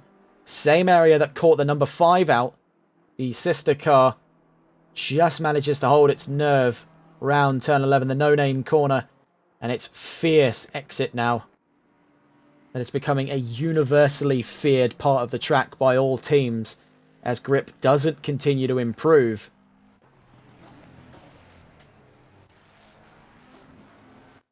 Looking around the field here as the pit lane is going to start opening up very, very shortly. We do have a few drivers still anticipating on a pit run. James Mason, the most recent of them to have took the pit stop. They're down in 16th at the moment. We'll gain a few over the nature of the next couple of laps, because of that earlier pit stop, there'll be some positions to gain. For K1 at the moment, the baseline is a top 15 finish after the qualifying that they had. They'll be aiming at a top 10, like most teams, by the end of this race. They've got 2 hours and 57 minutes to do so. If we take a look here on the timetables, looking at that qualifying, they started down in 20 seconds. So as far as they're concerned, a top 15 already represents a good quarter of the field covered by perseverance and decent performance alone. Hayden Puttick then back in the 696. So at some point over the course of this stint, we'll get a word again out of Ian Skeen, because that was a brilliant performance out of him, taking the fight to quite a decent chunk of the field. Very clean and concise stuff.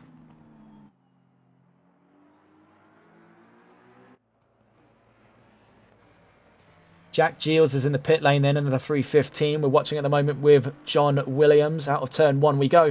Down towards Eau Rouge and Radeon. Let's just see how the Aston Martin takes Eau Rouge and Radeon. We've got a few perspectives on it already.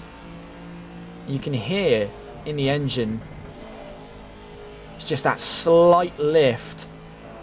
They don't want to keep it all the way on the throttle, because either the TC will cut off power and stifle some of that momentum, or the tyres will catch an area of incredibly low grip under load pressure, and the car will slip over those curves, and that's what can really result in some properly nasty crashes.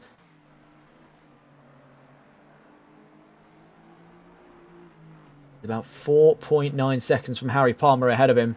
John Williams is properly giving hell to the Aston Martin, but in a way that doesn't seem like the car's being pushed over its limit. It is riding right on the ragged edge here. Williams is giving it everything he can. You can see, I believe he might be on controller with those inputs. Either that, or he's just one of the fastest sim racers for reflexes I've ever seen. Pretty sure this is on controller. If so, that is incredible stuff. It is rare we see a driver on controller take the fight so eloquently to a crowd of wheel users. I just want to double check this. I don't want to be accusing him of anything. It's just the inputs. If it's, I think it might just be incredibly fast reflexes.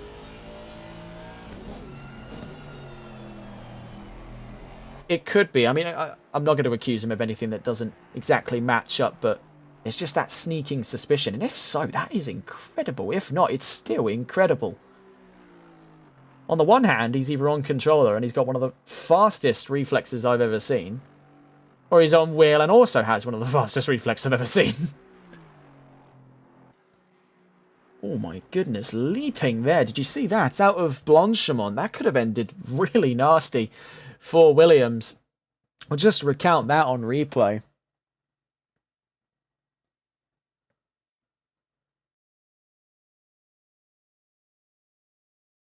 That got a little bit hairy for them. Leaping there. He actually got airtime. All 4 wheels were off the ground. We're now on board with Matteo Mastromaro as he's passed up Sebastian Turner and looking to hunt down Louis Baptiste.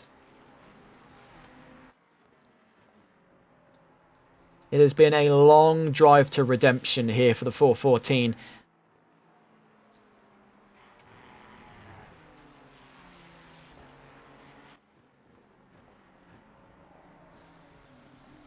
We'll stay on board then with the 414 over the course of the next part of this lap. We'll be back in just a moment's time.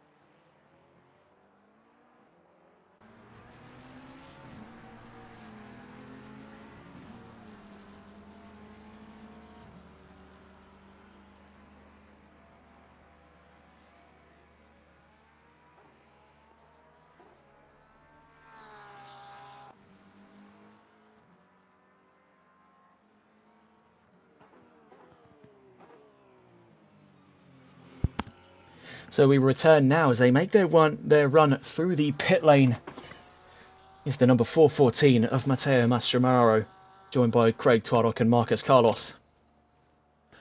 Sando Verstecker and Danny Meeldijk also in the pit lanes as well.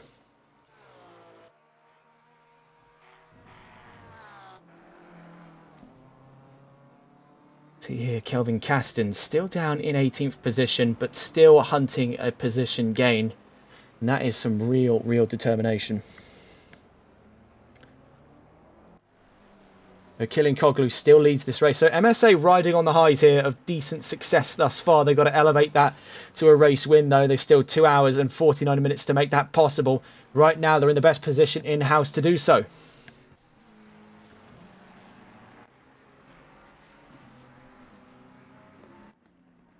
They've got that omnipresent threat at the moment of exclusive esports. They've got Nat Bennett in second. They've got Sukup in fourth. We saw just then as well, Meeldijk still inside that top 10. They've also got the dark horse, as it were, the Northern Lights team, Jussi Virolainen and Umut Özer, that have been pretty consistently in there, inside the top 5 all race long. They now make their run to the pit lane, so we'll possibly see Virolainen make their way back onto track very soon. We'll catch up with the 71 later on then, as we see the pit lane becomes ever livelier. Nat Bennett's going to move up into second position then, staying out for one more lap on Ozer. Connor Letford and Matthew Williams there in the fight for 5th position. We'll stay on board then the attacking car of the two, that being Tempest Motorsports' Connor Letford. They hunt down Fats GT's Matthew Williams.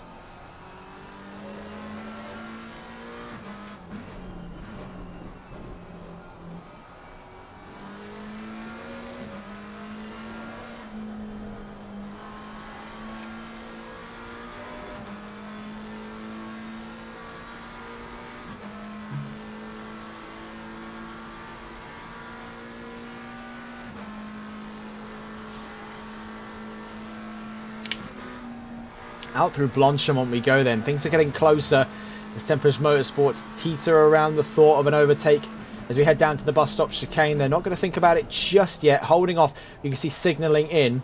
So Williams is going into the pit lanes, and so too does follow him is Connor Letford. So that's not really a battle for 5th anymore. It'd be a battle from the pit lanes if you can make that sort of work. But both of these drivers following each other in. Ozer ahead of them is in 4th. So 4th, 5th and 6th all in the pit lane. John Williams is 20 seconds away. Will he be following them into the pit lane? We can see now this is where the wave of pit runs begin, amongst some of the last ones we'll see all race.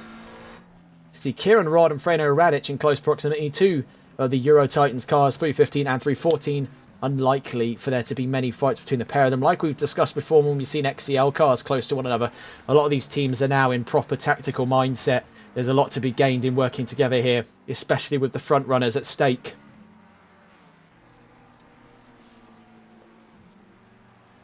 So some real working opportunities to get a lot of those cars not only inside the top 10 on track, but inside the top 10 in the overall standings. Going ahead and take a look at those standings again, you can see that with the MSA 414 out of the effective points to maintain their position, XCL have a golden opportunity to usurp the championship lead past the halfway mark and going into round 5. With all 3 of their cars inside the top 5 in the championship standings. Tempest, who are on a pretty decent race as far as things go at the moment, maybe not so much as they were back in Barcelona, but are still doing very well, and amongst the adversity of it, have an opportunity to gain positions as well. NLR's number 5 car definitely has the opportunity. Louis Baptiste is inside the pivotal top 10 positions. The Euro Titan 696 car is the only one at the moment to be in and around that top 5. We can see the 315, of which we're following with at the moment, Freno Radic and Jack Giles, have the opportunity to usurp K1 for their position in 8th place. So there's plenty of opportunities on the table here. And of course, we would like to remind you now that we're past the halfway mark of the race, is again another word from our sponsors for this race. Today's coverage of the NLRL Console Endurance Series is sponsored by Malwar Transport Incorporated, trucking and oversized cargo logistics specialists of Quebec. If you or someone you know are located in Canada and are looking for an efficient professional brokerage service for transportation needs for your business, visit their website on www.malwar-transport.ca. That's www.malois-transport.ca. So back onto the timing charts then. With 2 hours and 45 minutes left to go in this race, it has been very, very spectacular. And you can see that the adversity of these new pit lane runs has brought the field ever closer, with 8th, 9th, 10th and 11th all right with each other on track, and even all the way down to 12th there with Kieran Rodd in the 314. We want to see what's going on then with Turner and Gigi. They're very close to each other on track at the moment. Let's see if we can go and find an onboard with either of them. This is Wilson Gigi, one of the newer drivers to join the lineup of the Fatch GT number 123 car. He's with Matthew Williams in that Ferrari, sliding around Pouon at turn 12. A bit of trouble there. You see a big snap of oversteer, and he's had to correct it there. He's got Sebastian Turner hunting him down with the NRW Performance Ferrari. So we're about to see a battle between two of these 296s. This is for 9th position in the race. So the Frenchman's got his hands full here with Turner pressuring him for position as we head down towards turns 15 and 16 at Stavelot and Coeur Paul Frere.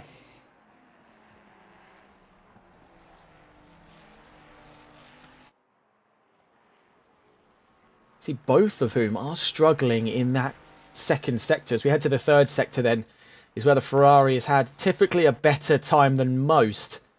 Is down around Blanchemont. It is a very decent car for carrying that momentum. You can see it's definitely among the more ambitious in that section of the corners. Heading towards turn 19 and 20. That gap still plateauing at around a second, but I think running deep there is going to invite Turner in. That is the much needed mistake that he needed there from Wilson Gigi. It's heading down towards turn 1. Gigi holds to the far left of the track, trying to deny any slipstream to Sebastian Turner as we head around La Source at turn 1. And see in the rear view there, that red and yellow, the AF Corsa livery on that 296, of which I believe that livery is the same as the one that competes in the real life 6 hours of Spa. Is gearing up for an overtake. By the way things have been going, they're at around half a second there. They could be closing in to striking distance very, very soon. You can see holding to the right side of the track. Wilson Gigi is adamant to cut off the toe of anyone who tries to get to the rear quarters of his car. And that has given him just enough breathing space to hold his own through Lacombe and Melmedy. Out through turn 9 we go then, down towards turn 10. Looking in the rear view mirror again, just over the rear spoiler as he runs deep around Brussels. Or Bruxelles, I have no idea how you pronounce turn 10. Sometimes it's called Rivage as well. Heading down through turn 11 we go. Turner is still pressuring Gigi. Down through Prawn we go then. Turn 12.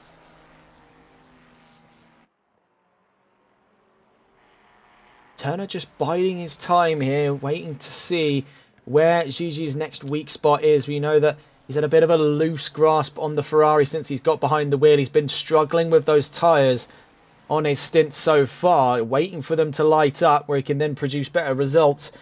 But he's backed himself right onto the sights here of an already experienced on this set of conditions, Sebastian Turner.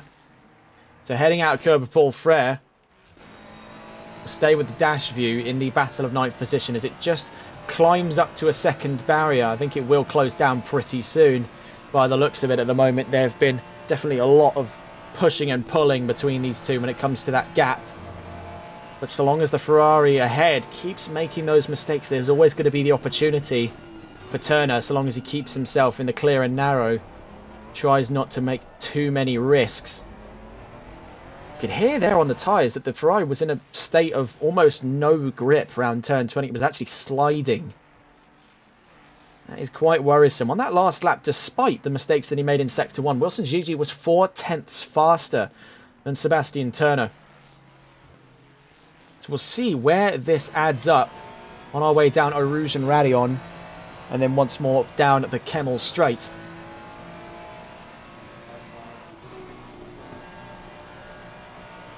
See, having to completely cut Radion now. That seems to be a recurring pattern for a lot of these drivers as the conditions continue to wear on. You can also see all of this fighting between the pair of them is only inviting in the distant at the moment, but soon to be not so distant pairing of Freno Radic and Kieran Rod with Euro Titans.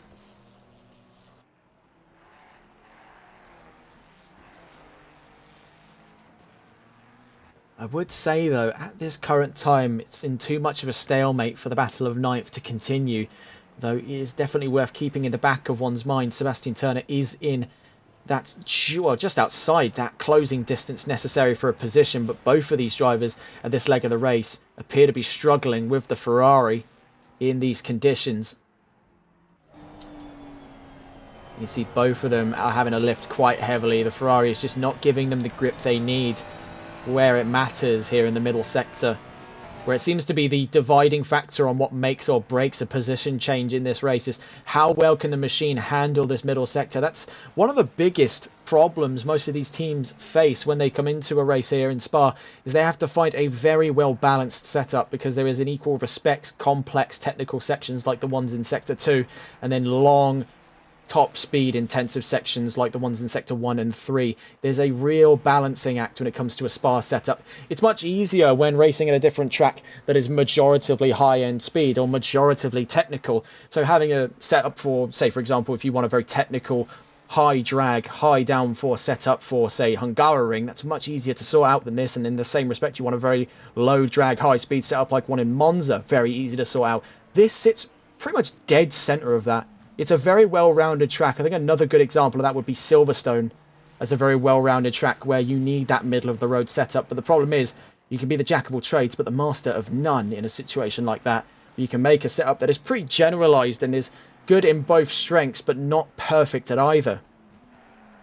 You end up with a car that sits pretty dead center, and that ends up giving you a very bog-standard average performance rather than the more specialized, exceptional performances we see these cars on when they're on a properly intense setup. Spa is an incredibly tough track to get those kind of setups out of. It's what divides opinion on racing at this track every now and again when it comes up in discussion. It is a track that nonetheless, like a lot of tracks in its legendary status, receive universal praise, and rightfully so. It's over 100 years of racing legacy. It's one of the most, if not the most iconic tracks in Europe, right up there with, say, the Monaco Grand Prix street circuit, for its level of recognizability, if that's even a word.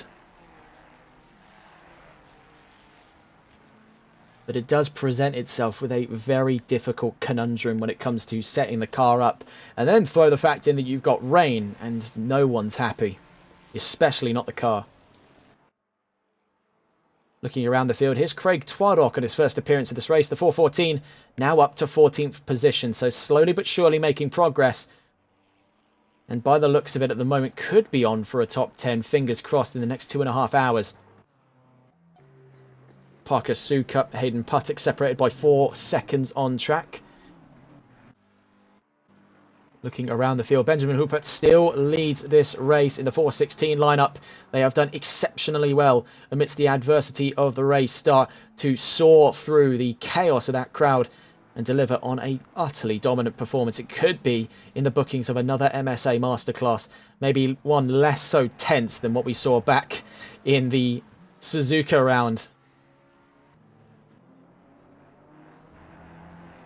Nat Bennett just looking to lap Kelvin Castens. He's got Jussi Virolainen 10 seconds behind him. So one slip from Bennett and that would be second position out of the question. Virolainen not too far away at all. Zolt Beefgartner is right on the heels here of Louis Baptiste. So we're going to stay on board this battle, and it seems to always be Tempest caught up in something. Every time we've caught them today, they've been in the midst of a battle for something. They've had a very exceptional performance for a privateer team to be so consistently in and amongst the fray.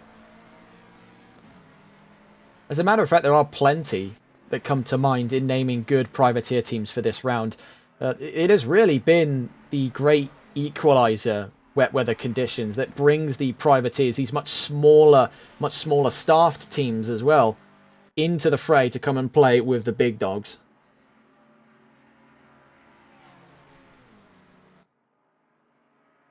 See in the background there, that's Wilson Gigi in 9th position. We're watching, though, the battle of 7th between Louis Baptiste and Zolt Beefgartner.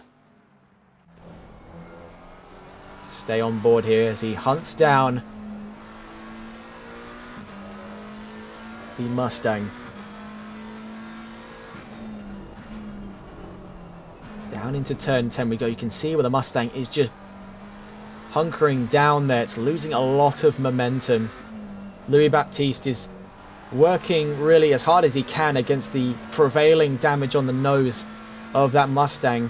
Not only is it generating drag in the straight lines, it's also not providing anywhere near as much effective downforce in the corners. It feels like the nose wants to lift up. Sort of like the old GT prototypes Ford made back in the 1960s. So he's getting the best of no worlds at the moment. With the damage over that nose, there will be the consideration then in the back of his mind and in the mind of the number 5 team and NLR Esports as to what do they do to address the nose damage. Do they sacrifice a few more positions in the next pit stop to fix that nose and have a better operating car for the next 2 or so hours of racing that remain? Or do they firm the damage and potentially lose out on more positions over the course of 2.5 hours of racing, not at 100% capacity? That is the conundrum being faced at the moment, but not for Tempest, as they've got a car that is practically factory new by comparison. Beefgartner, not having to deal with the dregs of damaged aero, is looking to hunt down 7th position off of Louis Baptiste, who I must say is doing a very respectable job to defend given such damage against the nose of that Mustang. It does make one wonder, what could this battle have looked like if there was no damage over the nose? That's a lot of woulda, coulda, shoulda. Right now, we just have to wonder what can happen.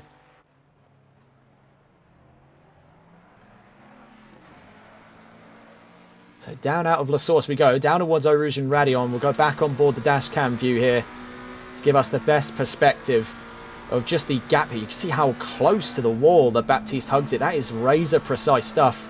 Both of them cutting Radion now. That's just become a pattern here that I don't think in an ideal world anyone is going to be taking that line anyhow.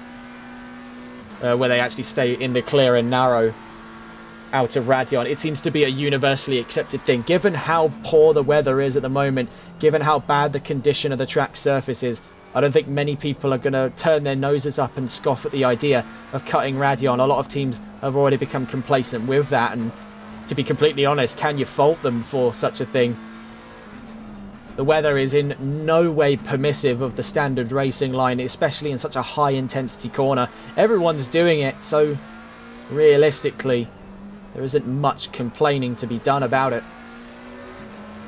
I think the drivers would be much more comfortable taking a little bit off of the racing line rather than slamming into the walls on either side of it, especially at Radion, where the car is almost flat. Out of Pool 1 we go, down towards campus, and these two are giving it a very good show here, to be fair. Baptiste, despite that aero damage, is doing a very good job to hold position up against Zolt Beefgartner. 2.5 hours approaching. We are 3.5 hours into this race, and it has been a very exceptional 3.5 hours, I must say.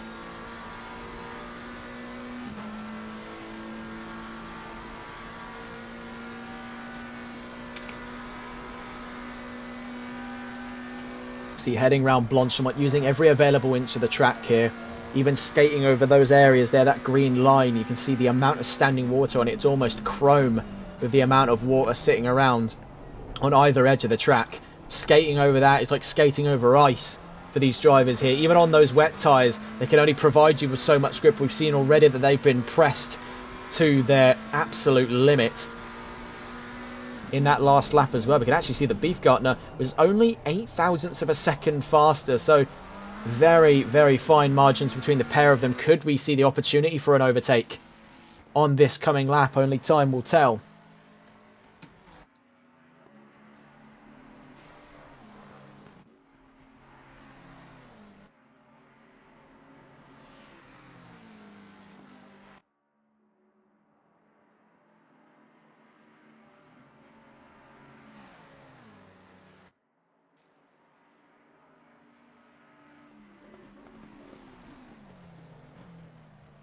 It was very, very close there between the pair of them. Just quickly taking note of something I said earlier on in the stream. Obviously, I was going to give a live update on the results currently going on in one of the many motorsporting events happening this very weekend. Of course, we've got a few to discuss. Of course, the Jeddah E-Prix is coming up very soon with Formula E. That's the third round of Season 11. We've got the Daytona 500 coming up this Sunday, of which there's already been the qualifying duels for. But one that's going on right now at the moment of this live stream is the second round of the World Rally Championship in Sweden. Right now, Elfyn Evans leads with Toyota GR. And Takamoto Katsuta only 3 seconds off in a very surprising performance by the Japanese driver. And Thierry Neuville furthest up the order for Hyundai in third ahead of Oyt Tanak and Kalle Rovanperä rounding out the top 5. It's been a disaster for the last couple of stages for Adrian Formo on his first Rally Sweden with Hyundai, as he's now down in 11th position after missing 2 stages due to a very heavy accident. It could be very likely the case that he retires from the rally, and that's mighty sad given how well of a start to the season he's had. But with around 14 rounds in the championship, I'd say it's definitely not over. Anyway, back onto the topic of this race, as we're only half a second between Louis Baptiste and Zolt Beefgartner. This is for control of 7th position, heading down into 19 and 20 here, the bus stop chicane.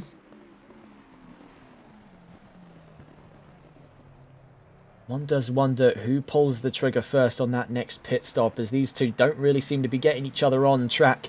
They're almost stuck in a perfect stalemate here.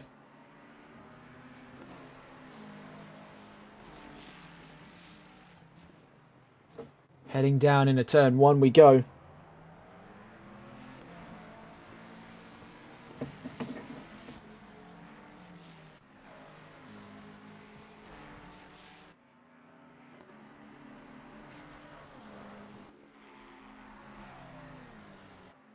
Now heading up through Eau Rouge and Raidillon again. They're getting ever closer. It's about a factor of a 10th a lap here as we head down the Kemmel Straight.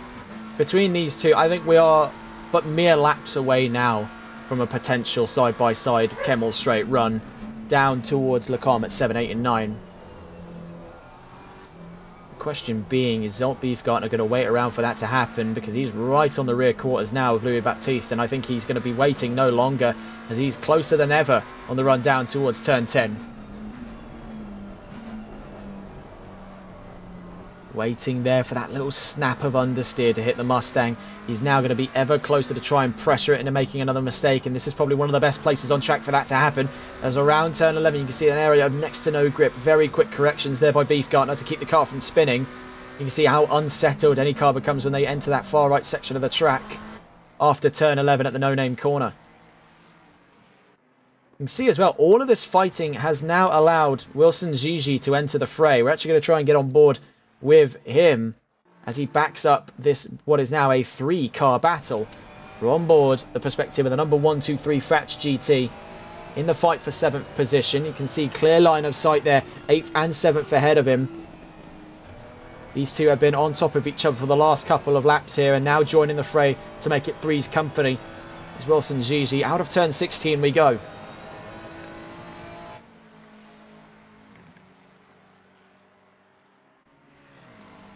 You can see it is absolutely next to nothing between these three. This is brilliant stuff from all three parties. Incredibly close. Both of them running wide, though, out of Blanchimont. That could invite Wilson Gigi to go side by side with Zolt Beefgartner around the outside, but Beefgartner goes to the inside and swipes across the rear quarter of Baptiste. That could invite Gigi into the fray here. They go up into 8th position, now right at the back end of Louis Baptiste, heading down towards La Source. What can Wilson Gigi do from the outside here as the gap starts to close off across the nose of his Ferrari? Heading down through turn 1, a little bit of contact between the Ferrari and the Ford. On the exit of turn 1, Wilson Gigi is still there, pressing Louis Baptiste for the position. Ran over the rumble curves as we head out of turn 1. Now round turn 2, heading to Eau Rouge and Raidillon. What can Gigi do?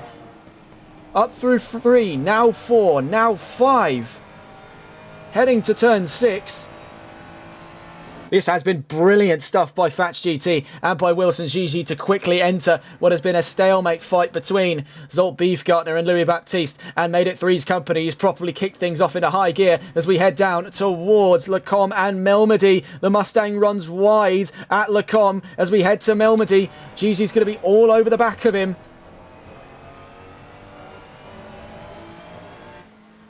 See, Beefgartner hasn't gone anywhere as well. This has reinvigorated his fighting spirit in the number 30. You can also see as well, telemetry is giving us the indication, so long as these three continue to battle, that Sebastian Turner and Freno Radic will soon enter the fray, making it a 5-car battle for 7th. But it looks like Gigi doesn't want to stick around for when that happens. Oh my goodness, it's a yellow flag out. Huge contact between Wilson Gigi and Louis Baptiste. Oh my word, Gigi has been caught properly off guard there. Was swept across the nose. Do we have an instant replay available for that fight? We can see, I think we've caught it just after the moment of impact. That's not particularly helpful. But that has really fallen apart for Wilson Gigi. He had a very good run into it and was just taken out of the fight there. Swept across the nose. Baptiste looked like he drove across the nose of the Ferrari. The Frenchman, Wilson Gigi, with Fats GT Esports, he's going to be incredibly gutted. He's down in 11th position. Fellow teammate at Fats GT, 223, Hans Hussen, in 16th position, 25 seconds from the nearest position up on track at the moment. We're back into green flag conditions then, as he rounds the start-finish line. Sebastian Turner, who was an observer to this battle before, has got a clear line of sight on the perpetrator in question. As it looks like Louis Baptiste has got even more damage to compensate with over the course of this drive. Zolt Beefgartner is now up into 7th. Louis Baptiste is vulnerable in what is the growing battle of 8th position. Now from the perspective of the attacking car, and a new introduction to this new fighting dynamic here at the back of the top 10. NRW Performances, Sebastian Turner. 2 hours, 23 minutes and 25 seconds left to go. Things are looking particularly interesting now as things go nuclear, with a lot of these battles kicking off into being proper pushing and shoving. And you can see Turner has to cut the entirety of Radion there. That got a little bit cheeky.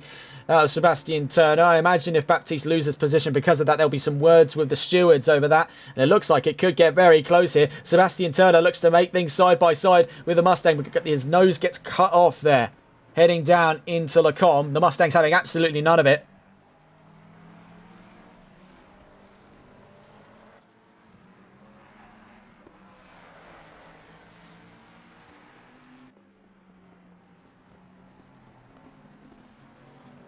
Something to note is the 788 is catching the 416. We could see in the next couple of laps a battle for the race lead. Right now, though, we're watching the battle of 8th position. Sebastian Turner attacking, Louis Baptiste defending. Ford versus Ferrari, as it was written, down into Pouhon then at turn 12.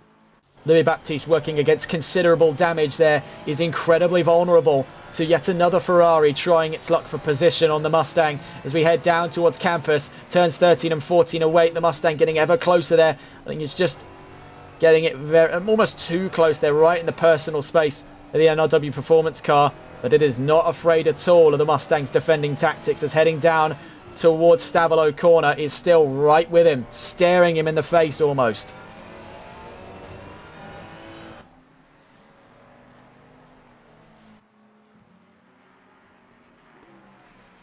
We also have note that Hayden Puttock has caught the number 789 car. There may be another battle on the way with that as well. We're still watching the battle of 8th position to see where things go between Turner and Baptiste as we head around Blanchemont corner. The Mustang is vulnerable, but the Ferrari's taking a wider line. You can see he had to correct there, lifted ever so slightly, lost a lot of the momentum that would have netted him a much easier run to the inside of the bus stop chicane, but he's still going to pressure the Mustang by putting himself in that position. He's forced the Mustang to compromise. Could we see a switchback on the horizon? Not this time around. You can see the battle of engines. The Ferrari will always lose it, sadly, as the Mustang just has so much acceleration at hand. It's not waiting for any turbos to spool up. That's all naturally aspirated American grunt there. That 5.4 litre, one of the largest engines in circulation in GT3, and is an absolute juggernaut. So let's see if we can go and find some of these battles we've been told about by members of our chat. we are led to believe that Sukup is being caught up by Hayden Puttick. There could be a battle on our hands there. You can see the physical gap between the McLaren and the Aston Martin for 4th position. We also have the pressing matter that Benjamin Huppert, the leading car with MSA number 416, is losing time to Nat Bennett in the 788. With exclusive, there could be a battle for the lead if this trend continues. Nat Bennett at the moment sits at around 3.5 seconds, heading into Eau Rouge and Radeon. We'll catch up with them later on. Jussi Virolainen's in a comfortable 3rd position. Is 13 seconds from the car ahead of him, 42 seconds from the car behind him, so very comfortable where it stands at the moment for him. Freno Radic is slowly catching up on the battle between Baptiste and Turner.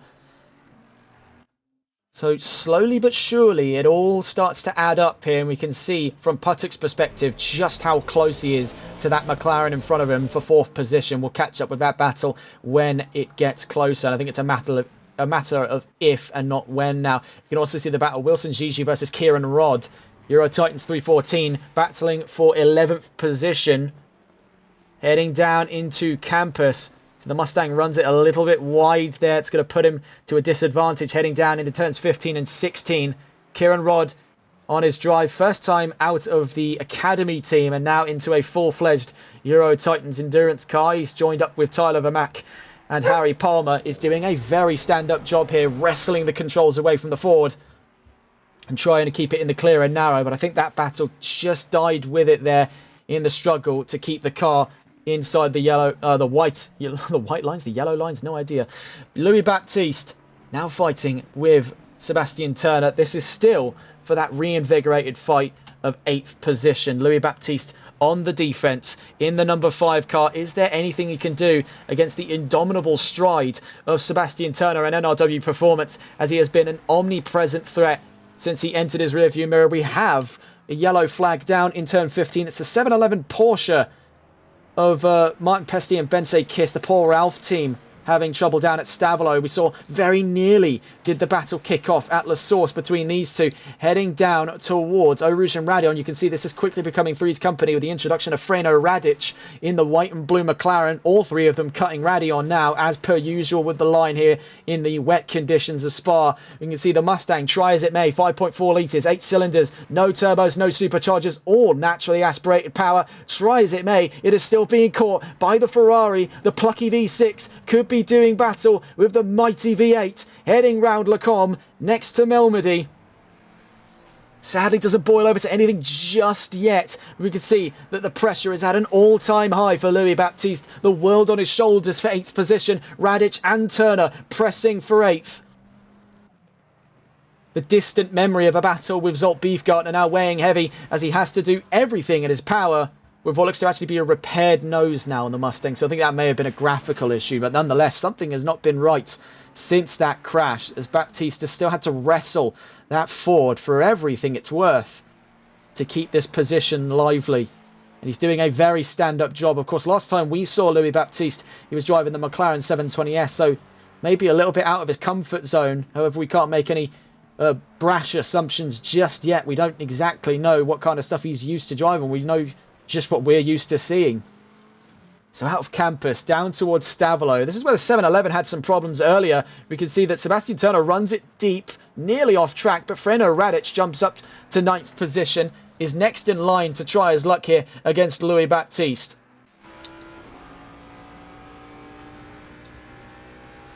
Heading down to Blanchimont.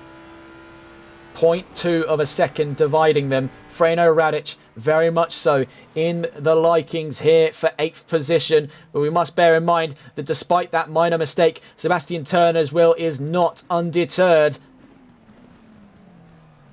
Oh, that got incredibly close there between the McLaren and the Mustang. That was barely millimetres. There goes Sebastian Turner into the pits though, as it's now become a company of 2. Louis Baptiste versus Freno Radic for 8th position on track. See if we can get the perspective then of the attacking cars. We just see scrolling across there was Turner heading into the pits. And there's Freno Radic, who's just managed to get the position up into 8th position round La Source. Oh my goodness me, we just managed to catch the trailing end of that move.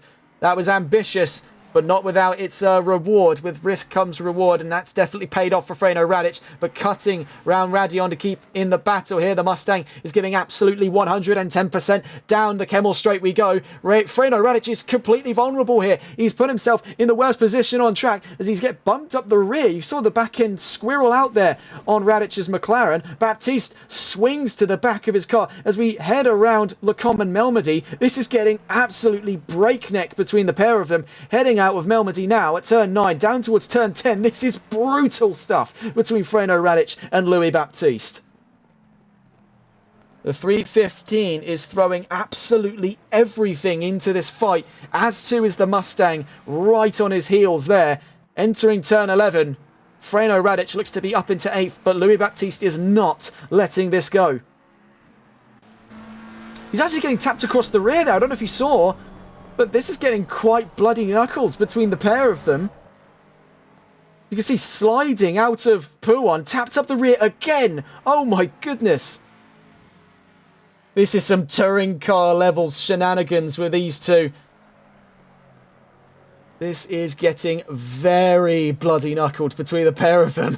There is some bad blood in the water with both of these two now after that move. Baptiste is furious over that move at La Source.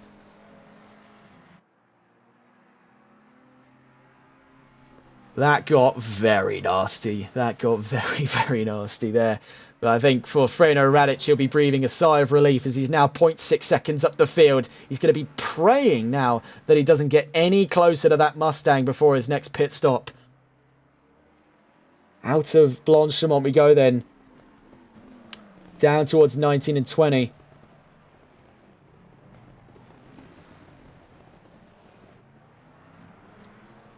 That got very heart in the throat kind of moment there. That was dangerous.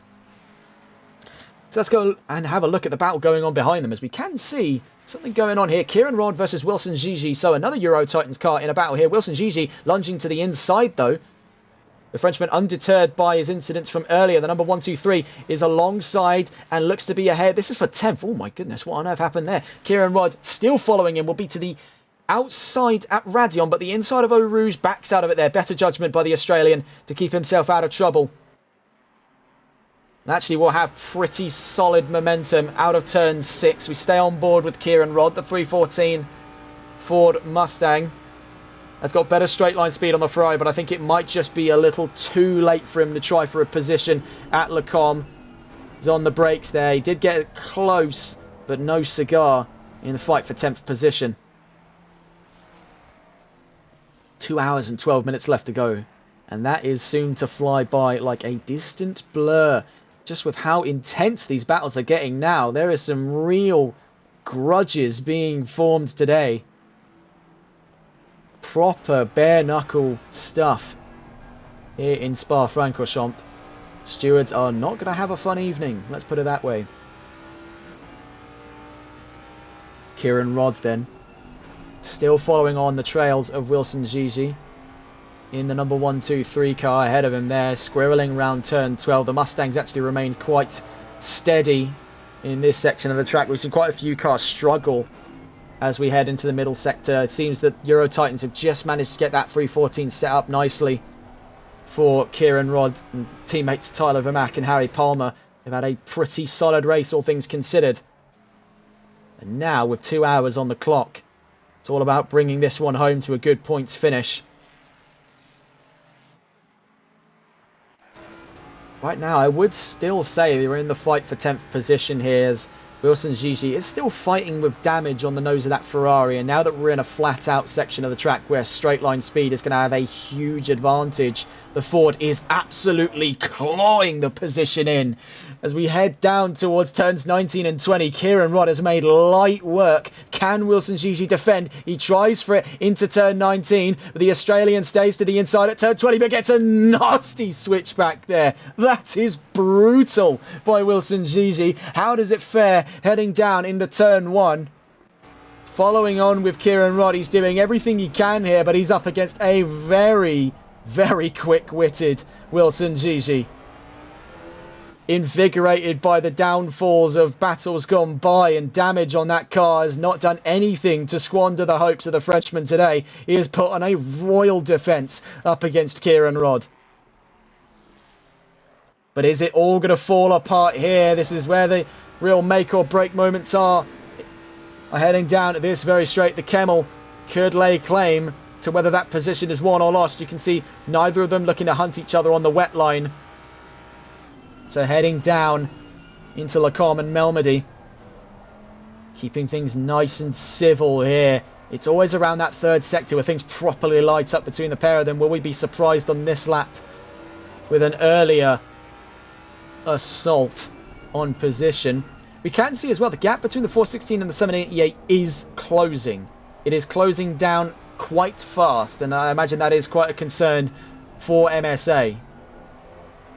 Much to the delight of Exclusive Esports.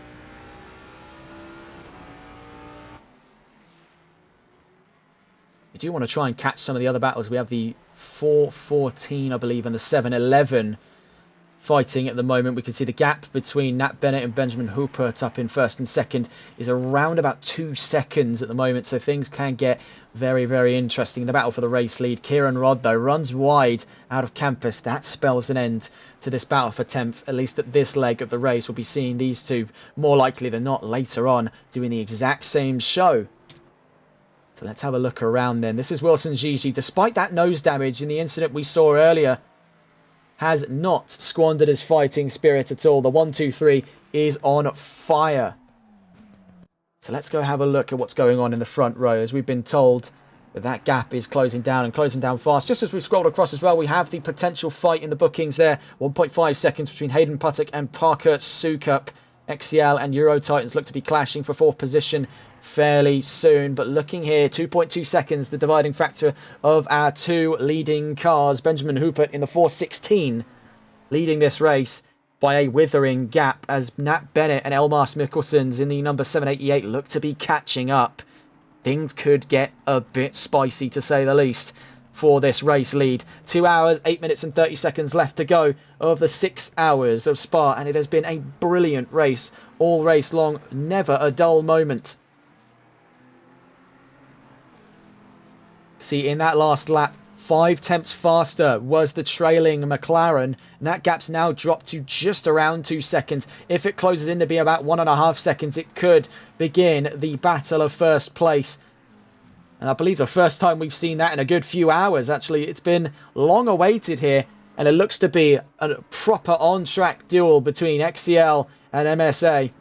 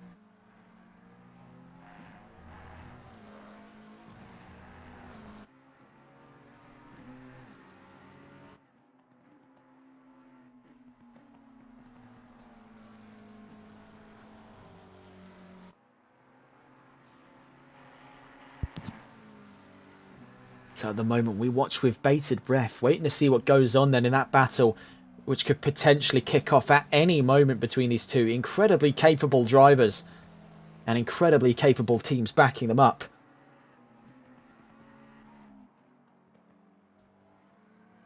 Catch up with them in a moment's time, as we do want to see what's going on. We've got also the perspective, so that's going to be very convenient when we do catch this battle, is being able to cut between the pair of them in such quick succession. Let's go and have a look, though, at some of the other battles we've been observing over the course of this race. We can see James Mason here in the number 114 K1 Esports Mercedes is now up into the top 15 positions. Hayden Puttock, 1.3 seconds from Parker Sukup, so that gap is dropping. There could be a battle for 4th position on our hands very soon. Let's see if we can get a look at what's going on between Kieran Rodd and Wilson Gigi. We're at around 2 seconds then, so that battle is yet to kick off. So at the moment, all eyes are on that front row. I think so, keep a very close eye on the back of that top 5 as well. Because right now, we could very well see the battle of first place on our hands. We'll stay on board then with the car soon to be attacking for position. That of Nat Bennett in the 788 McLaren. You can see as well the lights starting to come on now as nighttime slowly creeps in. We're at around 9 p.m. local here in Stavolo. I think with 2 hours still on the clock here, nighttime is going to quickly become a factor of this race. See a little bit of a slide there out of Lacombe, out of Melmedy.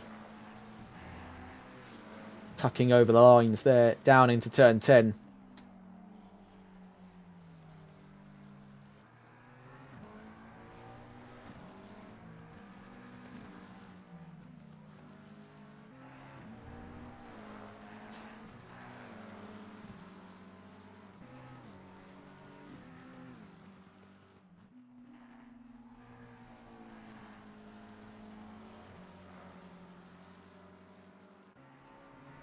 .7 seconds is the gap currently between the pair of them as we head round the middle sector.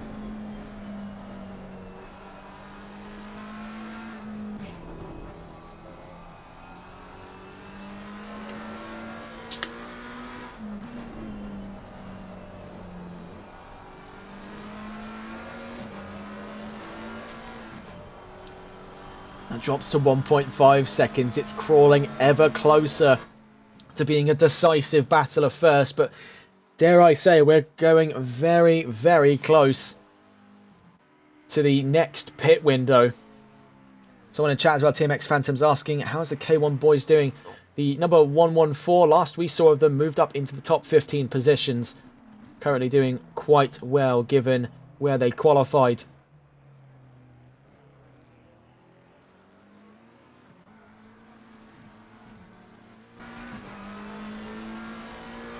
On that last lap as well, 3/10 faster, so Nat Bennett is closing.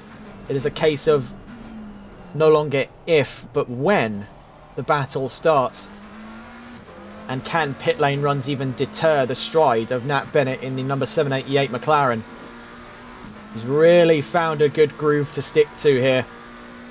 And as we head into the night, that could be the deciding factor between win or loss for Exclusive. They've been hunting a race win since the season start back I think a few months ago now by the looks of things. It has been quite some time since the season kicked off back in Imola. They've been hunting a win for 3 rounds going now. They were follow-ups for quite a few races in this championship. They're looking for a decisive race win, and it could fall into the hands here of this pairing, the number 788 of Elmar Mikkelsen's and Nat Bennett. You can see that it is getting darker and darker with each lap going now. That spray is not getting any easier to filter through. There's a great degree of anxiety across the paddock heading into the night time now. Visibility was already a concern in the daylight. One dares to think what horrors await here in Spa-Francorchamps as we hit the night time.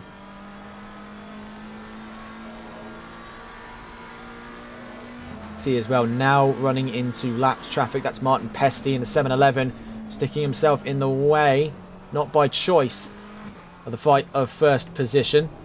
It's done little to deter the stride of the 788, but Pesty is going to have to try and find some way out of the way there. He's going to run it wide round turn 15 at Stavolo.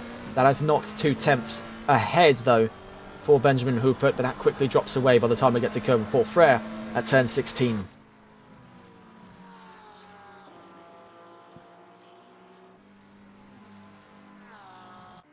So let's go on board the leading car then. Benjamin Houpert in the 416 with MSA Racing.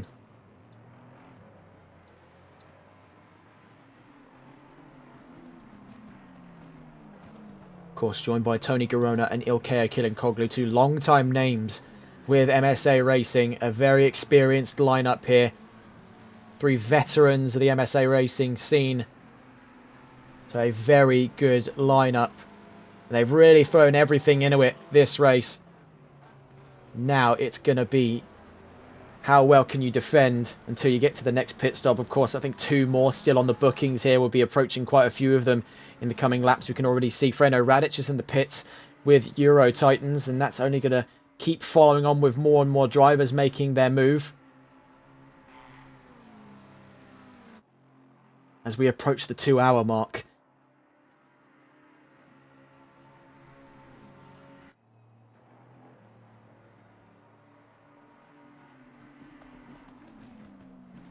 .0 seconds now. You are looking at the battle of first place as it just kicks off. Nat Bennett chasing Benjamin Hooper for position. Heading down towards turn 10 we go. This is where things start to get white hot between these drivers. Furthest up the order for any battle going at the moment. This is the big one, ladies and gents. The battle of the race lead befalling us right here, the hour and 59 mark, as we've got just under 2 hours of racing left to go. We're 4 hours in. Having a look at the overall running order as we start to see some drivers make an appearance in the pit lane. You're looking at the front row here. Nat Bennett and Benjamin Hooper separated by only around a second. Jussi Virolainen in third with Parker Sukup in fourth. Danny Mildijk in fifth with Zolt Beefgartner in sixth position. Louis Baptiste in seventh. Kieran Rod in eighth. Levi Warner in ninth. Ian Skeen rounds out the top 10. Craig Twardock with the MSA 414 is up to 11th. So very well done by the 414 given the adversity of that start. Freno Radic in 12th with Jörg Masser at 13th. Wilson Gigi in 14th as James Mason runs into the pits from the back of the top 15. Into the pit lane early against the drivers in front and behind them. The driver behind them, of course, Hans Hussen in the 223 Fats GT Ferrari in 16th position. Jan Bettentrup in the number 6 NLR Esports car in 17th.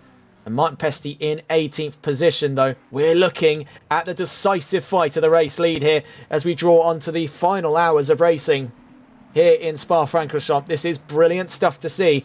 Bennett has been on the charge for the last couple of laps here. What can Hupert do now that he's forced into a situation where he has to defend for love nor money? MSA need this win just as much as Exclusive, but it could be side by side on the run down into turn 1. Nat Bennett is to the inside on Benjamin Hupert. What can be done then by MSA to hold off the stride of Exclusive? They're going to keep things going out of La Source. Now back to front and rear formation, but Nat Bennett is not letting go. Not at all here. We're watching with Benjamin Hooper. You can see just how close that the Exclusive car is to the back of the MSA. Having a look here. Here's the attacking car. Nat Bennett on the run down the Kemmel straight. And teammate Elmar Mikkelsens have got a lot to do here with an hour and 57 left to go. Right now it's all in the hands of the British driver in the 788 to try and take the race lead off of MSA Racing.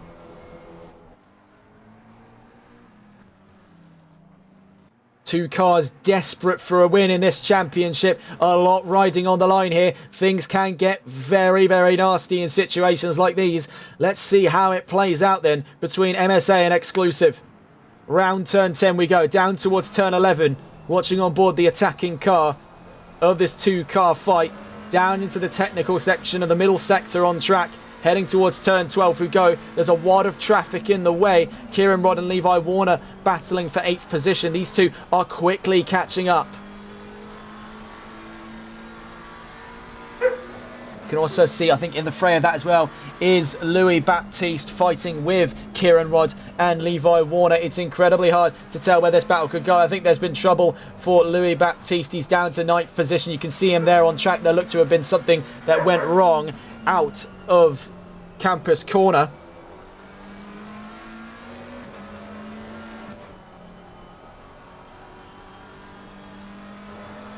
So out of Curva Paul Frere we go. They're going to quickly find their way into this fight, whether they choose to or not. Heading towards Blanchemont. There you can see Louis Baptiste just holding to the left-hand side. He wants no part in abiding this battle.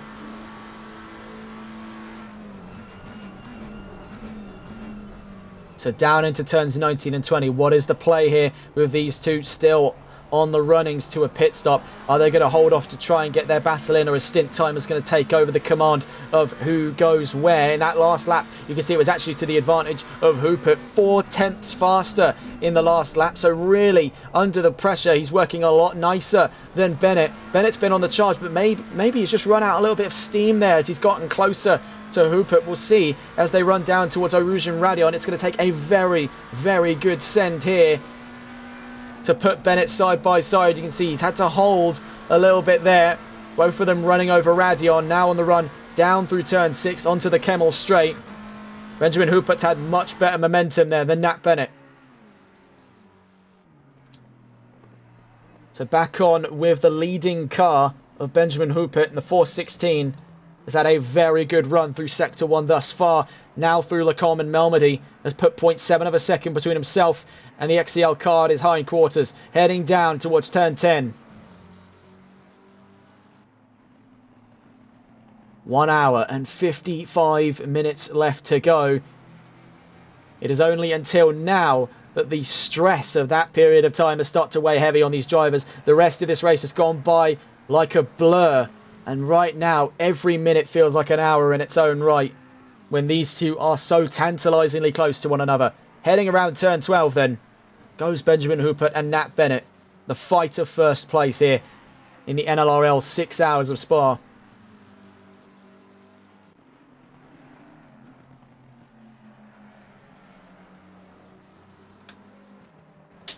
Round campus they go. They've got Kieran Rod for company. Is this going to hold them up in this fight? Nat Bennett, they're having to save the car from a spin out of turn 14. So around turn 15 they go. Benjamin Hoopert having to save the car from the spin there at Stavelot.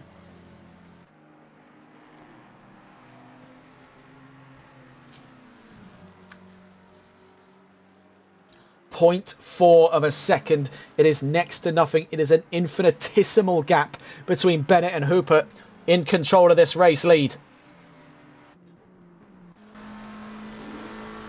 You can see here from the dash cam view just how close that gap is. What's the play-by-play now as we round towards the pit lane, almost duking for a run into the pits, as ahead of them there goes Kieran Rod into the pit lane. A drive-through penalty has been awarded there. Is that for Schwering in the number 5? That could be from bad to worse for the number 5 team. NLR have really had a race to forget then, if that is what I'm seeing there. A drive-through penalty for the number 5 Mustang of Til Schwering.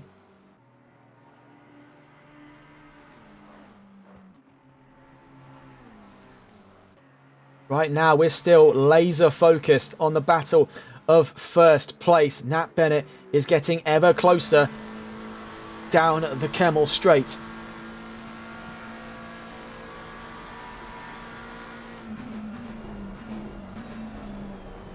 Down into Lacombe we go. You can see it is next to nothing, about 2, maybe 3 car lengths of a gap between these two leading McLarens.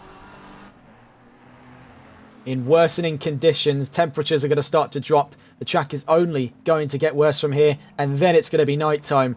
So these two are going to fight from day to night here, by the looks of things. It's 0.3 of a second as we head to the infamous no-name corner. So many drivers have had their race go wrong at this section of the track. Doesn't happen for either of these two. They storm through turn 11. Down towards turn 12 we go. What can Benjamin Hoopert do in circumstances such as these? Nat Bennett is not leaving anything up to spare. Constant pressure by the 788 as we head down towards campus. Looks to be angling himself towards the inside, playing a little bit of mind games here with the 416, trying to force a compromise out of the MSA.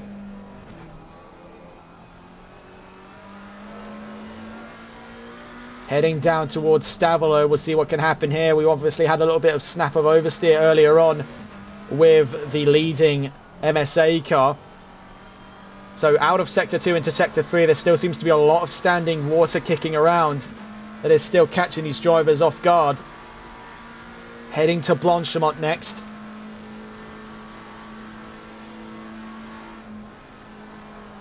Tiptoeing around that icy section of the track. I say icy, you know exactly what I mean by that. A lot of standing water on that runoff and can cost dearly if taken the wrong way. So round turns 19 and 20 we go at the bus stop chicane, closer than ever on the run down towards turn 1. It just keeps going, lap on lap on lap between these two, inseparable in the fight for first place. And they're only going to keep running into more and more traffic. Next is Levi Warner, 7th place car, only 2 seconds ahead of this fight, quickly becoming another obstacle in their path. Yellow flags are out. It's the number 6 car up Eau Rouge and Radion. There could be big trouble for these guys as they approach nearly flat out. Over the crest we go. There's the number 6 on the right hand side. Back into green flags there. There was a definite sudden pang of panic in my voice there. Any driver going off at that section of the track never usually means just the one. It is a very easy spot because it's a blind crest for more drivers to get caught up in the fray. Now we can see they're all being backed up a little by Levi Warner in the Aston Martin. They're quickly shoving to one side to let these two continue their fight down towards turn 10 we go. 0.3 of a second between both McLarens. You can see just how little grip there is for these two. Rounding turn 10, now down into turn 11. They're really dancing from corner to corner here, tempting fate with those tyres. 1 hour, 49 minutes, 50 seconds left to go. Round turn 12, Nat Bennett has been all over the back end of Benjamin Hooper, but it's been strong performances from the pair of them, but it looks to be getting ever closer. What can they do now when push comes to shove? Down to campus we go, very nearly a move for the inside by Nat Bennett. Now we can see the mind games taking full effect on Benjamin Hooper, already shoving to the inside line to try and keep Nat Bennett from getting into the fighting positions of these corners. Out of Stavelo, now to curb Paul Frere. Both of them taking a little bit of runoff for good favour, but sticking very close to that driving, not to that dry line, to the slipstream line generated by the leading car. Now as we get towards Blanchimont, on him like a bad habit, here is Nat Bennett. Heading down towards turn 19 and 20. This is where we could definitely see something kick off here between the Exclusive and the MSA. He's trying for it at turn 19. A little bit of contact, a bit of pushing, a bit of shoving between Hooper and Bennett. There's Levi Warner observing the fight for the race lead, but Nat Bennett is still alongside and looking to be to the inside at turn 1. Nat Bennett looks to be moving into the lead of this race. What can Benjamin Hooper do? Heading out through turn 1 at La Source. He's powerless to the advance there. Now leading this race is Nat Bennett in the 788 Exclusive car. But that battle for first is far from over. Benjamin Hooper is right on him as we head up Eau Rouge and Radion.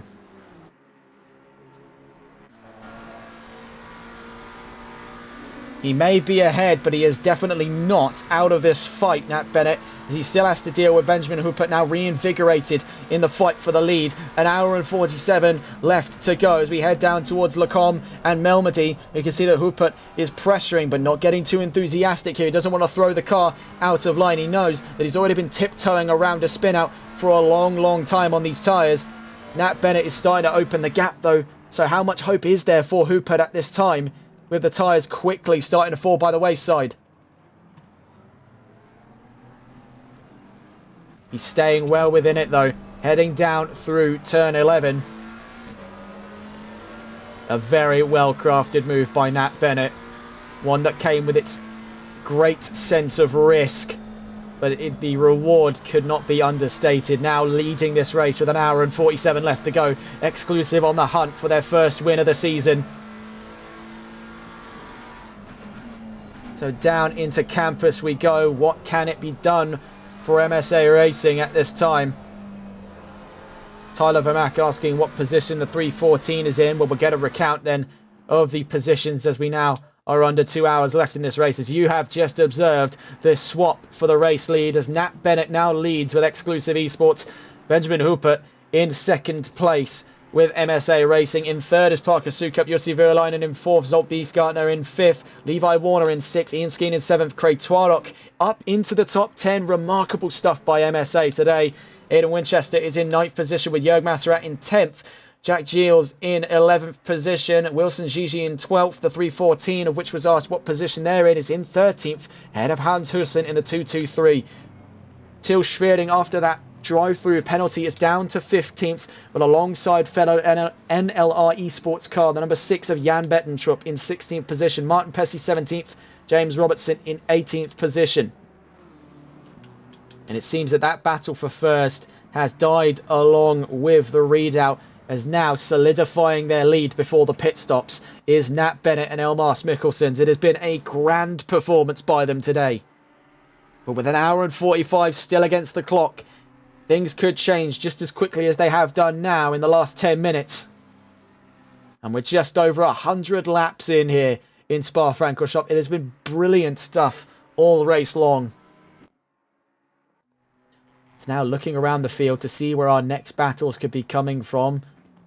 As you see at the moment, Ian Skeen was in the frame of that front row battle, but watching from 6th position, nearest car to him, Levi Warner, who is in the pit lanes as we speak. Speaking of, there is Levi Warner in the number 23 Aston Martin on their run into the pit lane, second to last pit lane of the day for the number 23 car. Wilson Gigi and Harry Palmer are 10 seconds apart. No anticipated battle yet.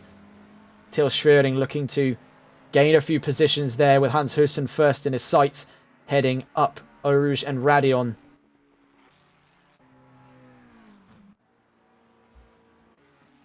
Craig Twardock also joining us in the pit lane as well in the MSA 414. They've had a very solid comeback drive, especially given that bizarre race start.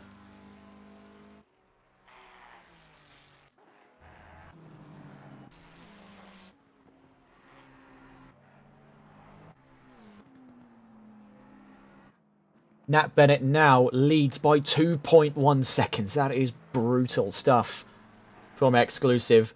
They've been waiting for this golden moment all season long, and right now it's in their hands. This is the perspective of last round's race winners. The number 30, the Tempest Motorsport team, currently behind the wheels of Beefgartner. The 114 car with K1 did run into some trouble down at turn 12. There was a temporary yellow flag out for turns 12 into 13. That just quickly resolved itself. So this is the perspective of last round's race winner, Tempest Motorsport. We'll load up the previous winners of this series so far. NLR, MSA and Tempest have all shared in leading wins in the last 3 rounds. It looks to be a 4th name added to the list if XCL can keep this momentum rolling for the next hour and 3 quarters.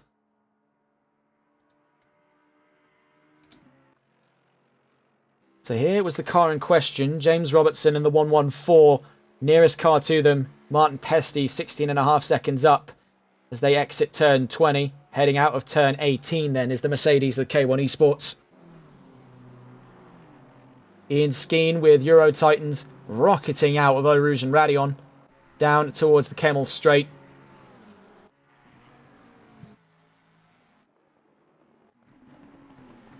Till Schwering there getting past, trying to unlap himself from Parker Sukup, but to no avail, having to run deep into turn 20. Aidan Winchester on his heels there as well. And with that battle concluding itself for the race lead, we are left in a bit of an awkward moment. We were expecting things to divide around the midway mark, but with 2 more pit stops left to go, we are kind of in that moment now where a lot of the battles have spread out or are too far apart to be considered battles in their own respect, but you can definitely see where a lot of them will be coming from in the next sort of hour or so of this race. Definitely keep an eye on these 3, Aidan Winchester, Jörg Masserat and Jack Giels.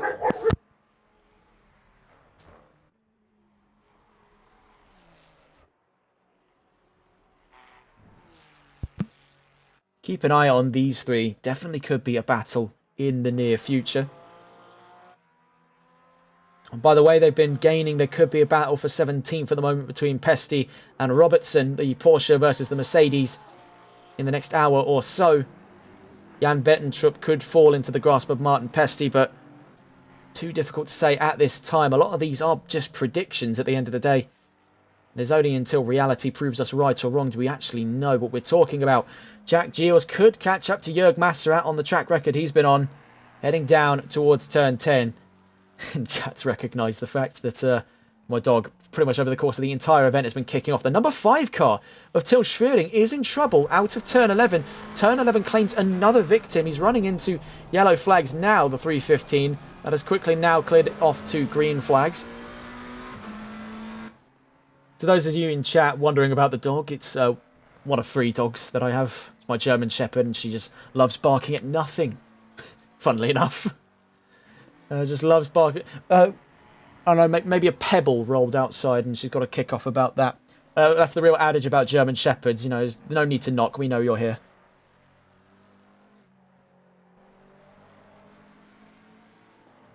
I've been keeping a close eye on them over the course of this event, of course. An hour and 40 then left to go. It has gone by so quickly. And here's 2 of the exclusive cars, 789 and 787. 3rd and 7th. But the other, the 788, leading this race then, Nat Bennett and Elmas Mikkelsens. You see Parker Sukup then coming into the pit lane from 3rd. And there we can start to see our second from last pit stops begin. Here's the perspective of Umut Oza towards the end of this stint. Benjamin Hoopert has actually brought that gap back in from 2 seconds. It's at 1.8 at the moment. Could he find the willpower to reinvigorate this battle for the race lead? I'd say it is far from decided with this much time left in the race for us to be calling who's going to win and who's not. Because I'd say it is absolutely still in the court of both of these teams to fight all the way to the checkered flag. Hoopert's towards the end of his thread when it comes to this stint at the moment. And that car is definitely reflecting a state where it has been pushed to the absolute all race long to stay in the lead. Withering down with time here. We'll see exactly what his teammates can do when they swap in for the next 2 stints of this race. Bear in mind, it is a very strong lineup in both corners here. In the 416, you've of course got Tony Garona and Ilkay Kilinkoglu, 2 very strong drivers with MSA. Benjamin Hoopert has also put on a grand job all race long to pull his weight in the MSA 416 lineup. And then, of course, in the other side, in the other corner of this ring, as it were, is the 788 Elmas Mikkelsens and Nat Bennett, who have been a very effective duo every time they've been placed in the same car. Nat Bennett now, from the lead of this race, comes into the pit lane. We've also got word through as well. Tony Garona will be the next driver into the 416. So as Hoopert follows Bennett into the pit lane, it'll be Mikkelsens in on the 788, Garona in on the 416. So this is going to go from red hot to white hot between these two. As now these drivers get to hop back in, reinvigorated after a break. And on brand new tyres, this could get very interesting. So more to follow from the battle of the race lead. At the moment, we're watching at the moment with Aidan Winchester round Blanchimont corner. The 787 looking to unlap itself from the race leaders who are making their way down this incredibly long pit lane.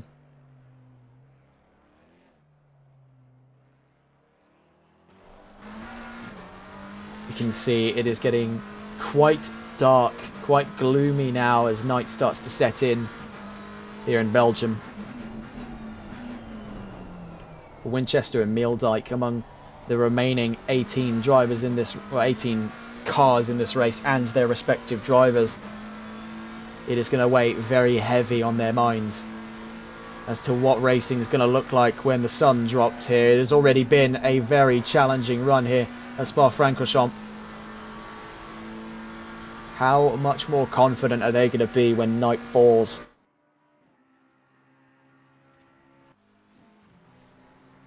You can see they're pretty close on track at the moment. Jack Giles and Connor Letford, 2.6 seconds away from one another.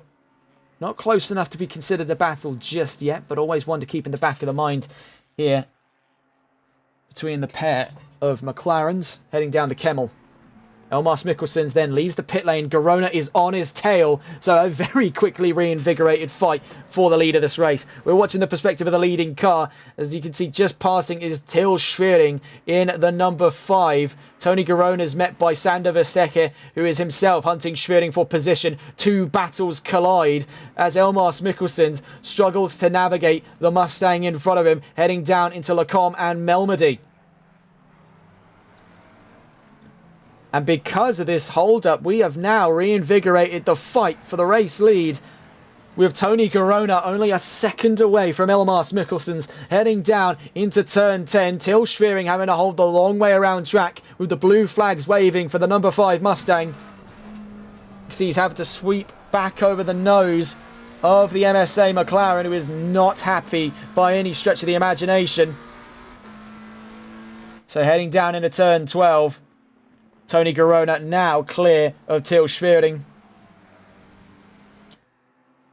1.3 seconds. He's going to try and close that gap down for love nor money. He's incredibly frustrated by the hold-up. And you can see as well in the background, Sander Verstecke gets the leg up on Til Schwering, up into 14th position.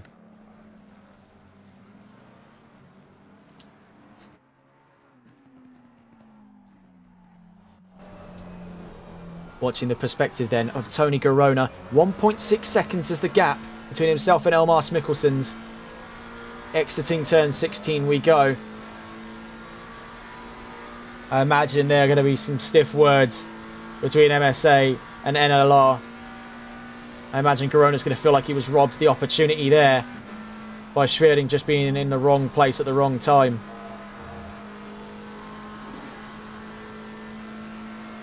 Heading into turn 19 and 20 then, it's going to take a really ambitious next couple of laps to put himself back in the fighting spirit. So out of turn 20 we go. Gap currently sitting at 1.2 seconds. So he's managed to close the gap down at least a decent way. You can see of the two, was faster after he exited the pits by about a second. And as the way it stands, he's still 1.5 seconds off leading this race. See, only 5.6 seconds away is Umut Oza, but we must consider they've yet to take another pit stop. Hour and 34 left to go.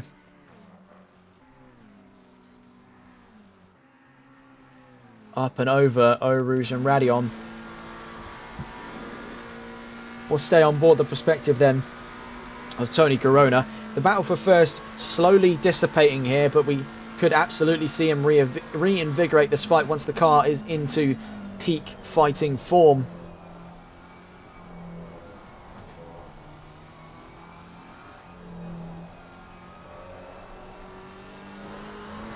That gap starts to open to 2 seconds. It is going to take quite an ambitious drive, as I said, for Garona to put himself in fighting position against Mikkelsens, who seems to have entered this leg of the competition absolutely firing on all cylinders in that 788.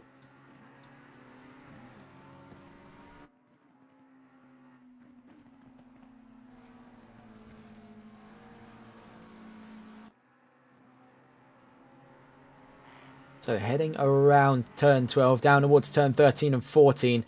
Gap still sitting at 1.7 seconds. It's dropping to 1.6. Will it bounce back up? Seems to be very slowly crawling back in favour of Exclusive as it drops back down to 1.7. See, very, very finite stuff between the pair of them. Almost a tenth gained and lost in most corners. So I'm really curious to see what that lap time is going to look like when they cross the line at the end of lap 105.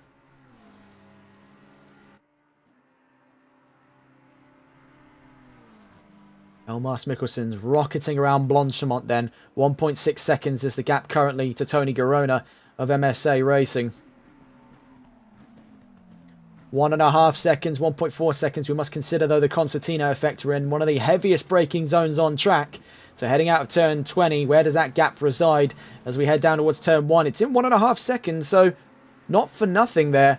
With only a 10th difference in overall pace, it could bounce back in the favour of MSA. I'm saying that the likelihood of a battle for first is absolutely still on the table here. All it would take is effectively one slip from Mikkelsens to put him in the fight for first. Moreover, seeing that Girona has made up time since Sector 3, it's not off the table to suggest that there could be a battle in the near future. With an hour and 30 minutes still left at play, this is 100% possible. As for the likelihood, well, we just don't have the metrics to provide on that. 1.3 seconds is the gap, though, so you can see in a straight line, Girona is faster, or at the very least is carrying much better momentum out of turn 5 into turn 6 and up the Kemmel Straight. Either that, or he's just been able to light the tyres up and has now got much better temperature than that of Mikkelsen's. But it has been brilliant to see these two rocket out of the pit lane, properly fired up. You can see shooting fire, burning the tyres up. Proper 110% effort on pit exit to bring us back into the potential of a new race lead fight. 1.3 seconds as we get round turn 12. That gap could fall or it could raise. It is totally up in the air right now. Just given how close these are to matching one another for pace. You're looking at gaps no greater at this point than around a tenth of a second. I'd be surprised if that gap is any higher in terms of pace between the pair of them. These are two incredibly well-matched drivers. And if this is any pattern to follow, this is going to lead us into what could be a very grand race finish.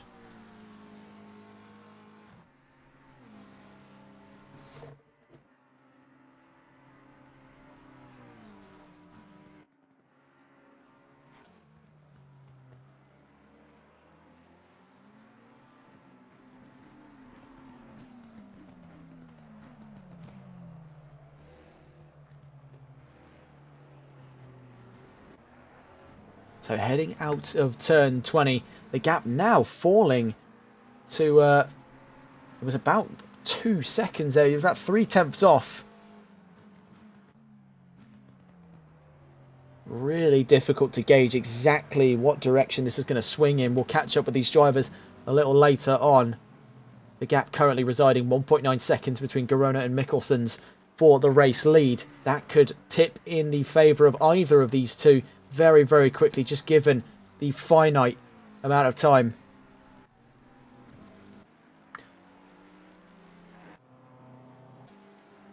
See, Jake Goldman only 2 seconds ahead of Ian Skeen. There could be that fight for 4th position very soon, as Skeen is making time up out through Blanchemont. Found about 0.2 of a second there. It's dropped back to 1.9. We're sitting just at around 1.8. There seems to be a lot of confidence with the 696 car this late in. The Aston is still proving to be a very strong choice for wet weather racing. It's been consistent and stable all race long. It's been able to give Puttock and Skeen a very good fighting chance here inside the top 10.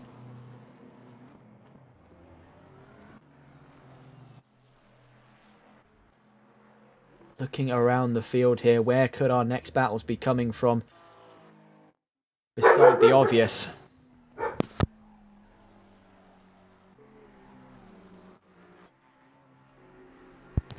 So just as the case of the leading pack, we also have that battle for 4th position.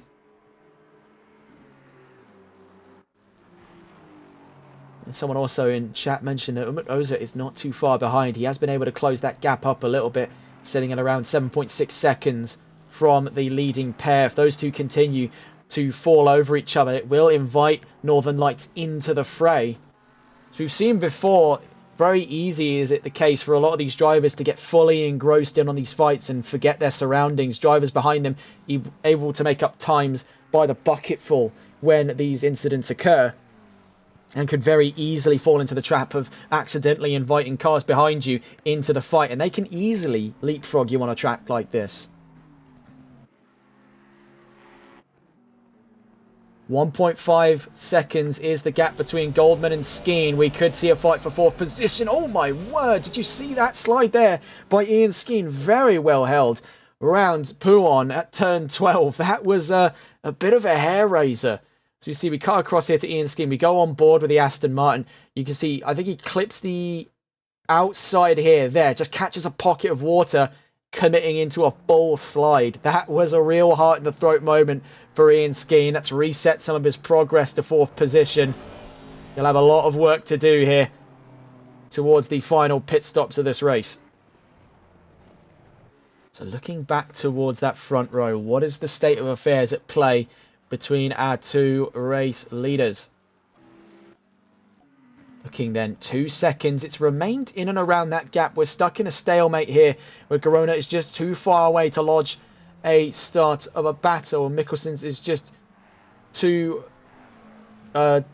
close, I should say, to start lifting and relaxing and getting himself into a flow. There is that constant pressure of the car behind him. Now, we know drivers operate completely different from one another, so for all we know, Mikkelsen's could be right in his comfort zone here, but I would make the assessment that he is too close to the car behind him for him to relax at all, especially with such a long period of time as this, an hour and 26 still left to play for. There is no time to relax, and at the same time for Garona, he's just too far away to start fighting. So they are locked in a stalemate for all intents and purposes until the next pit stop. But it is going to carry on. The ball is just going to keep rolling. I believe Bennett will be back in control of the 788. We could see Akilin Koglu get behind the wheel of the 416, reinvigorating a third stage to this fight that has carried across what will soon be 2 pit stops of these guys being incredibly close to one another. For the time being, we'll stay on board with the perspective of the number 696 of Ian Skeen and Hayden Patek in the Euro Titans car. They have done a very good job all race and could be putting themselves in a position to fight for 4th position in the next hour and 25.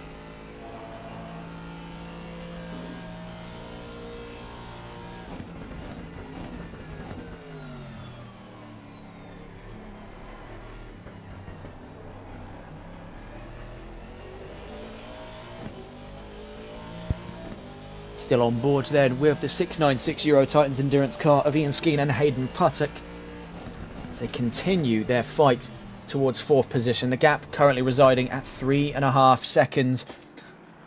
So the hopes may be relying on this next set of pit stops to reinvigorate the final stage of fighting here for 4th position.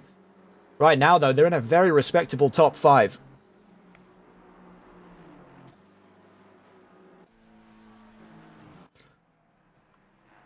Elsewhere for Euro Titans, Harry Palmer under threat from Marcus Carlos in the 414 Ferrari. There could very well be the battle very soon for 12th position.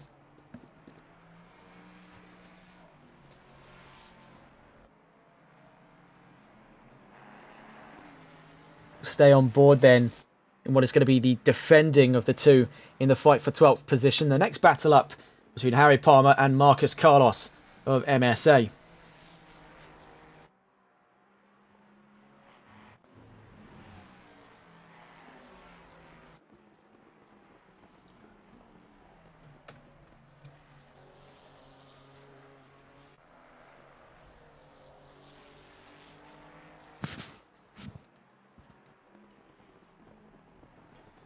See, that gap has dropped to next to nothing in the span of only 3 corners, as now exiting turn 16. We're under that pivotal second gap. Palmer is vulnerable to the advance here of Marcus Carlos. He has really made leaps and bounds over the course of this lap to put himself in fighting stead for 12th position. It has been a remarkable comeback drive by the 414. And currently the 314 fighting for 12th is the next in the sights here of that Ferrari.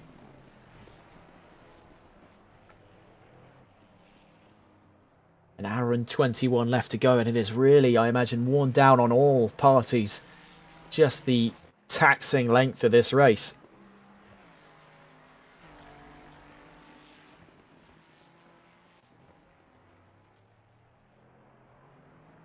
Almost sliding it there out of turn 1. Goes Palmer. The trio as well of Palmer, Rod and Vermaak have done remarkably well, given the highs and lows that this 6-hour race has thrown at them, to be putting themselves ever closer to a top 10. Right now, I think it's just about holding on to where you can be and hoping all goes well to put yourself closer to where you want to be. Because at the moment, they are, well, I wouldn't say powerless. They're definitely in the power position to fight for 12th, but against Marcus Carlos, who is closing down at a rate of knots, the 416 is in trouble. Oh my word, this could go horribly wrong here. The 416 in trouble. Let's just quickly find on board. That was the one in the fight for the lead of this race, if memory serves correctly. The 416, yes, Tony Garona ran into trouble out of turn 12. The gap now between Garona and Mikkelsens sits at 12 seconds. This now reinvigorates the fight for second position. Umut Oza is all over the back of Tony Garona. So things have gone suddenly awry for MSA. That has been much to the sigh of relief from Exclusive, now leading this race by double figures, nearly 12 and a half seconds for Elmas Mikkelsens. But Umut Oza has been given this opportunity to hunt down second off of a wounded Garona, heading down towards turns 19 and 20. This has suddenly reinvigorated the podium fight. Garona round turn 20. Oza on his heels will go on the perspective of the attacking car then in this fight. Watching on from behind, I believe, was Williams. We now see the perspective of Umut Oza in what has been an incredible performance today by the Northern Lights racing team. The two-man squadron of Jussi Virolainen and Umut Oza have properly put on a show, holding on to a very respectable third place amidst what has been a proper all-out war between MSA and Exclusive.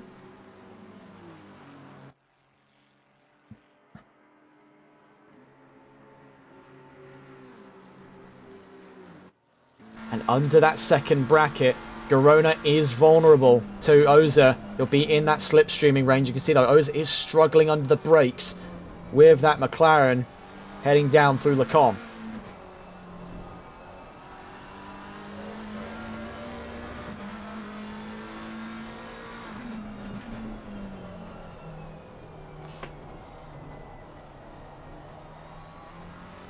So out through turn 10 into the no-name corner.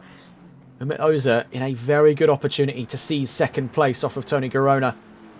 He's definitely lost a little bit of steam there after his slip up at turn 12. This very section of the track right here is what took Garona out of the runnings for the race lead here. Is it going to be second time for him? No, not this time around. You can see he's definitely had to compromise that line. He's not going to try and make the same mistake twice in this race. It's already cost him the charge for first place. He's not going to try and make this cost him second, not immediately at least. But Oza's not going to be waiting around for much longer. Very enthusiastic to get the position up, and very, very soon. So around Stavolo, already having to defend second. Tony Garona on Umut Oza.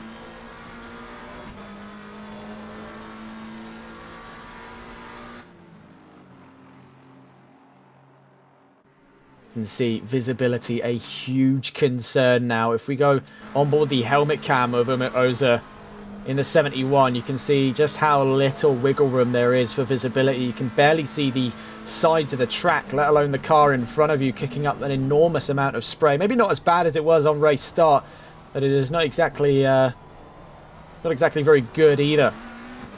And all the meanwhile, despite being in 11th, you've got John Williams pressuring position to try and unlap himself right behind. Of the two, though, Oza is faster than Garona on that last lap. So that is leaving a very good sign for the Northern Lights racing team that they could be in the fighting positions here for second. They're right with So heading up Eau Rouge and Radion. Out towards the Kemmel Strait. We'll see where things add up. As now out towards a second barrier here. Tony Garona has put himself in safe distance to Umut Oza on the run down towards Le Carmen Melmedy. So the fight for second temporarily dies off, but we'll stay on board as we head down into that middle sector where it seems that Umut Oza is making up a great heap of time.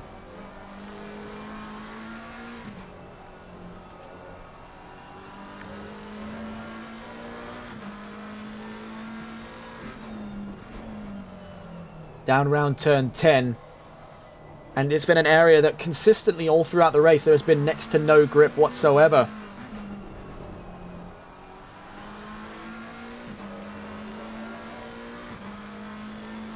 They're navigating it with great expertise between the pair of them.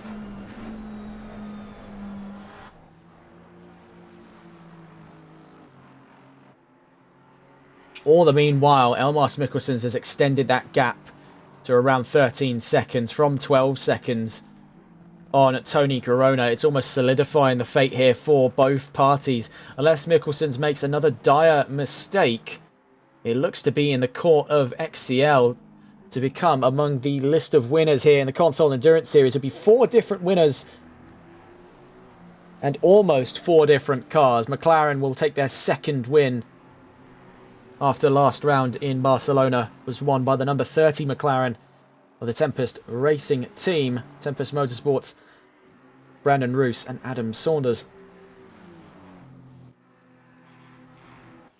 See John Williams, they're getting very lofty around Blanchimont. That gap is starting to close down between Garona and Oza. But is it enough to consider it the battle for second place? It's getting very close to falling into that margin. You see though, of the two, Garona had a very good exit. Oza 4/10 slower on that last lap. So not a particularly good sign for Northern Lights unless something really goes wrong now for Garona. There seems to be the status quo just around that margin to be fought. And then just gets away in the middle and final.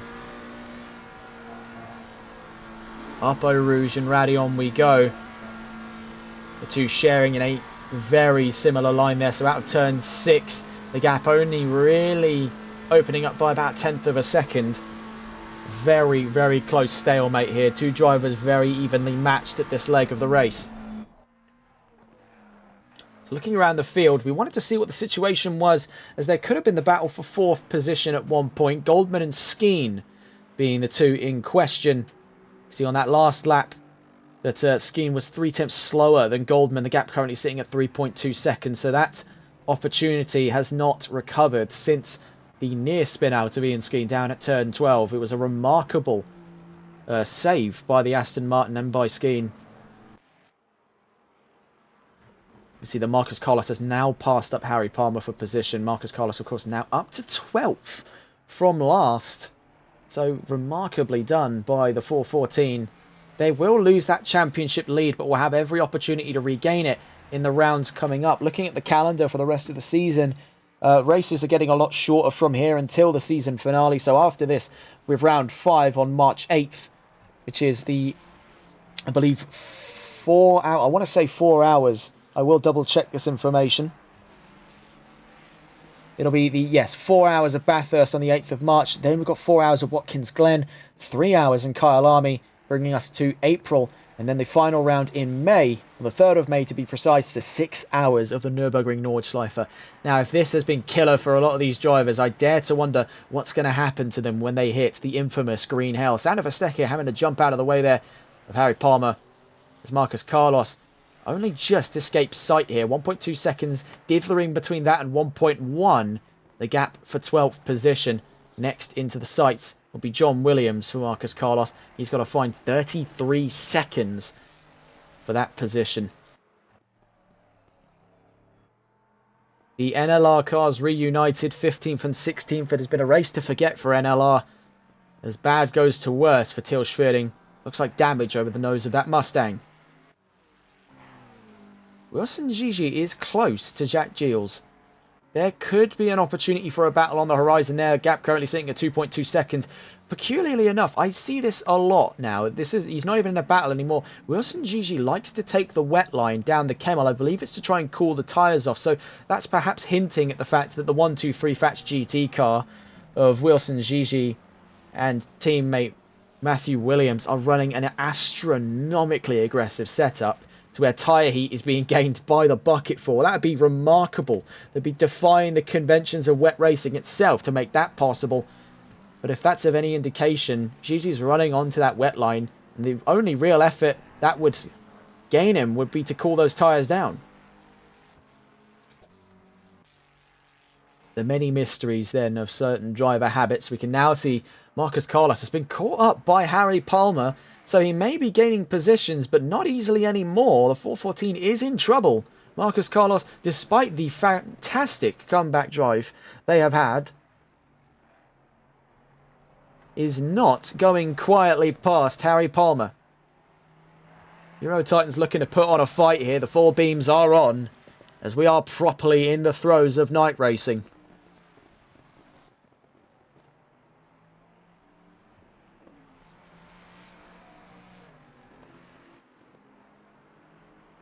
Heading out of the infamous no-name corner, turn 12.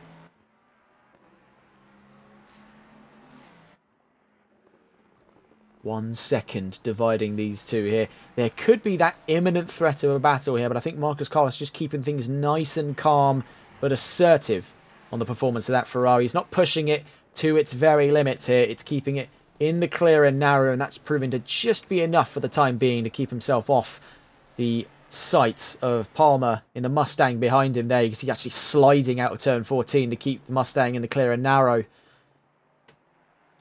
So whatever it is he's doing just enough of it. Jörg Masserat comes into the pit lanes then. We're amongst the final pit lanes for the pit lane runs for this race. First among them for the finals. Jörg Masserat, 777 NRW Performance.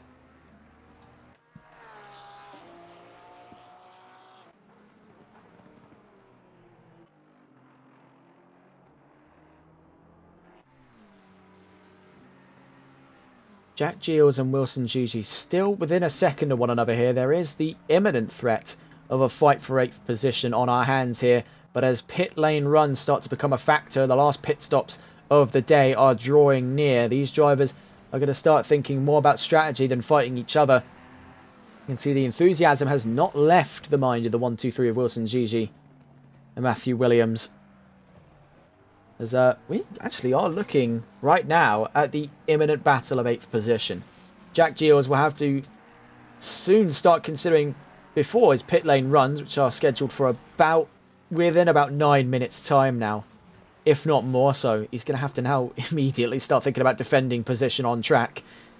It's not easy to make position up in the pit lanes when the pit lane is almost a quarter of the track's overall length. And it is especially not easy when the driver you want to keep behind you is right on your rear bumper, looking to do it before the pit lane. So for Jack Giles, the added pressure is on. The imminent threat of Wilson Gigi in the Fats GT 1-2-3 car. We'll see what the 315 can do then of himself and teammate Freno Radic.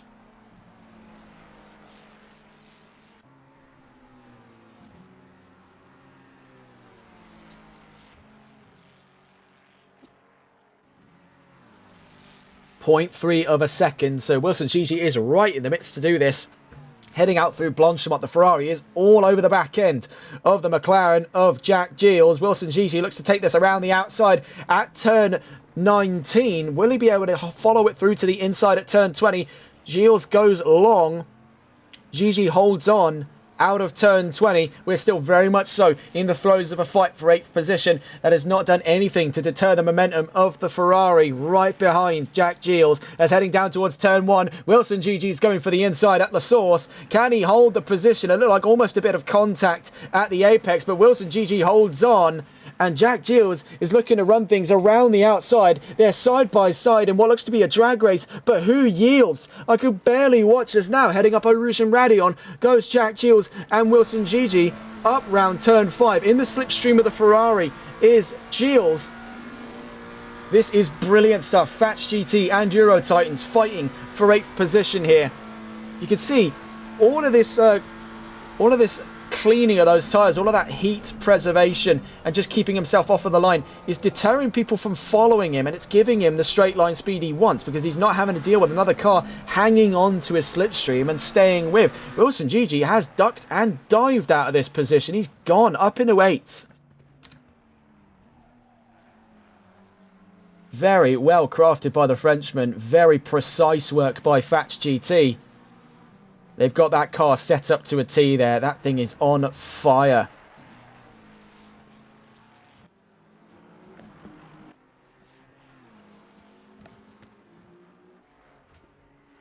As for the fight of P4, which was rumoured towards earlier, that still sits at around 3.5 seconds. No imminent threat of a position change. Same story for Oza v Garona. That's now at 2.5 seconds. So right now, the great unifier for these battles is going to be those last pit stop runs. Robertson is actually catching up to Schwering and could get K1 out of provisional last here from 18th. Heading out of Blanchimont. That's a very wounded Schwering in that Mustang. Looking potentially to run into the pit lanes there. It is not doing hot. You can see there angling itself to the pit lane. So Robertson gains a position up into 17th. Let's see if we can catch back in at the moment. This is the fight between Carlos and Palmer. Marcus Carlos up to 11th. Harry Palmer is still holding on in the 314 Mustang. Has not let go of this position for love nor money. Is still clinging to the margins of what this Ford can do for him. Try as he may though, that gap is starting to open. Marcus Carlos is on the charge to try his dearest to get that car into a top 10. Harry Palmer just narrowly avoids the crash barriers on the exit of Curb Paul Frere. Watch that there. Rocketing out of turn 15.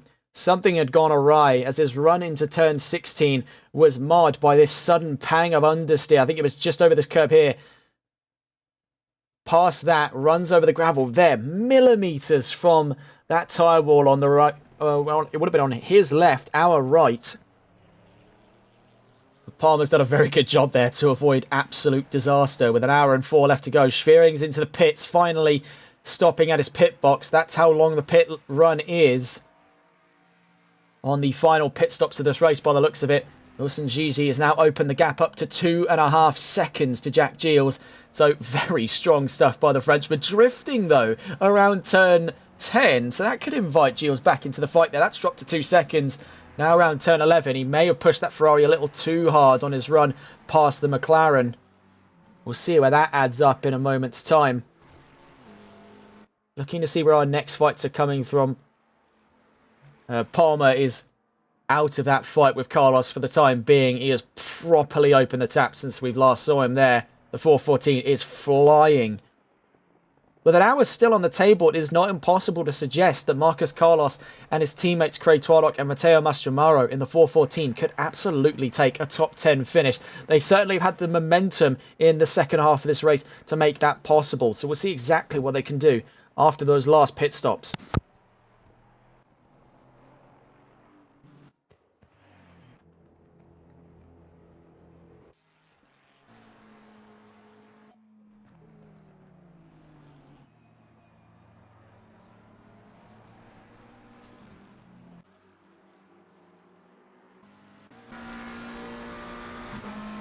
Something to note as well, Oza is closing the gap to Tony Garona. It was sitting at 2.5 seconds last time we observed it. It's at 1.8 at the moment. Could we potentially be seeing the indications of an in-lap from Garona as we round turn 19? He's going to go around turn 20, so he's not going into the pits just yet. Jack Giles, however, is going into the pits in the 315.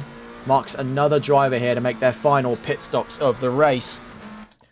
I mean, looking on the overall standings at the moment with 1 hour and 2 left to go, Mickelson's leads, Garona in second, Oza takes the fastest lap now in the number 71 car, Goldman's in fourth, Skeen is in a respectable top 5 position, and furthest up for Euro Titans. Aidan Winchester in 6th position with Letford in 7th, Wilson Gigi in 8th with Jack Giles going into the pits from 9th, will drop to 10th there with the arrival of John Williams. Further down the line, Marcus Carlos in 11th and charging for 10th. Harry Palmer not too far behind in 12th position himself. Tom Breuer in 13th, with Sander Verstecke 14th. Martin Pesti in 15th. James Robertson up to 16th ahead of Jan Bettentrup and Til Schwerding. It has been a race to forget for NLR Esports at the moment, unless they can really pull something out of the bag here. It has been one to keep out of the history books for them.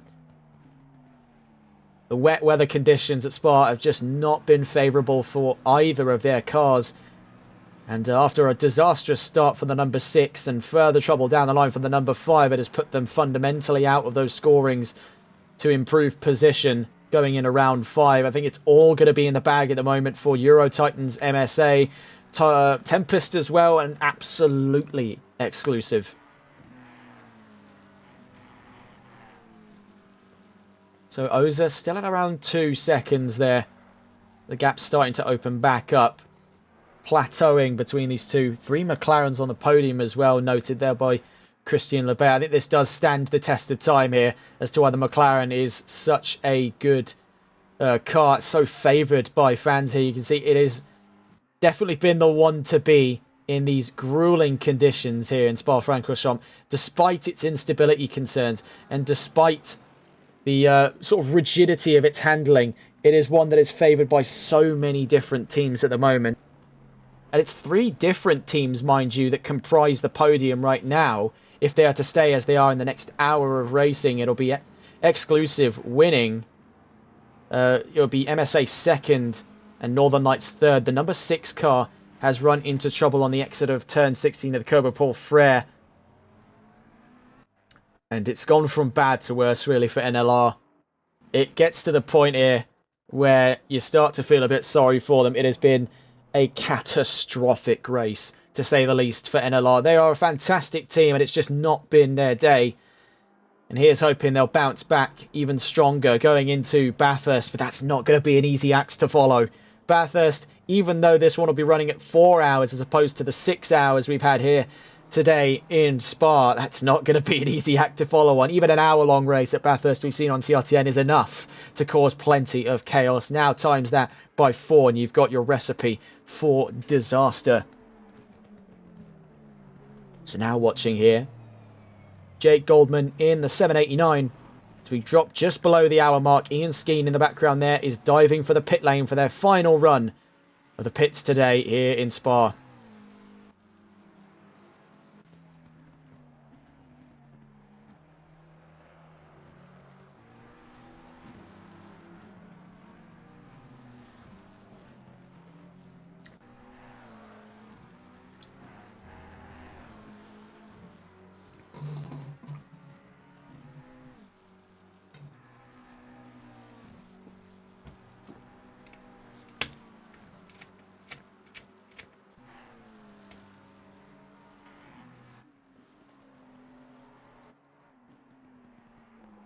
Elmas Mikkelsen's then leading this race by 9.3 seconds. 58.5 minutes left to go. I think there's one more pit stop in the bookings for Mikkelsen's at this time. Same story for Garona as well. And I believe Oza in third. The top 3 still yet to take their final run in the pit lane. The 696, the only car in the pit lane at the time. I believe one more car might be joining them. No, I'm mistaken there. But for a second there, thought that Letford and the number 30 had took a run to the pit lanes. We'll see what Mikkelsen's does then on turn 19. No dice then for a pit lane run. 58 minutes left to go here at the circuit de Spa-Francorchamps. It has been a brilliant, brilliant race today, and still plenty more on the horizon here. But first and foremost, the final pit stops need to be played before we see that checkered flag.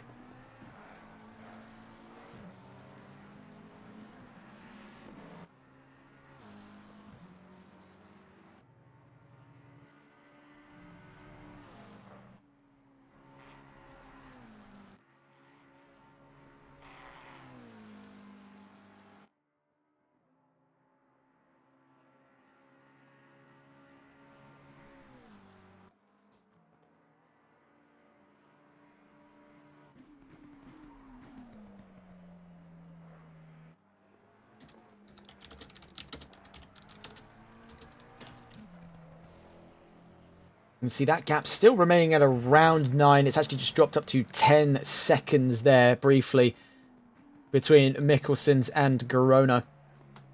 Current prediction for the pit lane runs, of course, Mikkelson's will swap to Nat Bennett, most likely, unless Mikkelson's chooses to double stint for the checkered flag, and Garona's more likely than not to swap for Killing Koglu for the final stint. Oza likely to swap for Jussi Viralainen for those final runs to the checkered flag. Of course, one more pit stop for all three of our podium sitters to play, and 56 minutes in order to do so, with the time quickly dropping off of their stint timers. We heard as well in one of our interviews, it's a 65 minutes, so a 5-minute buffer zone on top of an hour of racing.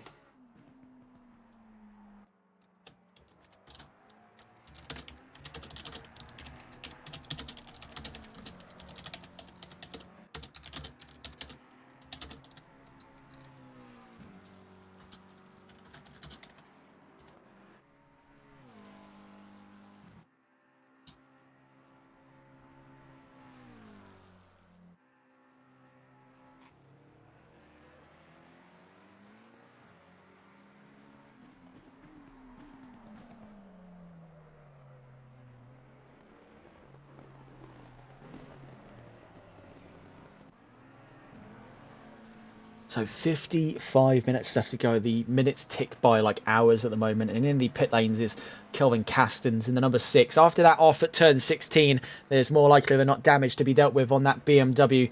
It's all about just getting to the checkered flag now and getting prepped for round 5. It's been one to forget. You can see as well, Skino now joining us in chat. As a matter of fact, we'll try and get a chat out of him for the sort of last hour or so of racing. We can also see Winchester and Letford about 23 seconds apart. It's actually Letford and Schwering we're looking at. Schwering looking to unlap himself from Connor Letford. Let's see if we can go and find the onboard then with the 696. So we try and get a word out of Ian Skeen. You can see that Hayden Puttick has got his hands full trying to get past and unlap himself from Umut Oza. Great job unlapping himself there, but I'm sure Umut Oza is going to be mighty frustrated to have a car in his way. The 696 has got the momentum necessary by the looks of it, and Oza is not happy at all. We'll see exactly where that progresses to. But in the meantime, let's see if we can get a word out of Ian Skeen. One of two to make up the 696 lineup.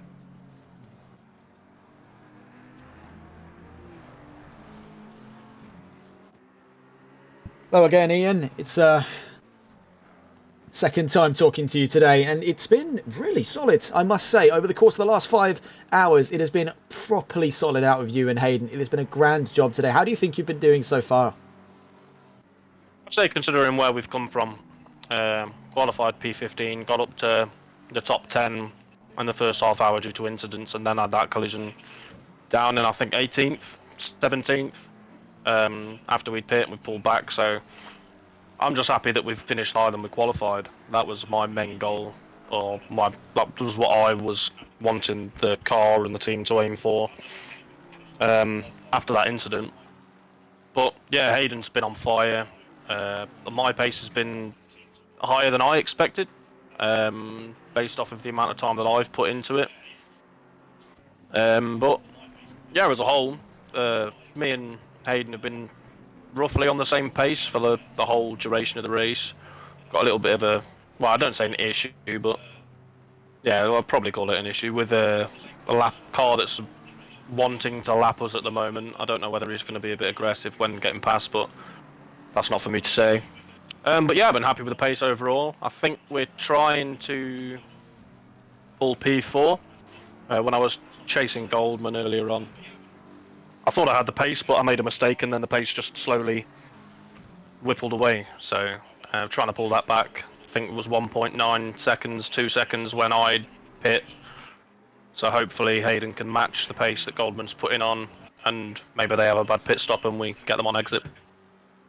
Yeah, it's been a really, really solid race by you guys all race long. There's been a lot of that momentum carried despite your accidents. Like you say, you've done really, really remarkably well. Anything you're taking on board going into Bathurst in the next round in, I think it's March now? Big Bathurst for me is probably one of my top 3, maybe my best track that I have on this, and in this car as well. When I raced in the 12-hour, I think it was a 12-hour with my other teammate Aaron Williams.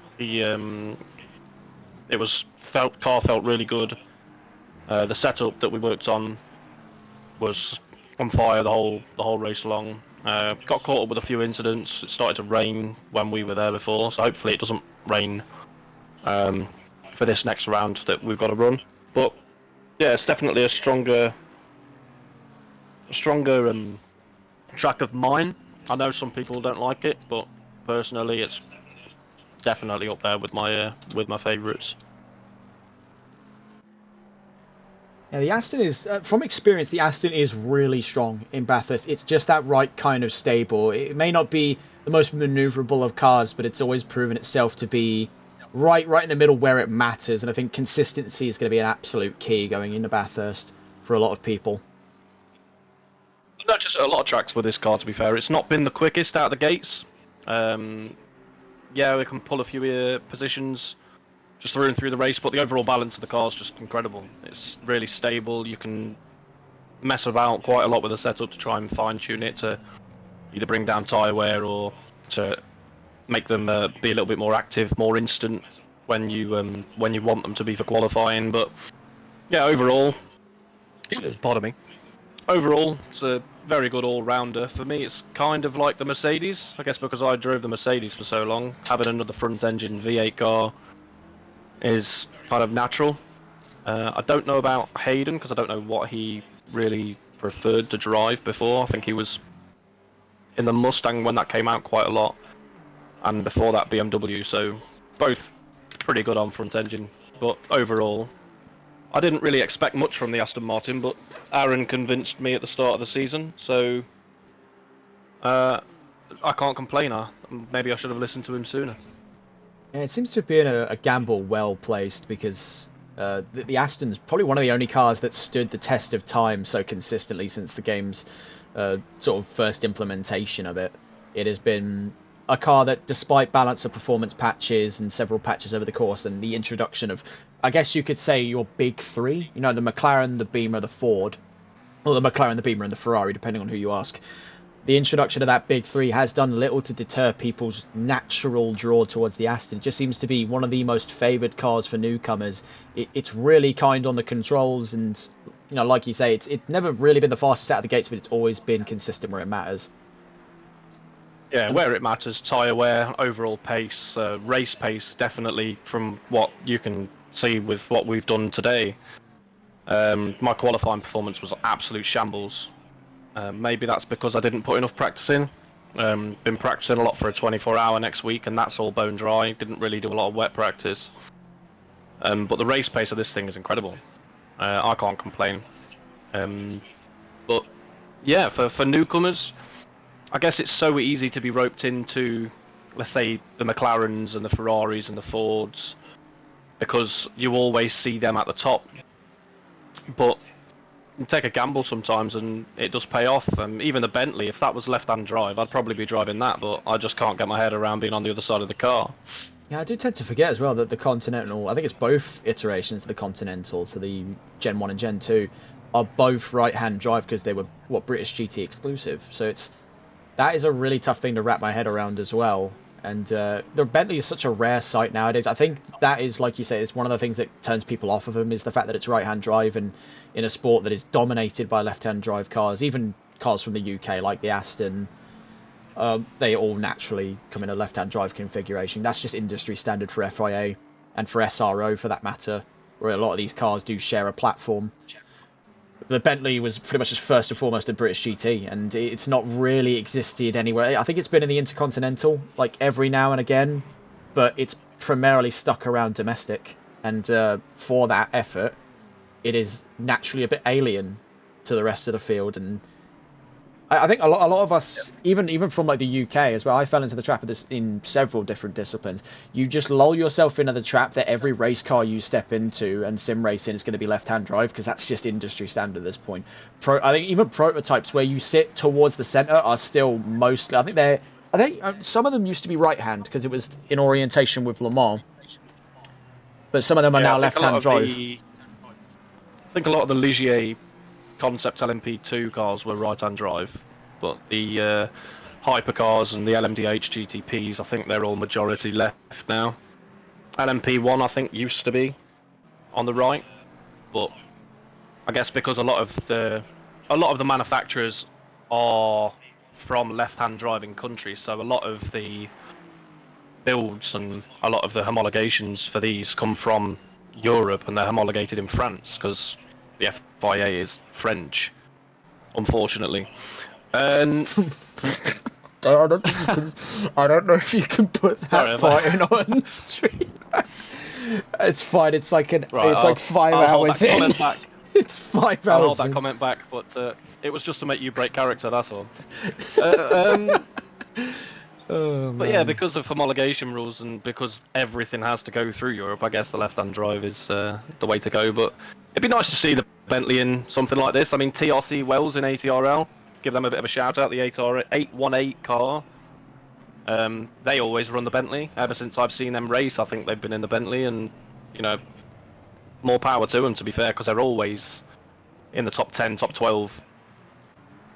As far as they go, I think quite a few times as well. Aidan Winchester, who races for Exclusive, has done a few races in that Bentley as well, and he seems to be pretty on fire with it. So I guess it just depends on preference. I can't get along with it. If I'm forced to drive it, then I will drive it. But you know, balance of performance a little bit far off that car for the pace, and it's not really been updated. As much as say these newer cars. The BMWs had a big update. McLaren's, Ferrari, Aston, with the new Mustang that's come in. Granted, that does need slowing down a little bit, but maybe that's my opinion. And speaking of updates as well, obviously with the introduction of the Vantage Evo that most recently came into British GT and SRO Intercontinental and Le Mans and IMSA and pretty much every walk of GT racing, where the Vantage got that big update with its facelift model and improvements to its handling and aero. With the pretty much almost inevitable addition of the Vantage to ACC, is that going to be something you will immediately gravitate towards, or are you going to approach that with the same air of speculation you had with the Ford? If it feels roughly in the same way as this car does, then yes, we'll probably move towards the Evo version, just as me and Aaron did in 1.8 when the what's it called, the R8 Evo 2 came out, because we were on the R8 Evo 1, and then the Evo 2 was released, so we updated to that, and because it felt more and more the same, or there or thereabouts, it was very easy to adapt to. But if this changed and maybe it did act like the Mustang a bit more, where you have to run higher TC to stop the rear from sliding, and I don't know. We'll see. I'm not holding out a lot of hope for Kunos putting the Evo into the game. To be fair, I think they're going to focus a lot of their resources now on AC Evo. Maybe one last patch, maybe a 2.0 patch will come out, and that'll be the final straw. And hopefully they put in a few new cars. And I'd like to see the old C7 Corvette, the C8 Corvettes, the BMW M4 Evo. That'd be nice to see, because that's running in British GT this season. The new Honda NSX Evo 2, that's running in British GT as well. Yeah, that was one of the most recent additions to British GT as well, the NSX. I saw that news come through, and that is quite remarkable stuff, really, that Honda is still supporting the NSX platform this late on into its life cycle. The Gen 3 came about in... The Gen 3 NSX, I mean, came about in, what, sort of 2015? Thereabouts now? 16, 15, somewhere around there. Yeah. Yeah, it'd be good to see. It'd be nice to see a few more variations of cars in grids like this, to be fair. I was hoping that with the implication of BOP into leagues like this and events like others, like say smaller leagues, when we put, or not when we put, when you guys put BOP into TRL. Was it TRL?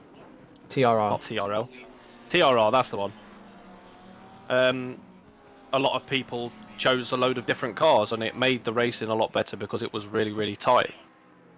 I don't disagree that the BOP for a lot of these leagues does need improving, because you do end up, regardless of BOP, with the same pattern. Maybe that's more a testament to the commitment a lot of these drivers are and how stubborn choice can be often, and they'll just persevere through the downsides of having, you know, maybe 10 to 20 additional kilos per race. But I think, yeah, BOP definitely needs a big change, because if you take a look at it on PC, you're seeing really unorthodox choices by comparison to console. You're seeing Nissan make a reappearance. You're seeing Bentley make reappearances. Honda having a much more present form on PC ACC. So I don't disagree that BOP needs a looking at, but I think a lot of these leagues are not in the position to where they want to make all of these individual packages. I imagine there has to be at least a league out there.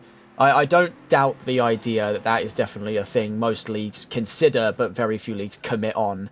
I think the moment one does, you definitely see the variety you seek, and I, for one, am hoping to find that one day, maybe with NLRL, maybe with another league, but there's got to be someone out there that's got the same level of commitment to this idea that you do. Yeah, it'd be nice to see a bit more variation, because a lot of the time you just see McLarens and Ferraris at the top. I mean, if you look at what we've got now, there's 2 Aston Martins in the top 10. 2 Ferraris and the rest are McLarens. It does get a little bit, dare I say, boring. To be fair, that's not a harsh thing to say. I don't think that's a harsh thing to say. I understand where you're coming from in that. I think if people were to take offense to that, that's not really the point you're trying to get across. You're not saying they're boring. You're just saying that the fact that McLaren have such a good car that it is almost universally found in the top 10 is a boring thing, because no other manufacturer really has the advantage anymore. It's a real one-horse race in the sort of car development war that is SRO GT3. McLaren have developed a car so sophisticated, at least when implemented to this game, it has utterly dominated every league it's entered. I have not seen a league where a McLaren has not won at least one race. That is just a testament to how good the 720S Evo was for McLaren. Yeah, it's an incredible platform to work on, I guess. It being, in my opinion, one of the easier cars to drive, or one of the easier cars to drive quickly, or one of the easier cars to get up to pace on. Let's say, like with other cars like the Porsche, where you have to make it rotate on the brakes and you have to use a throttle to get the rear end round because it's so heavy on the back, or the Mercedes because it's so heavy on the front, you have to flick the rear end round on the brakes. And I guess the McLaren, because it's so well balanced in the middle, it makes it a little bit easier. So like I said earlier, people would gravitate towards a car that's a little bit, say, more simple to drive. Not saying that the drivers are simple, obviously. No, of course, I understand totally what you're getting at. Yeah, I understand what you get. They don't want a car that you're going to have to fight in order to get good results out of. And speaking, you mentioned as well Porsche and Mercedes. We're actually watching a battle right now between a Porsche and a Mercedes. Ben Cheeseman and Bense Kiss battling now, Mercedes versus Porsche. And I find as well on this game, the Porsche is much favoured by almost drivers that are trying to get into the more sim racy attitude, you know what I mean? So getting up towards iRacing, where you need to learn cadence braking, you need to learn trail braking. And the Porsche is such a harsh car on its drivers that it teaches these good habits of, you know, conservative braking, of trail braking, of all of these advanced techniques. And I find as well, a lot of the drivers that end up sticking by the Porsche, when they move over to a game like iRacing, they end up doing actually remarkably well, given how big a shift that is. So I don't disagree that people are choosing the McLaren because it's less hassle. I don't necessarily think it's as simple as some other cars. I would make the claim the simplest car to drive from boot up to checkered flag would be an Aston. I gravitated towards that car when I started off, and it was the car with the least hassle, in my opinion. The Aston is a phenomenal platform. But I see what you mean. As long as you can get the setup in the right place, it's amazing. It's an incredible car to drive. It makes it fun.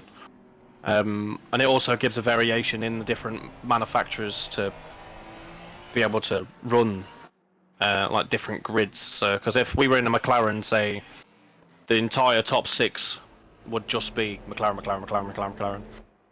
And that'd just be, well, like I said earlier, it'd just be boring for people to watch, because you go, oh, what's winning? Oh, it's a McLaren. And maybe it makes it a little bit of a better spectacle. Maybe it makes it a little bit like, oh, right, there's another car, another manufacturer that's further up the field, and it's nice to see. I guess when I was doing that in the Mercedes in solo championships, when a lot of people weren't going in that, and then you do well in it, and then you see more of them come in. I was hoping that that can happen here as well. So if we do well in a car that isn't the norm, maybe it'll push people to go, oh shit, right, oh, pardon my language.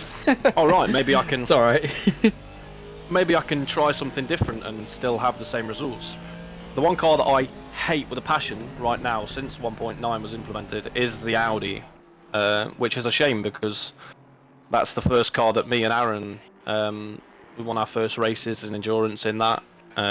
We had most of our success in the early stages in that car, and then we moved to the McLaren before it came into this massive thing that it is now and became the norm. We were up against a million BMWs back when the BMW was the OP, and I think now the case is going to be we're going to be up against quite a few Mustangs as well until that gets possibly patched. I think fifth gear is a little bit too long. Yeah, I feel like that's definitely going to be a status quo if they choose to patch the game. I don't disagree in the idea that this is probably, we're seeing amongst the twilight era for ACC. Now that AC Evo is out, they're obviously going to funnel a lot more resource into looking after that game. It's not had the greatest of starts. Again, it is still in early access, and the game doesn't officially release until September. So there's a lot for Kunos to work with in 2025, and I do agree on the idea that ACC is probably going to be pushed to one side. We'll probably get one, maybe two more updates. There were rumours from data miners that we could see Jeddah get added. Of course, it featured in last year's Intercontinental GT calendar. We could also see the addition of the M4 Evo. Corvette as well was name dropped in some of these data leaks, as well as obviously the rumours of the Aston Martin Evo as well. And I don't doubt we'll probably get one last content update. I think they're saying they could add Sebring as well, which I think is a bit far-fetched, but would love to see it. But yeah, a few more American tracks, yeah. Definitely. I would love to have seen Daytona in this game, but obviously that's a completely different series, and iRacing has an absolute stranglehold on IMSA, so there's no way that they're going to be letting that slide, especially into a game like this that's SRO themed. Yeah, I think the GT World Challenge, or the Fanatec GT World Challenge America, has definitely slipped under the radar for the majority of ACC. Mind you, we've got COTA. Yeah, we've got COTA Indy and what's the other one? Watkins Glen. Two of those tracks are garbage in my opinion, but that's just me. So it'd be nice to see a different American track, and Sebring's probably maybe Road Atlanta or Road America would be the other two. I would like to throw this into the ring. I understand it's obviously not in. I don't think it's in the America series, but it's just a track I would love to have seen in a game like this. It's a track I've got a lot of respect for. VIR. I love that track. It's tough. International, that's pretty good. Yeah, it is a grand old track. I would love to see it in a game like this, but obviously it has to coincide with a lot of that. It's a lot of wishful thinking, but yeah, I don't disagree that some of the American tracks. I wouldn't go as far as to call them garbage, but I can definitely see where a lot of the hate of them comes from. Obviously, I have a bit of a unique perspective compared to you. You know, you drive in these, I commentate in these. I think we've got kind of different thoughts when it comes to, I think a Circuit of the Americas is definitely a big divider. I've described it in previous live streams as a Marmite track. That's absolutely the sentiment going forward. A lot of people love it, but in equal respects, a lot of people don't. And it's not hard to see why. It's a very confusing track in the first and third sector. I think it provides for decent enough racing. I guess in that respect, like me having a love for Bathurst is kind of the same concept, because a lot of people don't like that circuit, but I get along with it really well. So yeah, sometimes you love them, sometimes you hate them, sometimes they work, sometimes they don't. Yeah. Right, well, I'll let you crack on. I won't keep you for much longer. Thank you for coming on. It's been nice having a chat here this late on in the race. We're in the final 30 minutes now, so all power to you. Best of luck to you and Hayden Puttick for the rest of this race, and good luck. Should be good trying to catch the guys on that have come out on slicks on the wet tyres that we're on, but we'll make a good shot of it and see if I can pull up P4. All right, well, all power to you. Best of luck. Cheers, Regan. So that was Ian Skeen. Then we had a grand old chat with. A lot to be discussed there, and a lot I agree with there. Definitely a case where the McLaren has become sort of the the universal choice. And it's not hard to see why. Like you said, it's a platform that, despite being in a mid-engine category and despite being quite lightweight, is, compared to other mid-engine cars, remarkably simple to pick up. And what that means, I think, expanding greater on that point, being easy to pick up doesn't mean that it's, you know, the easy choice. It's easier to pick up, then difficult to master. There's a great degree of customizability in the way that this car can perform, and that's why teams love it so much. The base platform already being competitive is just a bonus. And it's a simple mid-engine platform. It's got some of the best handling in the middle of a corner. And compared to some of the other cars that have definitely had issues over the course of this game, I think Ferrari's definitely been a bit of a crowd splitter when it comes to whether or not you choose their cars. The 488 was incredibly unstable. The 296 remedied some of that, but is not exactly a smooth, silky drive. The McLaren just about hits the right margins of having some of that front engine stability that drivers crave on tracks like this, but whilst having a lot of that maneuverability that's trademark of mid-engine cars like it. You can see in the moment we're on board with Tony Garona in the number 416. The gap 2.7 seconds, 31 minutes left to go then. And we could be in the early makings of a final run for the battle of first position. And I, for one, really do hope that gap closes up. We're looking as well, you'll see Vera Line in 7.6 seconds behind Garona. That gap still equalised at a 2.5 second bracket. We'll see how that picks up in a little while. Having a look around the field to see where our next battles could be coming from here. 1.7 seconds. Whilst we were having a chat there with Ian Skeen, there was this battle between Ben Cheeseman and Bensei Kiss. It was a grand battle between the Mercedes and the Porsche. Two fundamentally different cars there clashing on track. Cheeseman managing to navigate Kiss there for the 15th position of this race.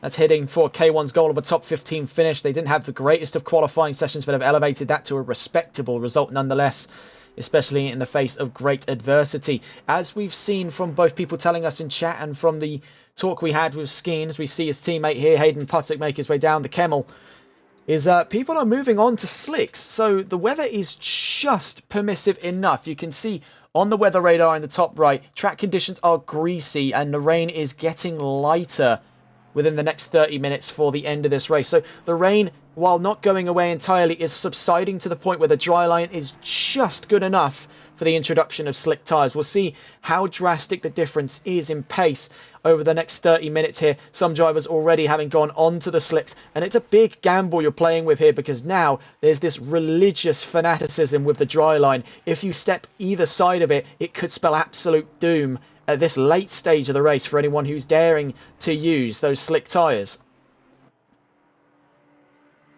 A revolution for the tyre choice, but revolution comes with its adage of risk. These drivers are going to feel the full force of that if they step out of line for even a second on those slick compound tyres. Watching here, this is Jake Goldman. Briefly led the race before he went into the pit lane during our chat with Ian Skeen. And he's 7.8 seconds up the field from the 696 of Hayden Puttock. They said they're going to knuckle down in the next 30 minutes and try their dearest to hunt down a 4th position finish. It's absolutely on the table for this team. They have really pulled through on a grand result with the Aston. And I feel like I could dedicate probably a whole stream to the discussion then of the McLaren and its profound effect on the sort of ACC meta at large. You can see a run from first all the way down to third. McLaren, McLaren, McLaren. It's not these teams' fault that they're choosing a car that is so incredibly overpowered. It may not even be a case, you know what, I'm going to raise my hands up. It may not even be a case where the car is considered quote-unquote overpowered. I think it is genuinely just a case that McLaren has made a proper gem of a car. And it's not hard to see why a lot of people are picking it. We've got Shumi977 in chat saying, if the top drivers chose Honda, it would still be in top. I mean, it's not hard to see that. If you guys watched the VSR Phoenix race, the 7th round of that from Circuit of the Americas, it was a Honda leading that race. It was Hayden Puttock joined in the number 99 NSX and really did put up a solid challenge up against Jess Boris in the McLaren. So proving that point exactly. there are good options on the table, but they're unorthodox, and teams aren't looking for the odd one out. They're looking for what is the most consistently good choice. Because at the end of the day, most privateer teams is where you're going to see eccentric entries from. That's where you're going to see people taking risks. You've got 2 or 3 people that are saying, okay, this is worth the risk. Let's try this out. Let's experiment a little bit with the choice of vehicle. Teams don't have that same mentality. They want good, consistent results, and that's going to naturally draw them towards one of 3 cars. You know, you've got the BMW, the McLaren, and the Ferrari. Or in this case, in this championship, if you want to just correlate it with previous winners, it's actually Ford, McLaren, and Ferrari.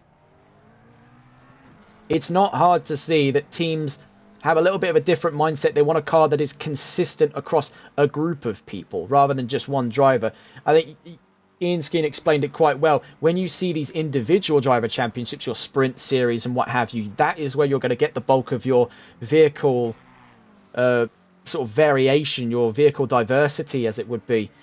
Because that is where drivers can afford the option to experiment, where you want a car that's consistently good across the board on a universal setup between 2, maybe 3, even 4 drivers. You've got pretty obvious picks, and I don't think it's too hard to suggest that's where McLaren comes in. It fills that niche perfectly. Drivers are very hard to pair into one group because naturally everyone drives a car differently, even in a race team. You can try and you can drill the point into their heads they've got to drive a specific way, but at the end of the day, everyone has their own habits. This is what kind of defers teams away from stuff like Porsche. Unless you've got 3 drivers that are all committed on the idea of driving a car like Porsche, which is massively alien to how anything else drives in this game. I think I've only seen 1 or 2 teams ever. I think IGF and Orion Racing are 2 that come to mind. A third, actually, with Paul Ralph. 3 teams that have consistently ran in a Porsche. Because you could get a driver that chooses mid-engine, another driver that chooses front engine, maybe 2 drivers that choose front engine, or 2 drivers that choose mid-engine, 1 who uses front. And you can still stick them in a mid-engine car, like a McLaren. It's so universally good that the drivers won't struggle anywhere near as much. So I totally understand the point. I totally understand the point. But enough about the tirade about McLaren. That's more personal opinion creeping its way into what are supposed to be unopinionated broadcasts. But I think it's always interesting to sort of pick the brains of different drivers and sort of see, you know, what's their real thoughts on this. And I think I could dedicate probably a whole series to interviewing some of these guys. They've got obviously a lot to talk about, and it's really interesting having these chats with them. You get to have this unique sort of perspectives, this diversity of opinion. So this is the race leader then. And there was a crash for the number 711 car. It was up Eau Rouge and Radion. They are moving again, though. That's Bensei Kiss, but you can see there it looks to be, yes, damage. Significant damage on the nose of that Porsche. And it's soon to lose position by an approaching number 6, Kelvin Castens, with NLR Esports is quickly closing in on Bensei Kiss. He's just already forced the car to the side of the track. You can see there's track rod damage. He's having to hold the car at a 90-degree angle for that wheel just to keep the car moving straight. So this is going to be a bit of a solemn bow for the Poor Ralph team. After a pretty solid performance, they're up against adverse odds in the Porsche. Not an easy car to drive, and it's all come apart at the seams in the last 30 minutes. That is sometimes the cruel nature of endurance racing. You can see Til Schwering is going to be gaining a position up to 17th position.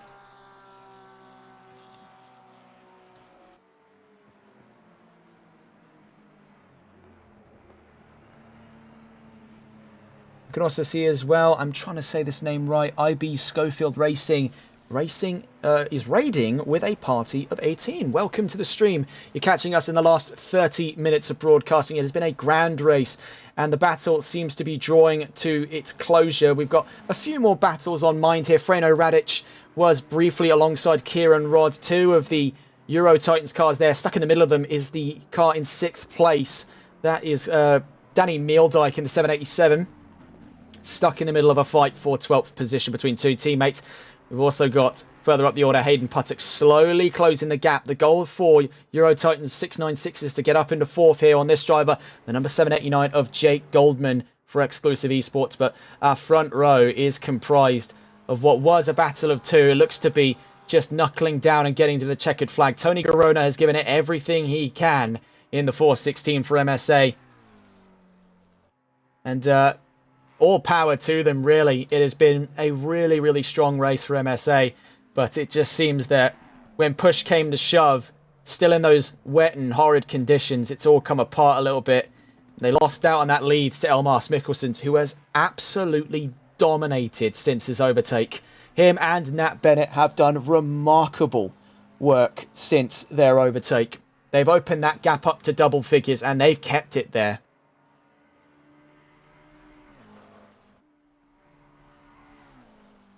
Elmas Mikkelsen's, it has been a brilliant race. Exclusive will be elated if this result carries to the checkered flag.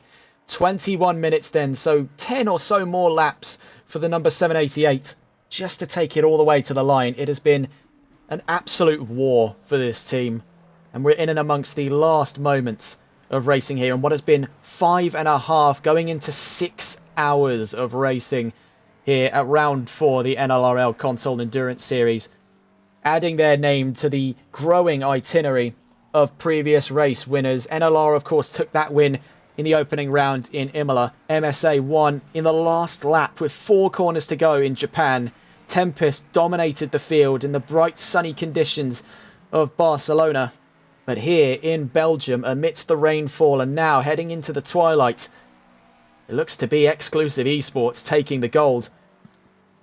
Of course, though, 21 minutes against the clock, and we saw how an entire race back in Japan could be shifted by a single lap. So never say never on ruling out the cars behind him, Tony Garona and Jussi Vuolainen, with MSA Racing and Northern Lights. I would not rule them out until the checkered flag drops.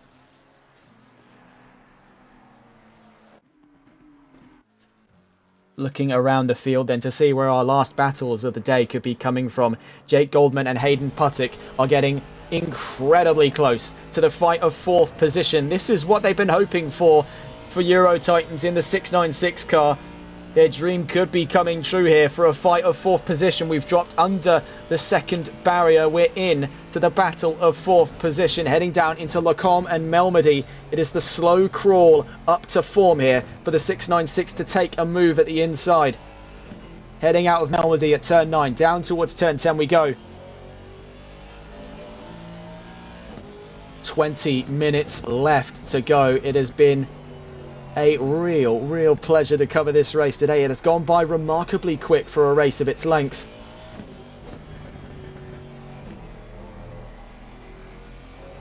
So heading down out of the no-name corner, which has caught so many drivers out over the course of this race, does not catch either of these two out. What can Puttick do now when the conditions are stacked in his favour? He loves a wet race and he loves that Aston Martin. So now put 2 and 2 together and let's see what you can do up against Jake Goldman in the McLaren. Down into Campus Corner we go, and he's just getting ever closer. He's finding more and more time every corner that passes. Goldman is vulnerable as we head down towards Stavolo. Hayden Puttick seems all but assured of a position here as rounding turn 16 down towards Blanchemont out of Courbe Paul Frere. Hayden Puttick is on proper form.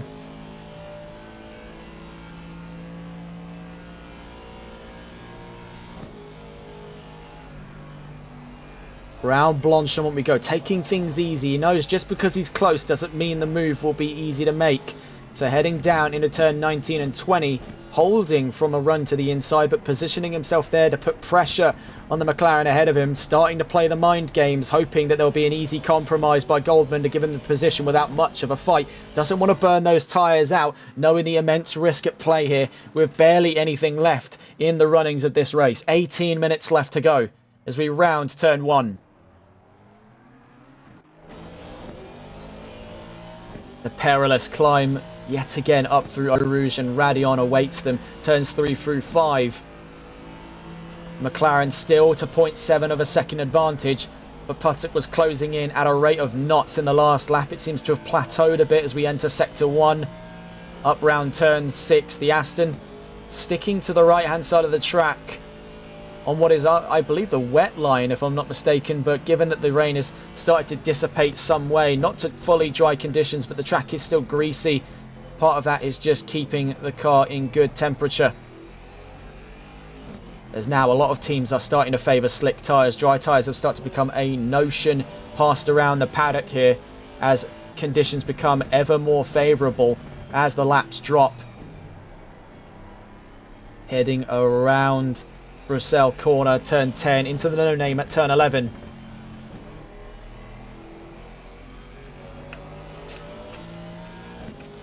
"17 minutes left to go." It just ticks by now. Every minute these two are this close to each other, it feels like a century. Going around Pouillon down towards campus.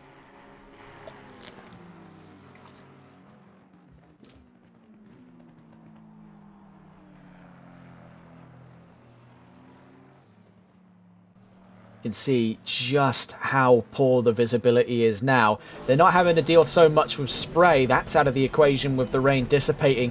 But now they've got absolutely next to no visibility out of what their lights can show them. Oh my goodness! A half spin there by Jake Goldman. Nets Hayden Puttock the position. Let's get a replay on that.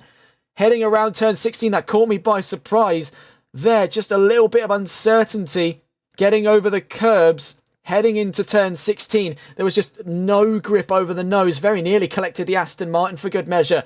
But that is Hayden Puttock up into 4th position. Jake Goldman floundering on those tyres now. Heading around turn 19 and 20. Hayden Puttock has done exactly what him and teammate Ian Skin have set out to do, and that's take 4th position in the 696. They have done a remarkable comeback drive, easily in the votes for driver of the day. Or drivers of the day, I should say, plural. Heading around turn 1. They're starting to open the gap up now. 1.1 seconds out of La Source.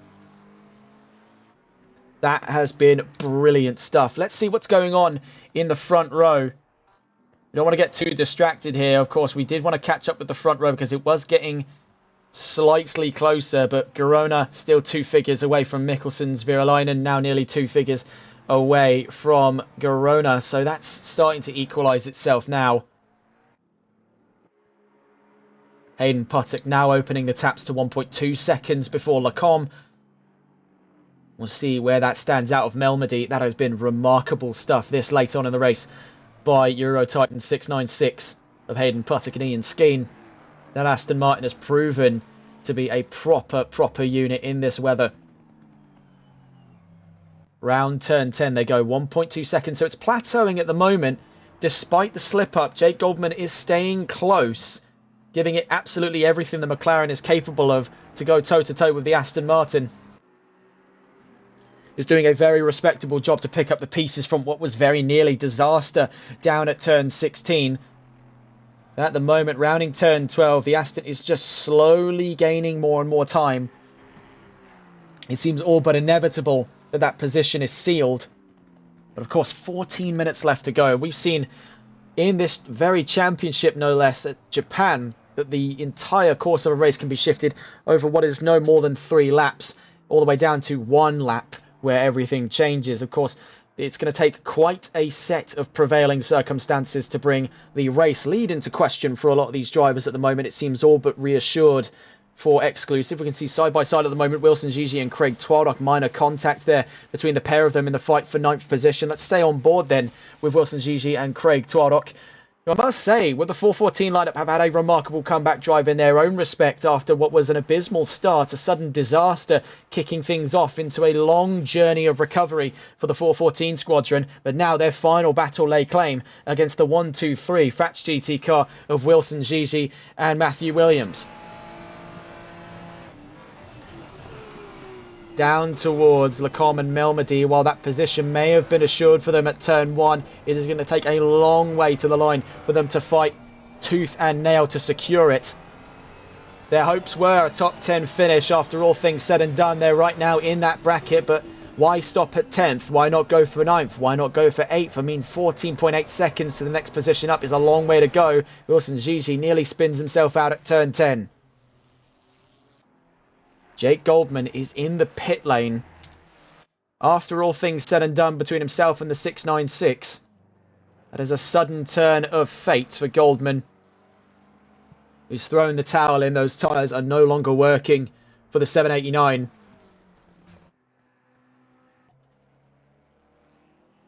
At the moment, nothing really changing there in the top three. Mikkelsen's alongside Kieran Rodd, looking to lap the number 314. There may have been a double rear puncture, so I'm told, on the McLaren of Goldman. So I've been told by the team in the number 696 who were closest to Goldman at the time with that battle. The car was sitting incredibly low at the rear, squatted down, they said in their words, and that could indicate that the tyres had blown. Not entirely sure how they've managed to do that, but considering that the McLaren is in the pit, more likely than not to shift tyres, it is a pretty decent assumption in saying that something had gone catastrophically wrong in the final moments of this race for Jake Goldman. The McLaren was just all out of shape in its fight against the Aston Martin, and once the Aston got past, the McLaren threw everything against the wall to keep pace, and I think that might be where that straw broke the camel's back. As because of that run into the pit lane, it is possible. Someone in chat suggesting that it's not. It is. It's just very difficult. There was an update. I think some veteran players for ACC might remember. There was an update that came out probably about a year and a half ago, where it became like incredibly common to get a puncture for whatever reason. Then they patched it out about a month later. It was a really strange time. You could go up through, best example of this, I tried going up through the Schumacher S's in a 296. You go up through there and it just blows the rear right. It was a really weird time to play the game. It is possible, but incredibly rare, especially with how preventative a lot of these pit lane strategies are. The fact that we've got drivers coming in and taking advantage of getting an extra set of tyres after about 65 or so minutes of racing every which way. It's very hard to see a team run a tyre to failure, but it's not impossible to suggest that one team definitely has. Goldman did seem to have floundered for pace for quite some time, and that's what brought the possibility of fourth position even into question for the 696, and it seems that now we finally know the answer as to why. It was a combination not only of great second half of the race pace by the 696, it was also the fact that they had suspicions to believe that car was running a long strategy after only swapping on the tyres once or twice over the course of a 6-hour race, and were running that set to failure each time. So it's clever thinking. It is clever thinking, and I don't think it's out of the realm of possibility to suggest they were definitely right in the assertion that it was a puncture. A car doesn't just flounder out of pace that quickly after being overtaken unless it's really under pressure, and that just doesn't seem like something befitting of Goldman. Having seen his work before, he's not a driver that easily cracks. So there is definitely something amiss with the car. No doubt in my mind there. 9.5, well, just under 9.5 minutes left to go. Hayden Puttock now up to fourth position alongside Ian Skeen. The 696 has done a remarkable job. And there's been a story of two fantastic comeback drives, one from the 414 and another from the 696, such as the beauty that often comes with endurance racing. For as much as there are the opportunities for a race to be destroyed over the course of one mistake of a 6-hour race, there is in equal respects the opportunity for a race to be recovered over the course of the rest of a 6-hour race. And that's where you get to see these brilliant comeback drives, where drivers who we would in most instances accuse being down and out after that incident have come back and proven us absolutely dead to rights wrong. But as many races have there been promoted to excellence, there have also been races that have gone south. You can see at the moment, this is a battle between Twardock and Goldman. Craig Twardock and Jake Goldman on newly reinvigorated tyres going down the Kemmel Straight. This is in the fight for 8th position at the moment. Twardock to the outside, Goldman to the inside. What can Craig Twardock do up against Jake Goldman? This is all in contention for a pivotal top 10 position at the moment. Goldman was to the inside on the run into Lacombe. On the run out, it's Twardock to the inside, then to the outside at Melmedy, looking for a switchback, but no room to give. So on the run down towards turn 10, what can Craig Twardock do here to try and get the leg up on Jake Goldman?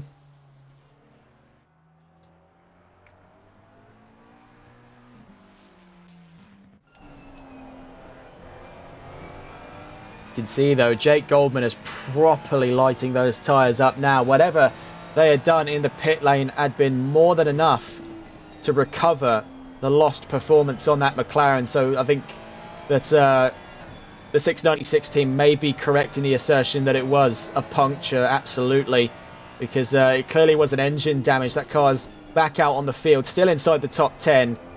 That definitely would have been about a 20-second stop for new tyres. Goldman stays out. He's not swapped for a teammate. This was totally on an emergency, so it must have been, by rule of elimination, a puncture.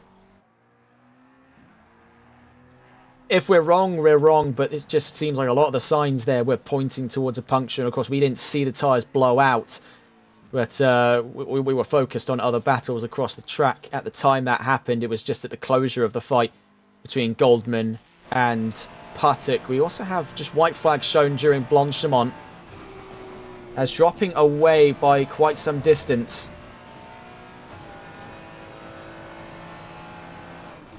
Is Craig Twardock. After being overtaken by Jake Goldman, that gap opens up to a monstrous 4 seconds. So that just shows the progress they had lost on that previous set of tyres, because they've reinvigorated the fight and then some by just absolutely flying away. I think for Craig Twardock, it's just about getting to the line now inside the top 10. That was the goal, given such a poor start to the race. To have come back into a top 10 position is a proper finish to the race that you'd be happy with at the end of the day. Obviously, there's always that thought about what could have been and what should have been. But then you get the mentality of these teams that just knuckle down and get stuff done. And that's exactly what's going on here with the 414. They're going to come across the line, by the looks of it, in 10th, in 9th or 10th position. They're going to be in the top 10 is what matters to them. It'll matter for them quite dearly on points as well. They're obviously going to lose out, by the looks of things, of that championship lead. If we go ahead and take a look at the current standings, this is before points are added for this round. And you can see that gap only really existed by about 6 points between themselves and the XCL number 788. So Exclusive look to be elevating this to, I'd say, in and around a 1, 2, and 4, if I want to make that assertion correctly. It could be a 1, 2, 3 for all I know by the point split, but I know that it's quite narrow between that top 10. Starts off at around, I think, about 60 points, and then goes down in intervals of either 3 or 6. We'll get a full comprehensive understanding of that towards the end of the race. We have 5 minutes, though, left to go in what has been 6 hours near about of brilliant racing today. From all corners of the paddock, it has been brilliant, brilliant stuff. A real sight to behold and a real pleasure to broadcast here on TRTM. Plenty of twists and turns, plenty of drama, plenty of battles, and looks to be at the moment the crowning of a new winner. Makes 4 races now with consecutive new race winners. No one race has been won twice by the same team in this championship so far. And that looks to be the status quo enforced by the arrival very soon of a new race winner, Elmas Mikkelsens and Nat Bennett in the 788. So heading out of turn 9, down towards turn 10 we go. On what is 4 minutes left in this race, you'd be looking at 1.5 more laps thereabouts before that white flag is shown, signifying that next to final lap.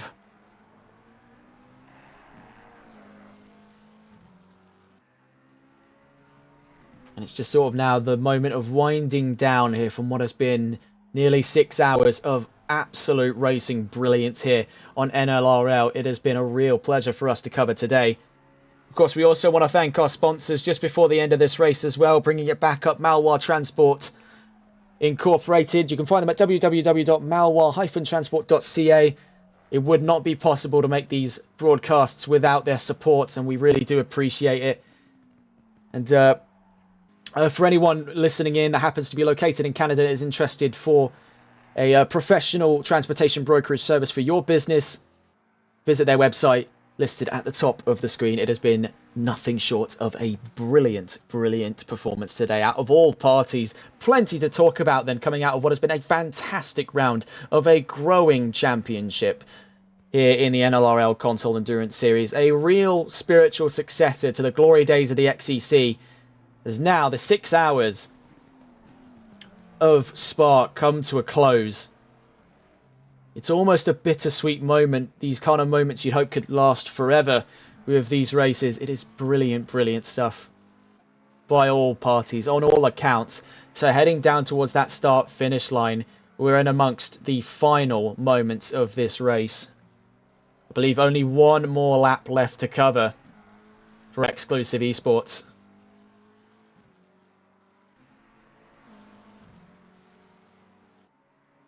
It has been a brilliant race. Make no mistake of that. Let's just quickly see if there are any more battles worth discussing at the moment. Letford and Warner are closing in, but will there be enough time between the Aston and the McLaren to bring it all the way to the checkered flag?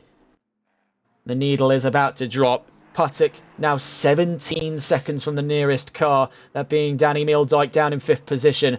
The 696 team have achieved what they thought was the impossible today and defied all odds, bringing that Aston from the lows of outside of the top 10, even out of the top 15 at one point, to 4th position. It has been a grand drive by them. It has been a grand drive by all parties to have taken this from start to finish. They have fought through their own ensemble of battles today, and whether it has been grand or poor results, they can relish in the fact that they have not let Spa conquer them. You can see Craig Twardock did run into some trouble there in 9th position. They're still in the pivotal top 10, which is what matters for them at the moment. It's one more lap toward the line for them. Looking around the paddock, Jussi Virolainen and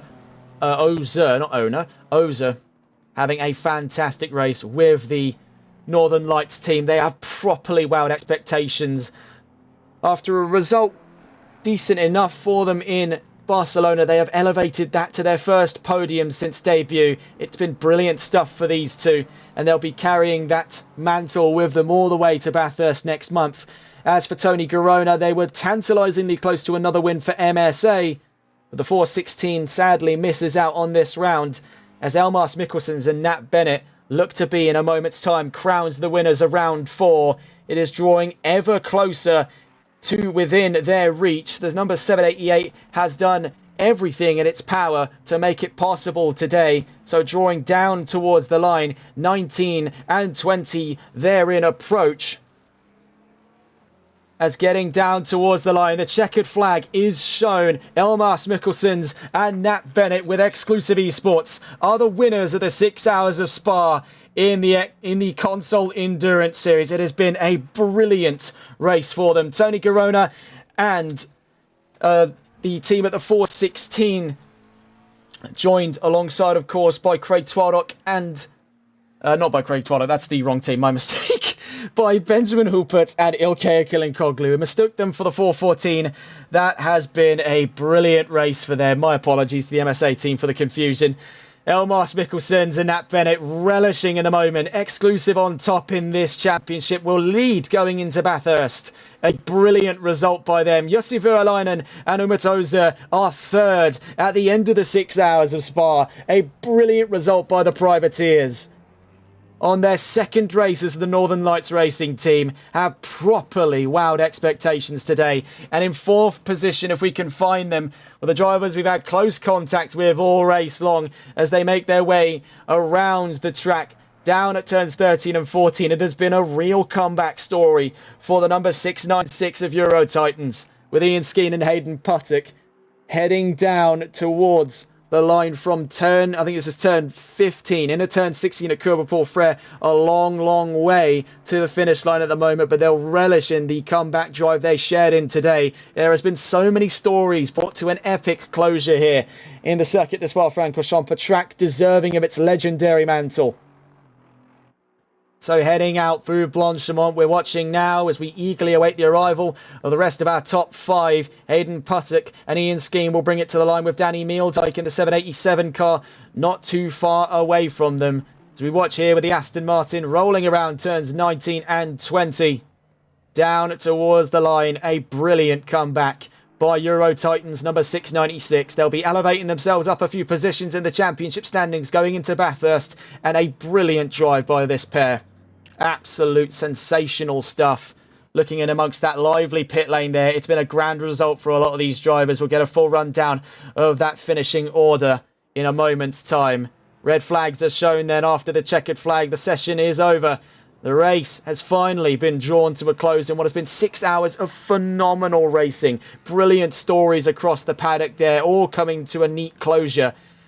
Elmas Mikkelsen's then. Let's get a gander at the finishing result. Elmas Mikkelsen's wins in the 6 hours of Spa alongside teammate Nat Bennett. Tony Garona, Ilkay Killankoglu and Benjamin Hupert are second with the fastest lap, and Jussi Virolainen and Umut Ozer are third. You can see the rest of the running order all the way down to 18th position with 4 DNFs, Nick Mashk, Ben Woodgate, Jack Rainbird and Corey Tidman. So we did contact him in advance to let him know that we'd be trying to get in touch. We're going to see if we can talk with one of the two in the behind the steering wheel of the number 788. We didn't want to try and contact Mikkelsen's in case he was still driving at the time, but we want to try and get in touch with one of the two. Let's see if we can get in touch with Nat Bennett. We'll pass our message, of course, along to both members of the team. Unsure if they'll pick up on the call as well. Sometimes it is a case where when it's our first time contacting some drivers, the notification doesn't actually come through until the call has ended. So it would not be entirely unsurprised if we don't get to hear from Nat Bennett and by proxy his teammate Elmas Mikkelsen's, unless they choose to get in touch in the next couple of minutes, which is quickly drawing in towards the end of what has been a fantastic broadcast today. Sadly, doesn't appear that we've got a word there out of Nat Bennett. We may be able to catch up with them then in Bathurst in March, but it has been a brilliant performance by these two today. Joining the itinerary of race winners. 4 races into this championship. We're approached the halfway mark and 4 completely different winners, 4 different teams.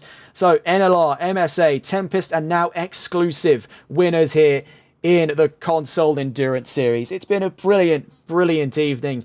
And it's been a real pleasure for us to cover it today here on TRTN. And we thank you so much for joining us today and for all the people who showed out for interviews and all of the drivers who showed out for this race. It has been a brilliant spectacle of racing to behold today. I want to just point out as well that I was mistaken in there not being battles all the way to the line, as Connor Letford and Levi Warner drew things to the checkered flag by, oh my word, look at that there. Twadok Vijiji went down to a line by 9/100ths of a second. Oh my word, my mistake for not being able to cover that. You can understand the fog of war there with just the amount of stuff coming to a closure. I imagine this has been a brilliant, brilliant race for all of the drivers, just as much as it has been for a brilliant spectacle of racing for you at home to watch and for us here on TRTN to broadcast. It has been really quite the flurry of emotions. Really do relish in the moment then for Exclusive Esports.